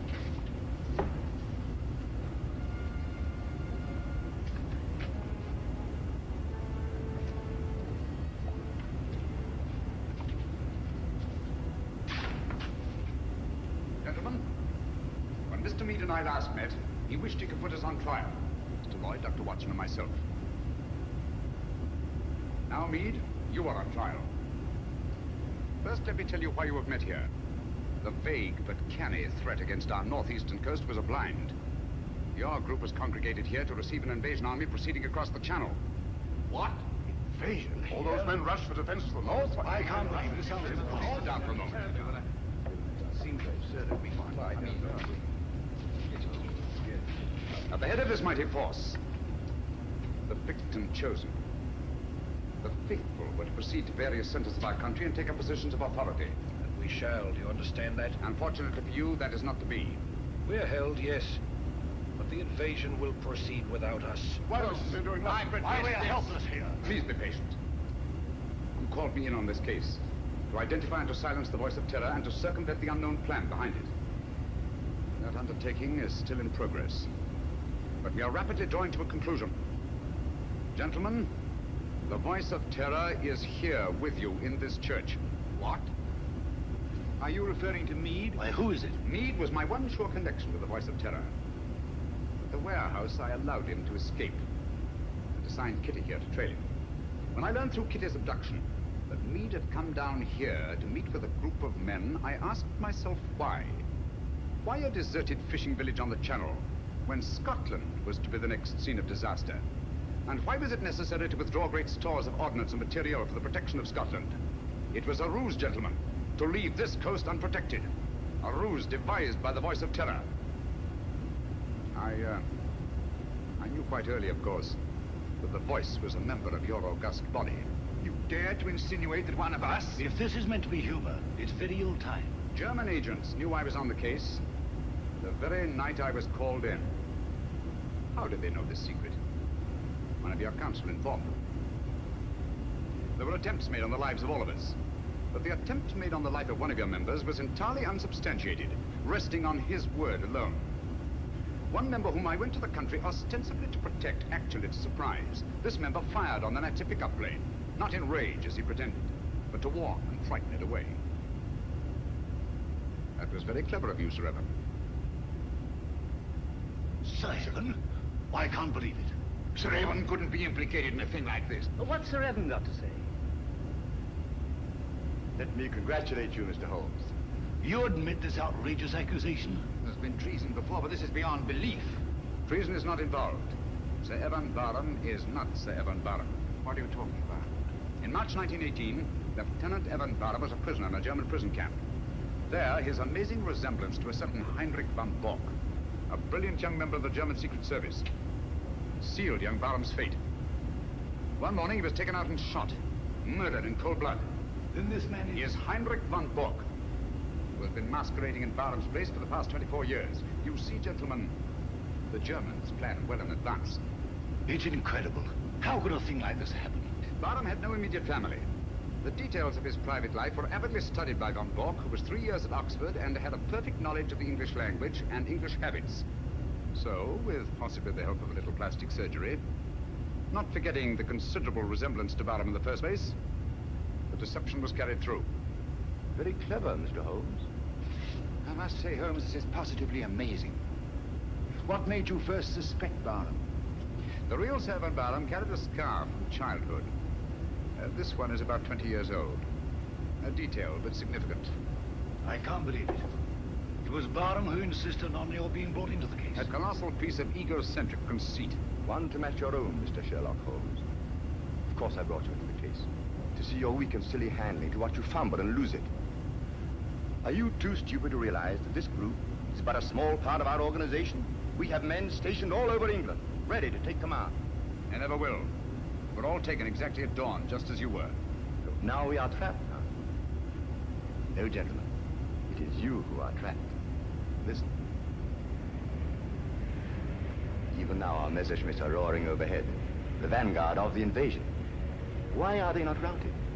Where are our boasted anti-aircraft guns? They are silent. Our little ruse was entirely successful. The coast has been stripped of its defenses. Preserve your vaunted British vanity as best you may in this your hour of most humiliating defeat. You have not captured us, my friend. We have annihilated you. Do you really think us so blind that we would strip this coast of defenses because of a voice on a phonograph record? The Council was deliberately misinformed about moving the defense forces. You are trying to save your face. Look, if you think I'm lying. Those are not Messerschmitts. They're Spitfires and Hurricanes. Returning from blasting your invasion forces, destroying men and barges by the thousand. Look further, Van Bork. Look below. Commandos, tanks, slipping away now that your invasion force has been destroyed to bring ruin and terror to your people.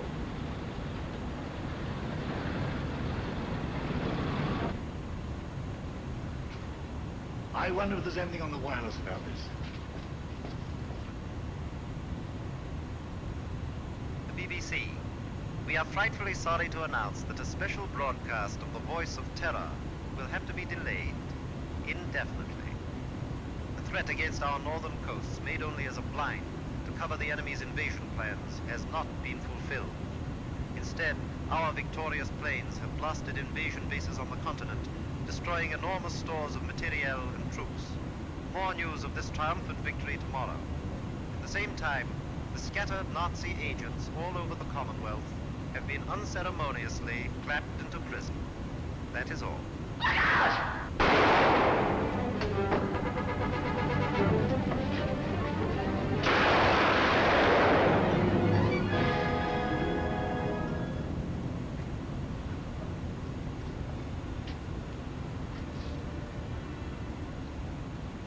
This girl merits our deepest gratitude. Our country is honored in having had such loyalty and devotion. We'll remember. Holmes, I don't know how we'll ever think. Don't try, it isn't necessary.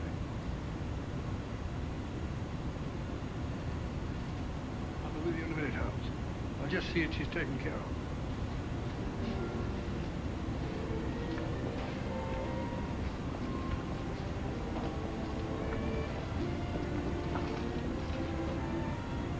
I always did think that chap was an imposter.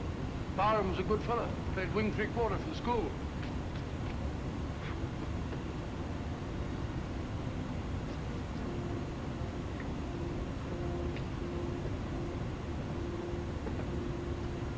A lovely morning, Holmes. There's an east wind coming, Watson. No, I don't think so. Looks like another warm day. Good old Watson. The one fixed point in a changing age. There's an east wind coming all the same. Such a wind has never blew on England yet. It will be cold and bitter, Watson. And a good many of us may wither before its blast. But it's God's own wind nonetheless. And a greener, better, stronger land will lie in the sunshine when the storm is cleared.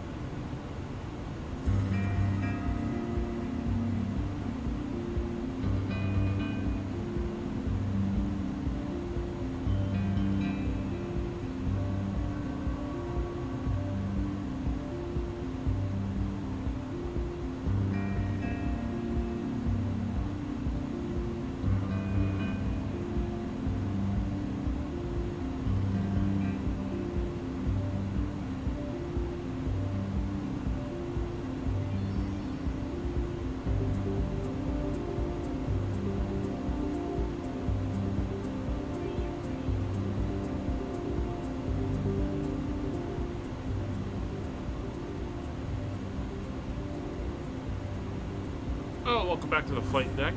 We're currently just passing New York City, and I'm just going to grab an updated weather in Montreal, and I'll post it into the chat. Looks like Boston Center is up, but they haven't binged me yet. 230 at 14, so we're going to stick with our runway that we've got selected here, which is 24 right.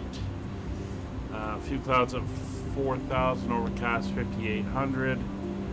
2 degrees, 2969. And it is forecast for snow later, but not for a little bit. So we should be good right down to when we land. Still see Kevin off in the distance there. See a little bit of that cloud down there. Coming up to the Green Mountains. This is the New Hampshire, Vermont area we're about to fly over. And we're down to about 120 miles from top of the sun.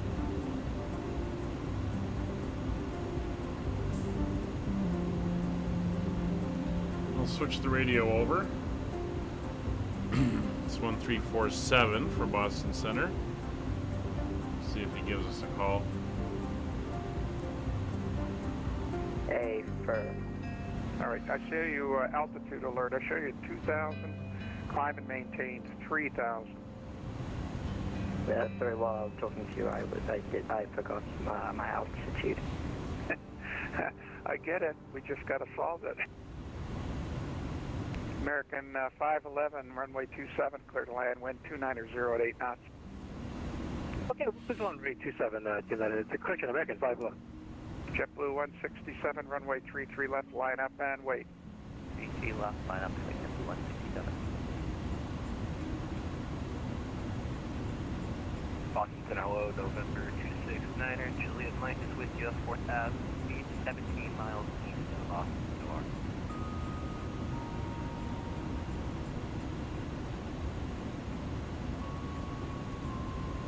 Okay, November 269, Juliet Mike. Say your position again. I'm showing 17 miles to the east of the Boston VOR.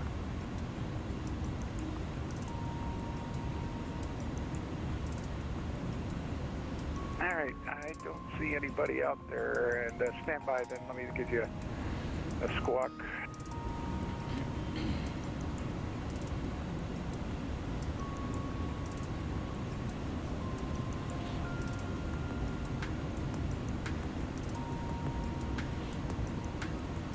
It's not too busy out in the area we're in. American 2255, you're 6 miles in trail of your company, 7. Busier further out near Boston Airbus, itself. runway 27, clear to land.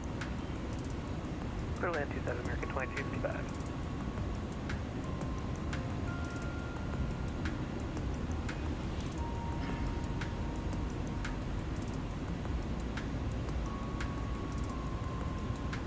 Boston Center, good evening, Allegiant 959 from the ground on 14.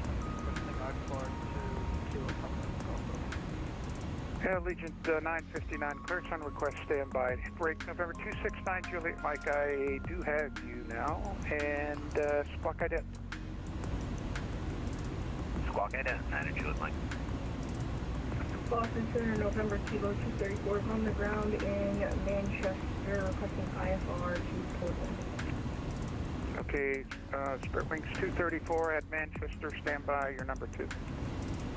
Standby number 240.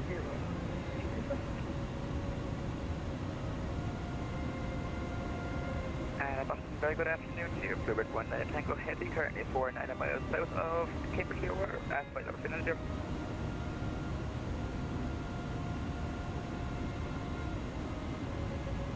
Yeah, we'll give him a call after Kevin as well.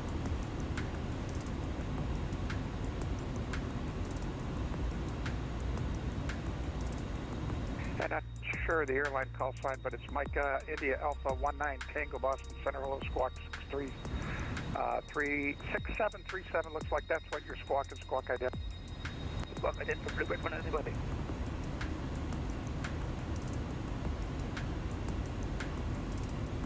Hey, JetBlue 442, will be slight delay. We got inbound traffic on the crossing runway. We'll get you out of there as soon as we can.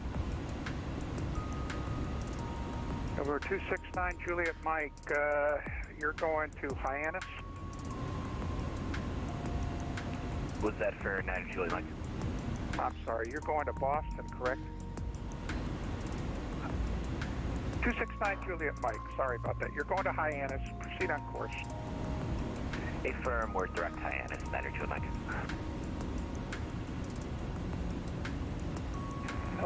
Good evening. State Canada 132.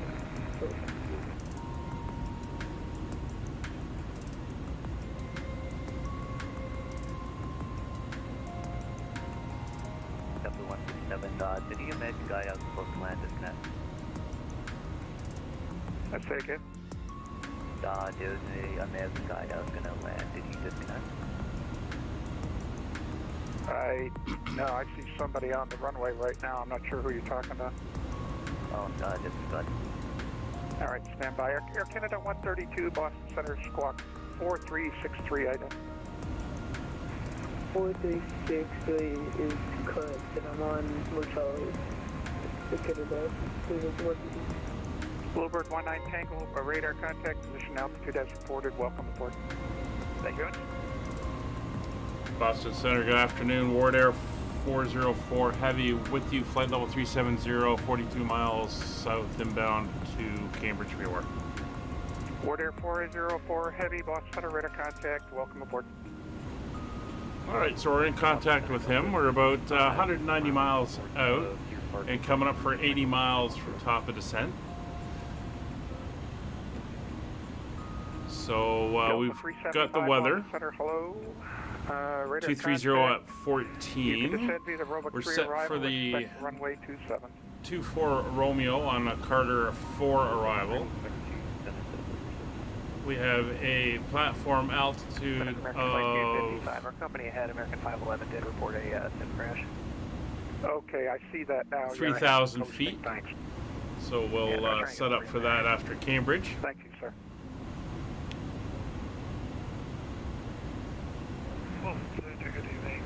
And we're basically going straight in, and we'll make a right turn to do the downwind up along the south side of the St. Lawrence, and then left turns around for the ILS. FedEx 10 Boston Center, hello. Just sent you the PDC. So we can head down and the one at, plug that in now. Manchester, and let's see, there was one. So for the ILS frequency is... Stand by, I'm going to get to you as soon as I can. 1119. One up at P's.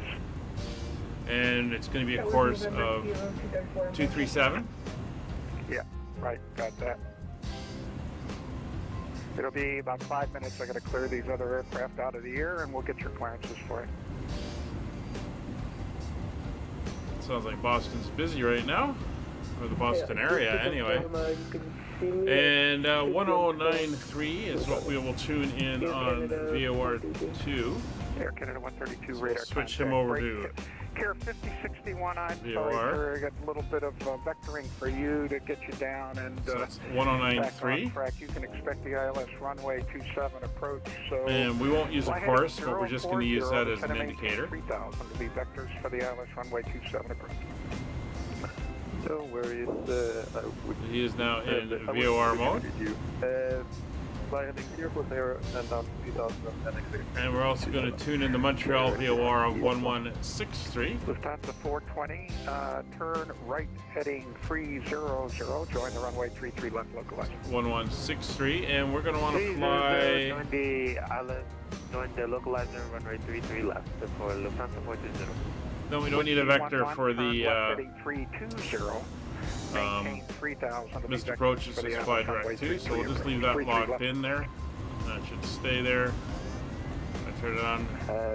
Okay, no, it reset back. The heading that you wanted me to go. 320 on the heading. No need to reply. Break JetBlue 167. You ready to go? I'm ready to go.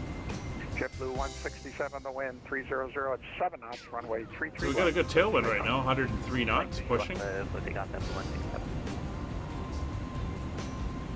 And November 269 Juliet Mike, you can descend to 2000 now. Descend and maintain 2000. Report the Hyannis Airport in So we sight, checked the board and, in Montreal. You can expect a visual approach at the Hyannis Airport. There is 2 aircraft on the ground going to be departing and visual and I believe winds are 6 favoring inbound. 3-3 right now, so we'll plan that. So a little bit of traffic. Okay, number 269 Juliet Mike, you can plan the visual No approach real on traffic 3-3. in the area of the airport, so we should be okay in regards to JetBlue spacing and everything. 442.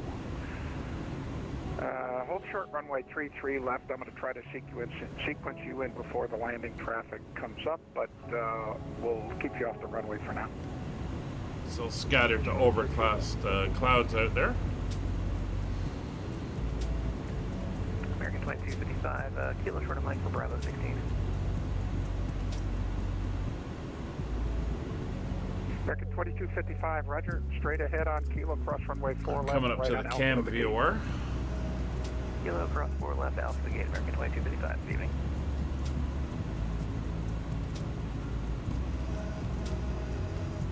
And we got about 45 miles or so to our top of descent. At Delta 5610, what's your position? No update on the F1 tour, so tomorrow we're going to fly the Wardair flight. We'll be flying from Jakarta to Sydney. And that way we don't have to worry about trying to last minute it. We'll fly the F1 leg next weekend. Departure radar contact, climb maintained, flight level 380. Alright, there's the turn. Climb maintained 380, So fuel is currently 7 tons. 442, the wind 300. We should be at about 33 left, cleared for takeoff. 3.5 when we get into Montreal. Delta 5610 Boston Center, radar contact. Everything is looking good. Arrival. Expect runway 27. So VOR 1 is auto switching for locations. It's currently pointing at the cam VOR, and we are VOR 2 will be the localizer DME. I'm actually going to switch that over to the Montreal VOR because I don't think that localizer DME one's going to have any type of range on you it. are currently 12 miles from Cohos. Fly heading 330 1163 is the Montreal YUL VOR. For the Atlas runway 33 left approach. Lufthansa 420, we're already So we will the localizer, but clear for the Atlas runway 33 left for Lufthansa 420. dial in Okay, Lufthansa 420, 3,000 feet. I'm sorry, maintain 3,000 until Cohos, you're cleared for the approach. Maintain 3,000 until Cohos and clear for the approach for Lufthansa 420. JetBlue 442 Boston departure, you are radar contact. The altitude indicates 500 and climbing. Climb and maintain flight level 380. Do we have a restriction on the approach? We have an 11,000 foot at LATS. Care 5061, turn right heading 090. Vector we'll actually set that in runway as the 27. initial, unless he gives us something else when we ask for descent. Right there. Was it Sirius 69er? But Kevin, you should be about to ask for descent. You're getting close. Sorry, missed that. 50. Okay, I'm having a little trouble copying you. Care 5061, heading is 090. Maintain 3000. Heading 090 and please care 561. Allegiant 959, I have your clearance when you're ready to copy. Ready to copy. Allegiant 959, you're cleared to Punta Gorda. Via radar vector Scott Ben has filed, maintain 3,000, correction 4,000. Expect flight level like a little bit of weather off to our right. Departure frequency with me, squawk 1317, squawk readback only. Showing up on the weather radar. Squawking 1317, Legion 959. Legion 959, roger. The P's altimeter 2960, expect runway 34. I was thinking about that. Taxi at He's your giving ready. multiple clearances out now. Short runway 34 Or ready. taxi instructions. All right, altimeter 2960 will report holding short 34, Legion 959. Boston Exec Jet 004 requesting permission to descend. Exec Jet 004, Yes, sir. Descend at your discretion. You'll be leaving the airspace shortly. Descend and maintain 1,000, 11,000. And let's see, I don't have an altimeter for your destination airport. The closest I have to you right now, sir, is Bangor. Bangor altimeter 29 or 58. Roger, you're down to 11,000 with the Bangor QNH of 2958. Thanks very much for that, Jet 04. Jump in there, Kevin. And Spirit Wings 234 at Manchester, I have your clearance now. We raised copy, November 2. Here, I'm about to ask for my Spirit Wings 234, you are cleared to the Portland Airport, Manchester 6 departure, direct Concord, direct Portland. And let's see, maintain 3,000, expect 17,000, 10 minutes after departure. Departure frequency with me, squawk 2042. Clear to Portland by the Manchester 6 departure, radar vectors con, and then the Portland radar vectors. Climb 3,000, expect flight level 170, 10 minutes after departure. Departure with you, squawk 2042. Spirit Wings 234. Spirit Wings 234, read back correct. Manchester altimeter 2962. Expect runway 35. You can taxi at your discretion for port load and short runway 35, ready for departure. 2962 altimeter, departure runway 35. Spirit Wings 234. Care 5061, turn right heading 250. Maintain 3,000 until established code for the ILS runway 27. This is what happens when you have centers doing approaches and towers and everything. Jump in there, Kevin. Whiskey 11, turn right heading 020, right heading 020.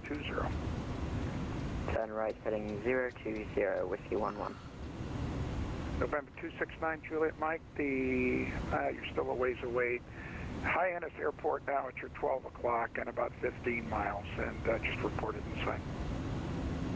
We have the field in sight, Niner Juliet Mike. Niner Juliet Mike, roger, cleared visual approach runway 33, report a 1 mile final.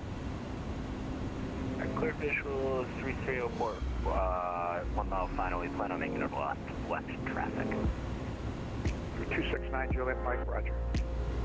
Bluebird 19 Tango on your arrival into Montreal, cross FDOT at 11,000.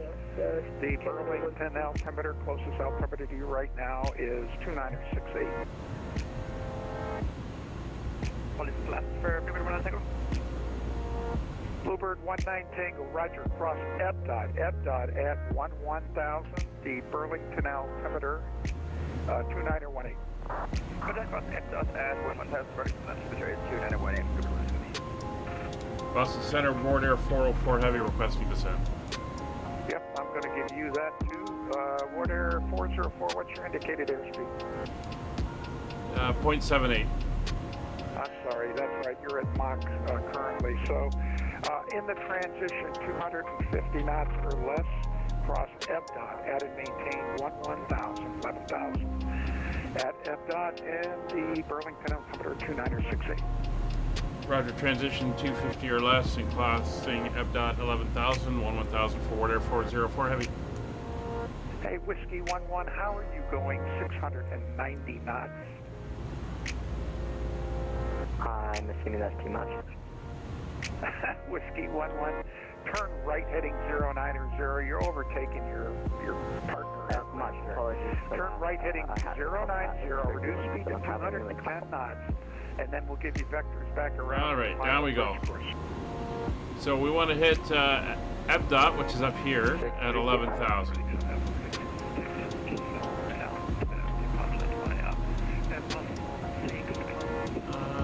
Which is not bad. You don't need to read back the PDC, but that's correct, and just advisory to taxi. So we're just going to go to 3,000 feet right now, and we'll watch our airspeed.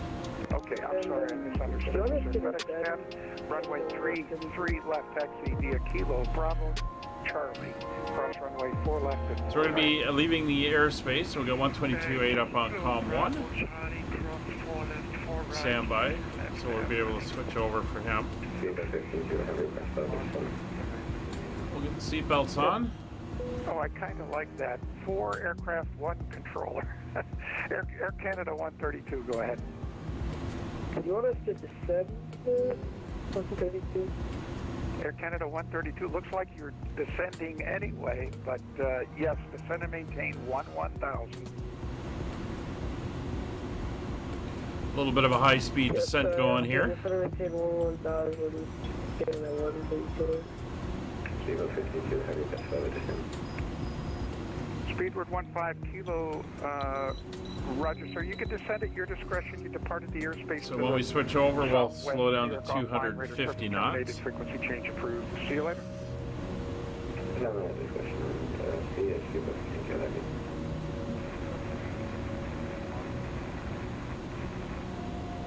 Delta 382, clearance when request standby. You can expect the PDC. It's increasing as the air gets denser.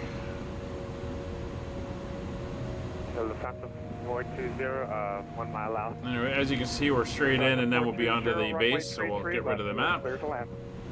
Really left, clear to land.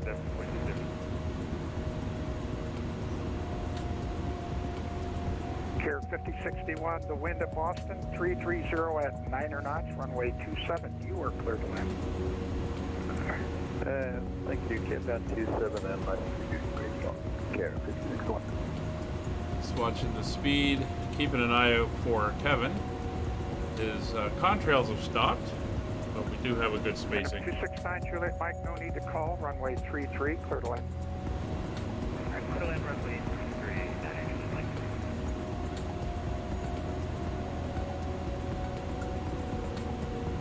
All right. Air Canada 132, so we're speeding up. We're gonna frequency 119.75, switch over. 1975.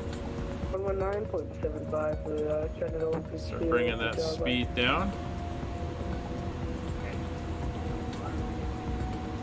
United 6704, loud and clear.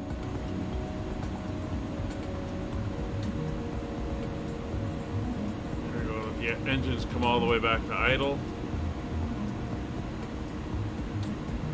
Jet 004 departing the airspace to the east. Moncton's offline. Radar service terminated. Frequency changes approved. See ya. Roger, I'll change the contact very much to the edge. Lufthansa 420, welcome to Boston. Left turn off the runway when able. You can taxi to the Echo Terminal via Alpha. I think I'm catching up to Kevin, so we're going to speed brakes out. Bye-bye. Start slowing down. So we hit 25,000 feet.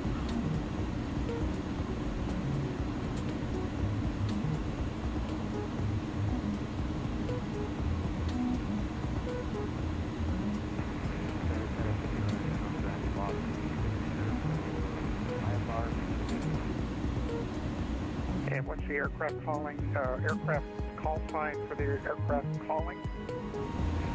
Shadow. Very good. Shadow 69, expect PDC. We're through 24,000. Do a quick weather update, see if we can, if there's anything else there. 2967. 34 heavy, expect PDC. Allegiant 959 after departure, flight runway heading, runway 34. You are cleared for takeoff. Wind at P270 at 5 knots. Speed's coming down.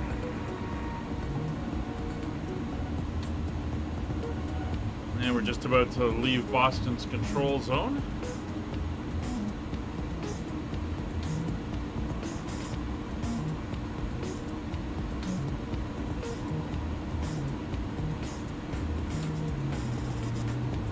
And you see we're 57.5 miles away from the VOR, so about 53, 52 miles from the airport.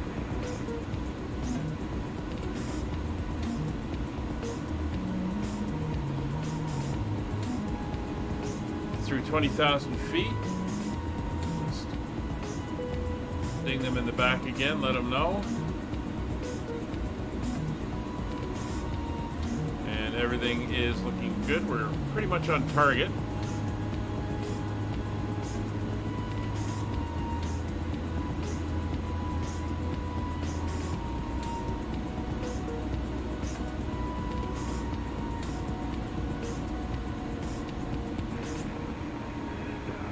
There's 18,000 feet coming up.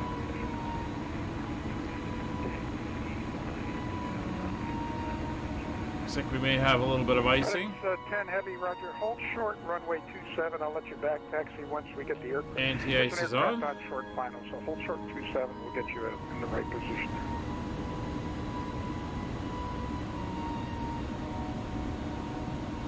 So we got to be at 3,000.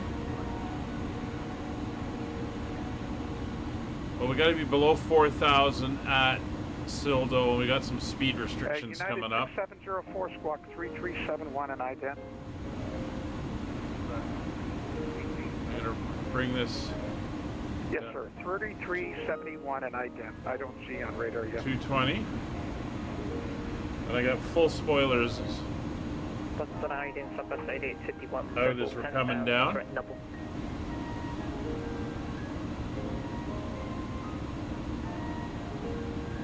Bluebird 19 Tango, radar service terminated, frequency change approved, Montreal is offline, have a good flight.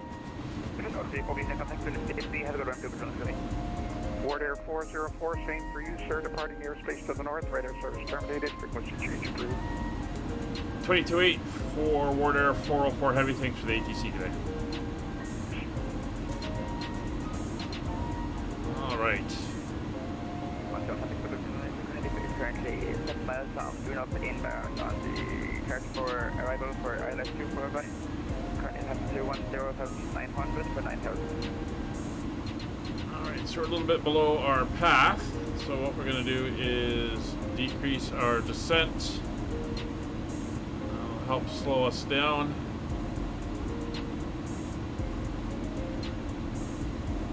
There we go, coming up to the clouds.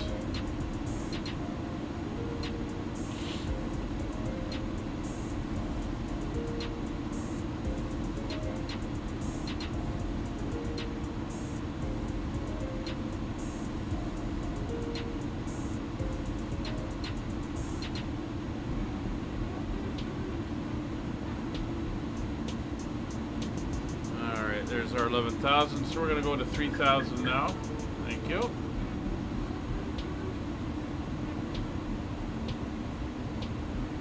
And then we will start down.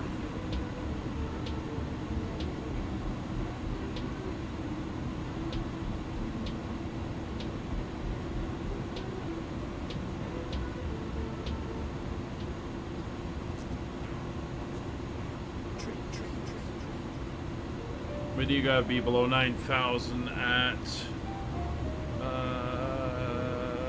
Dunop. And we'll keep the speed down to 220 just to allow for spacing. And we're gonna go slats 15. 10,000 feet coming up, so landing lights can go on, taxi light on, we'll put the turn-off lights on, and the wing lights on.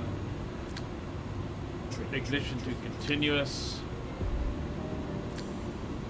Auto brakes set to low. And airport elevation is 118 feet, so we will go to 150. And did I set minimums? 306 feet.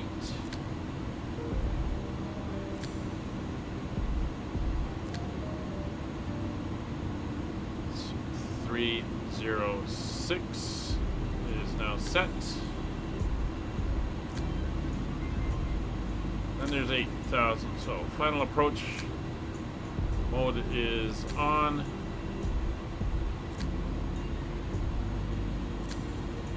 200 knots.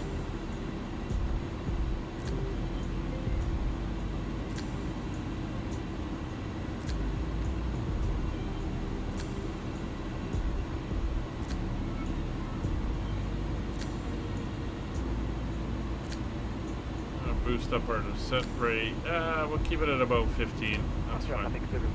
Currently overhead L10, running speed 310 knots, 676 Matilda. Alright, didn't quite hear where that was.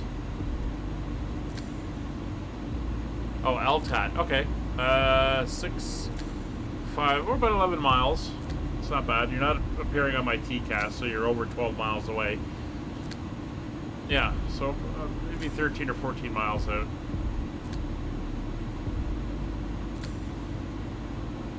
A little bit of decreasing on my descent here.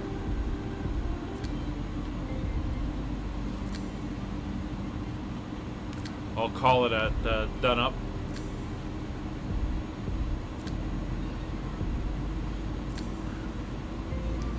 Montreal area traffic, Wardair 404 heavy over done up on the Carter for arrival, 6,600 feet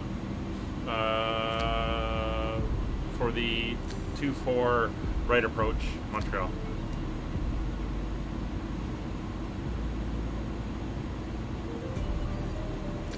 Alright, we're looking good.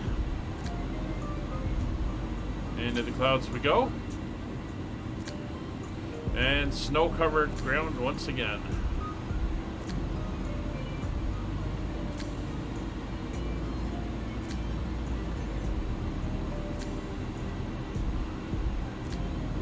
We're down about 1,200 foot per minute.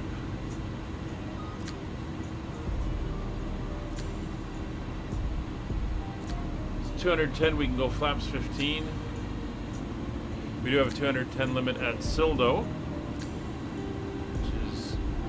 coming up. It's right there.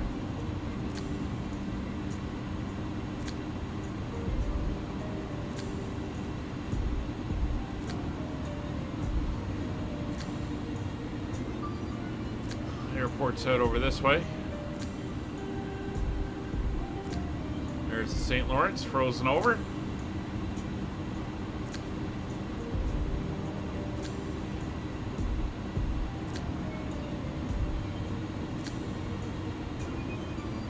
There's downtown Montreal right ahead of us.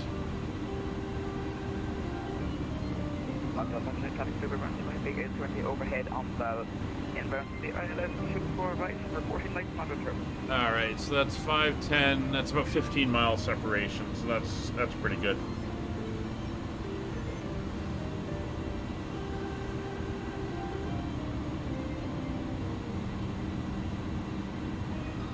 Let's move our descent indicator out slightly, just so we're not down too early. There's the airport. What's your traffic, Jazz? There's Jazz flight leaving.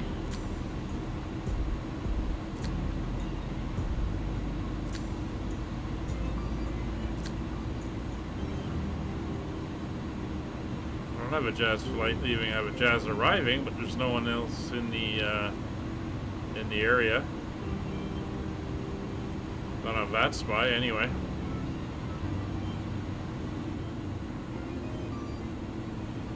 Let's see if I can see Kevin. He should be out here somewhere. There's that's actually Mount Royal right there, where the city gets its name from. That's it there. Good view of the city from there.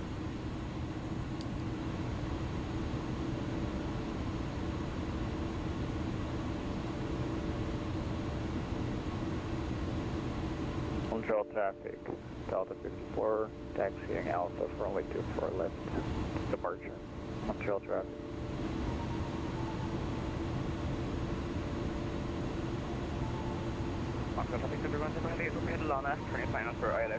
Ah, there he is. He's now appearing on my TCAS. First time since we left Montego Bay.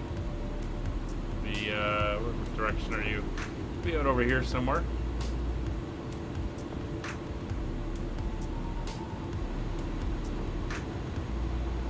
Alright, down to 205. We'll go to 200 knots.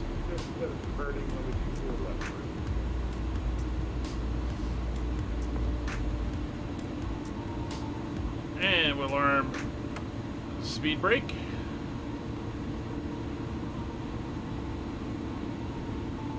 Auto brakes low selected. It's 210 knots. Let's go flaps 15.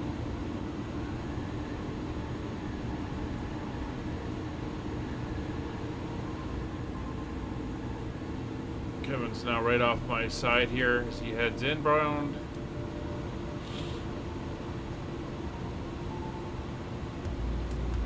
We're below the clouds, but we're kind of skimming through the bottoms of them, so I'm going to leave the anti-ice on just in case.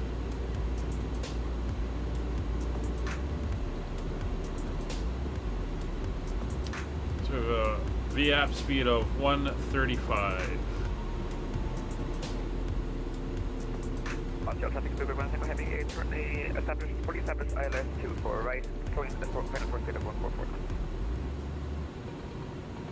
Yeah, very snow covered down here in Montreal today. Alright, so let's kill the music.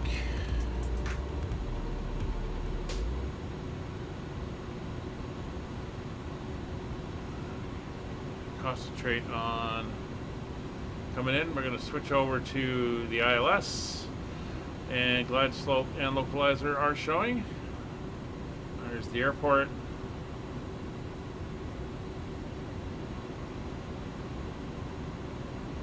Speed back to 185.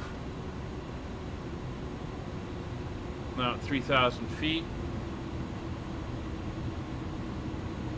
195 is our next flaps. There we go. Well, flaps 20, slats 20.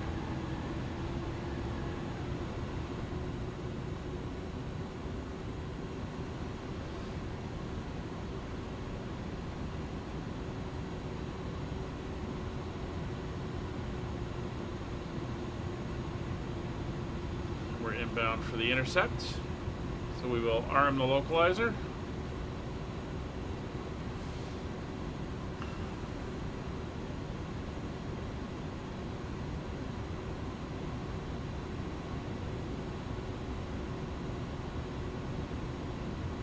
See if I can pick up 1093 now. There we go. We're 14 miles out.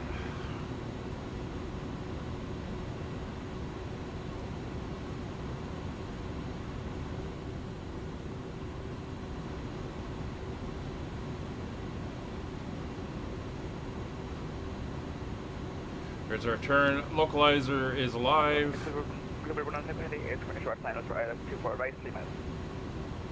So we're about 10 miles separation.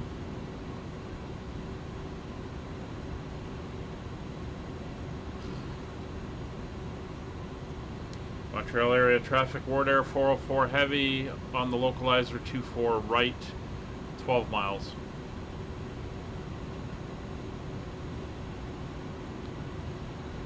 And glide slope is moving.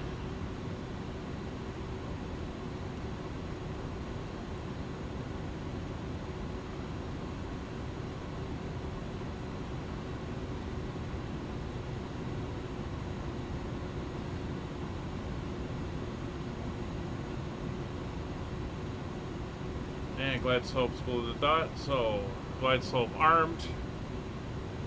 Speed back to 160.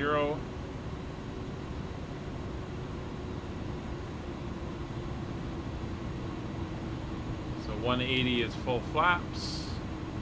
Glide slope capture below 180. Flaps full. Gear down. Could have gone the other way with that, but that's fine. We're on the glide, we're on the localizer. Currently 10 miles.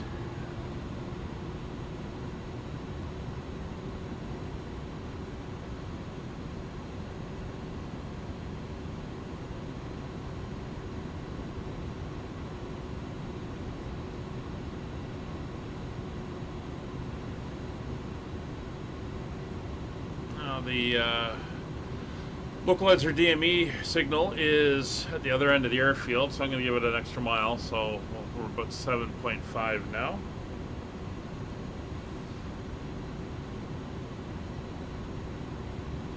Alright, and our app speed of 135, so speed coming back to 135. Final approach speed set. Lights are all on. Ignition mode continuous. Auto brakes set. Speed brakes armed. Gear down, 3 green, flaps full.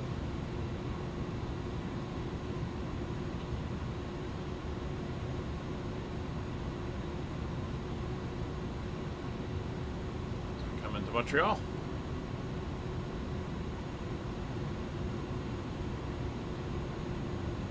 It's 1,400 feet. Picking up TCASs on the ground. See aircraft moving out towards 24 left.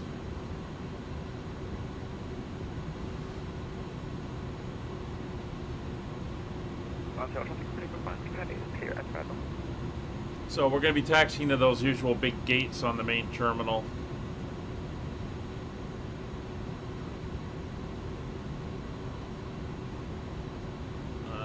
Was it 52, 51, 50, 49 in those areas there?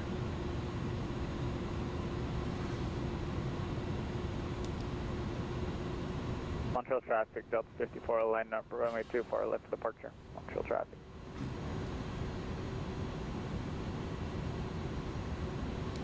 And Montreal traffic, Wardair 404 heavy, short final, runway 24 right, 3 miles, Montreal. It's 900 feet.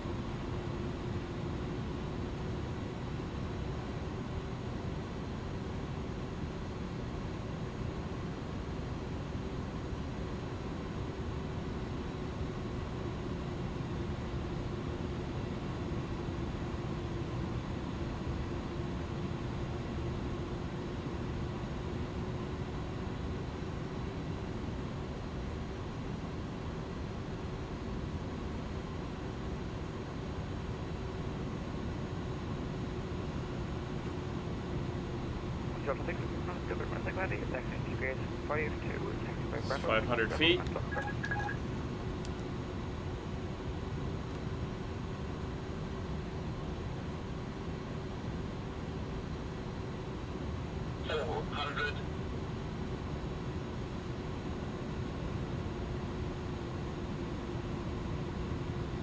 Let's get that wind pushing me slightly. We're looking good. We're on the glide slope. 200.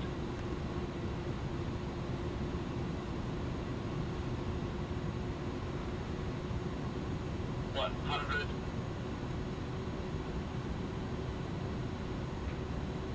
50.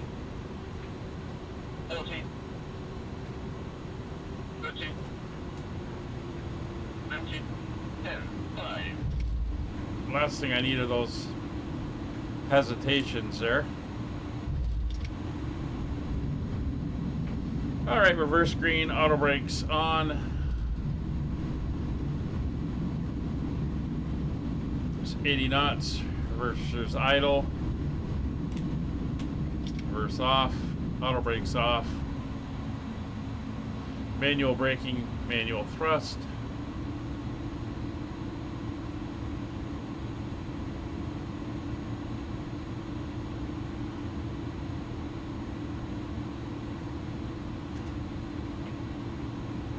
Aircraft departing. Montreal traffic, Delta 54, completed departure, runway 24 left. Montreal traffic.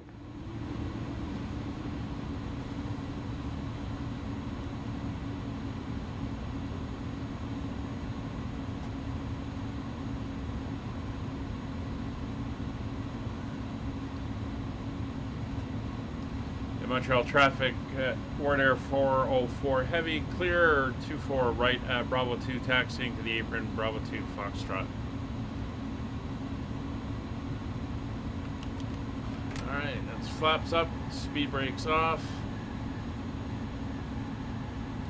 landing lights off, strobes off, turn off lights off, wing lights off. Montreal traffic, Delta 54 for climbing flight level 360, flight in Montreal 1 departure. Start Montreal that, and that can come off as well.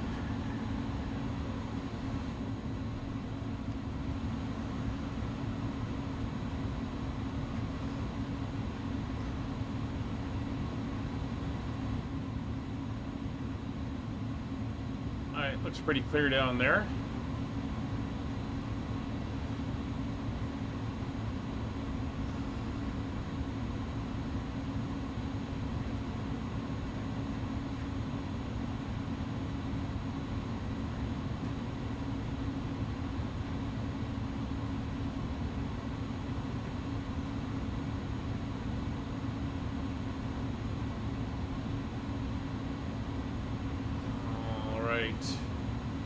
So we're going to go for gate 51.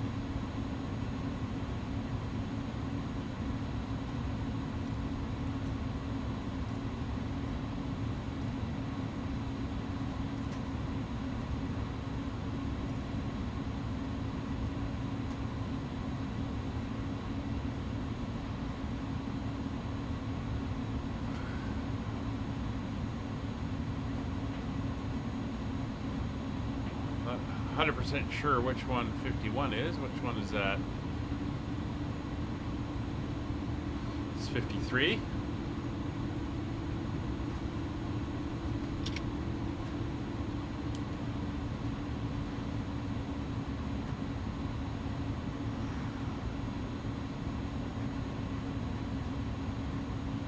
That would be 52.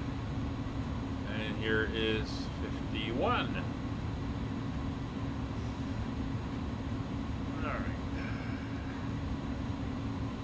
Kill the taxi light.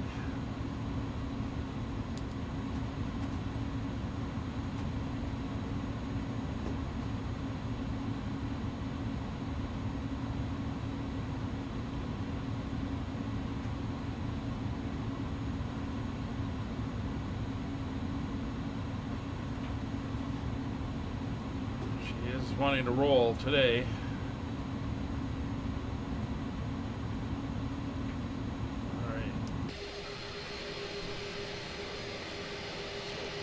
Park it up this way from outside.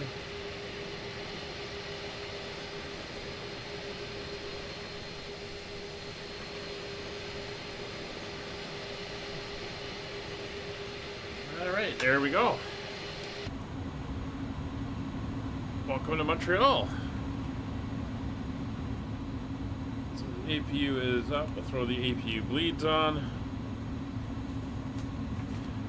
Everything is going. So we are here. We can come over, tell them to hook up our chocks and our GPU. External power is available, so we're on external power now. APU is providing hot air. Anti-ice is off. Fuel levers. No, we'll do that. Are off. Elapsed time is off. 4 hours, 11 minutes. Not bad. Nose light is off. Turn off lights off. Beacon can come off. Cabin is zeroed on the pressure, seatbelt signs, and no smoking can come off. Fuel pumps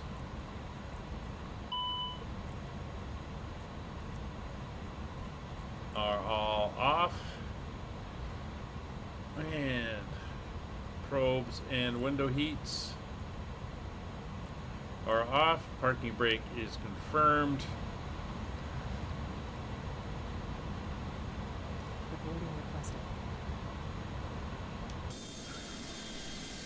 Oh, actually, if I'm going to keep that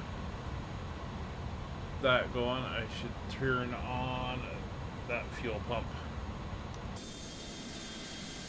And there we go. So everything is on the way. Jetway's not working, but that is fine.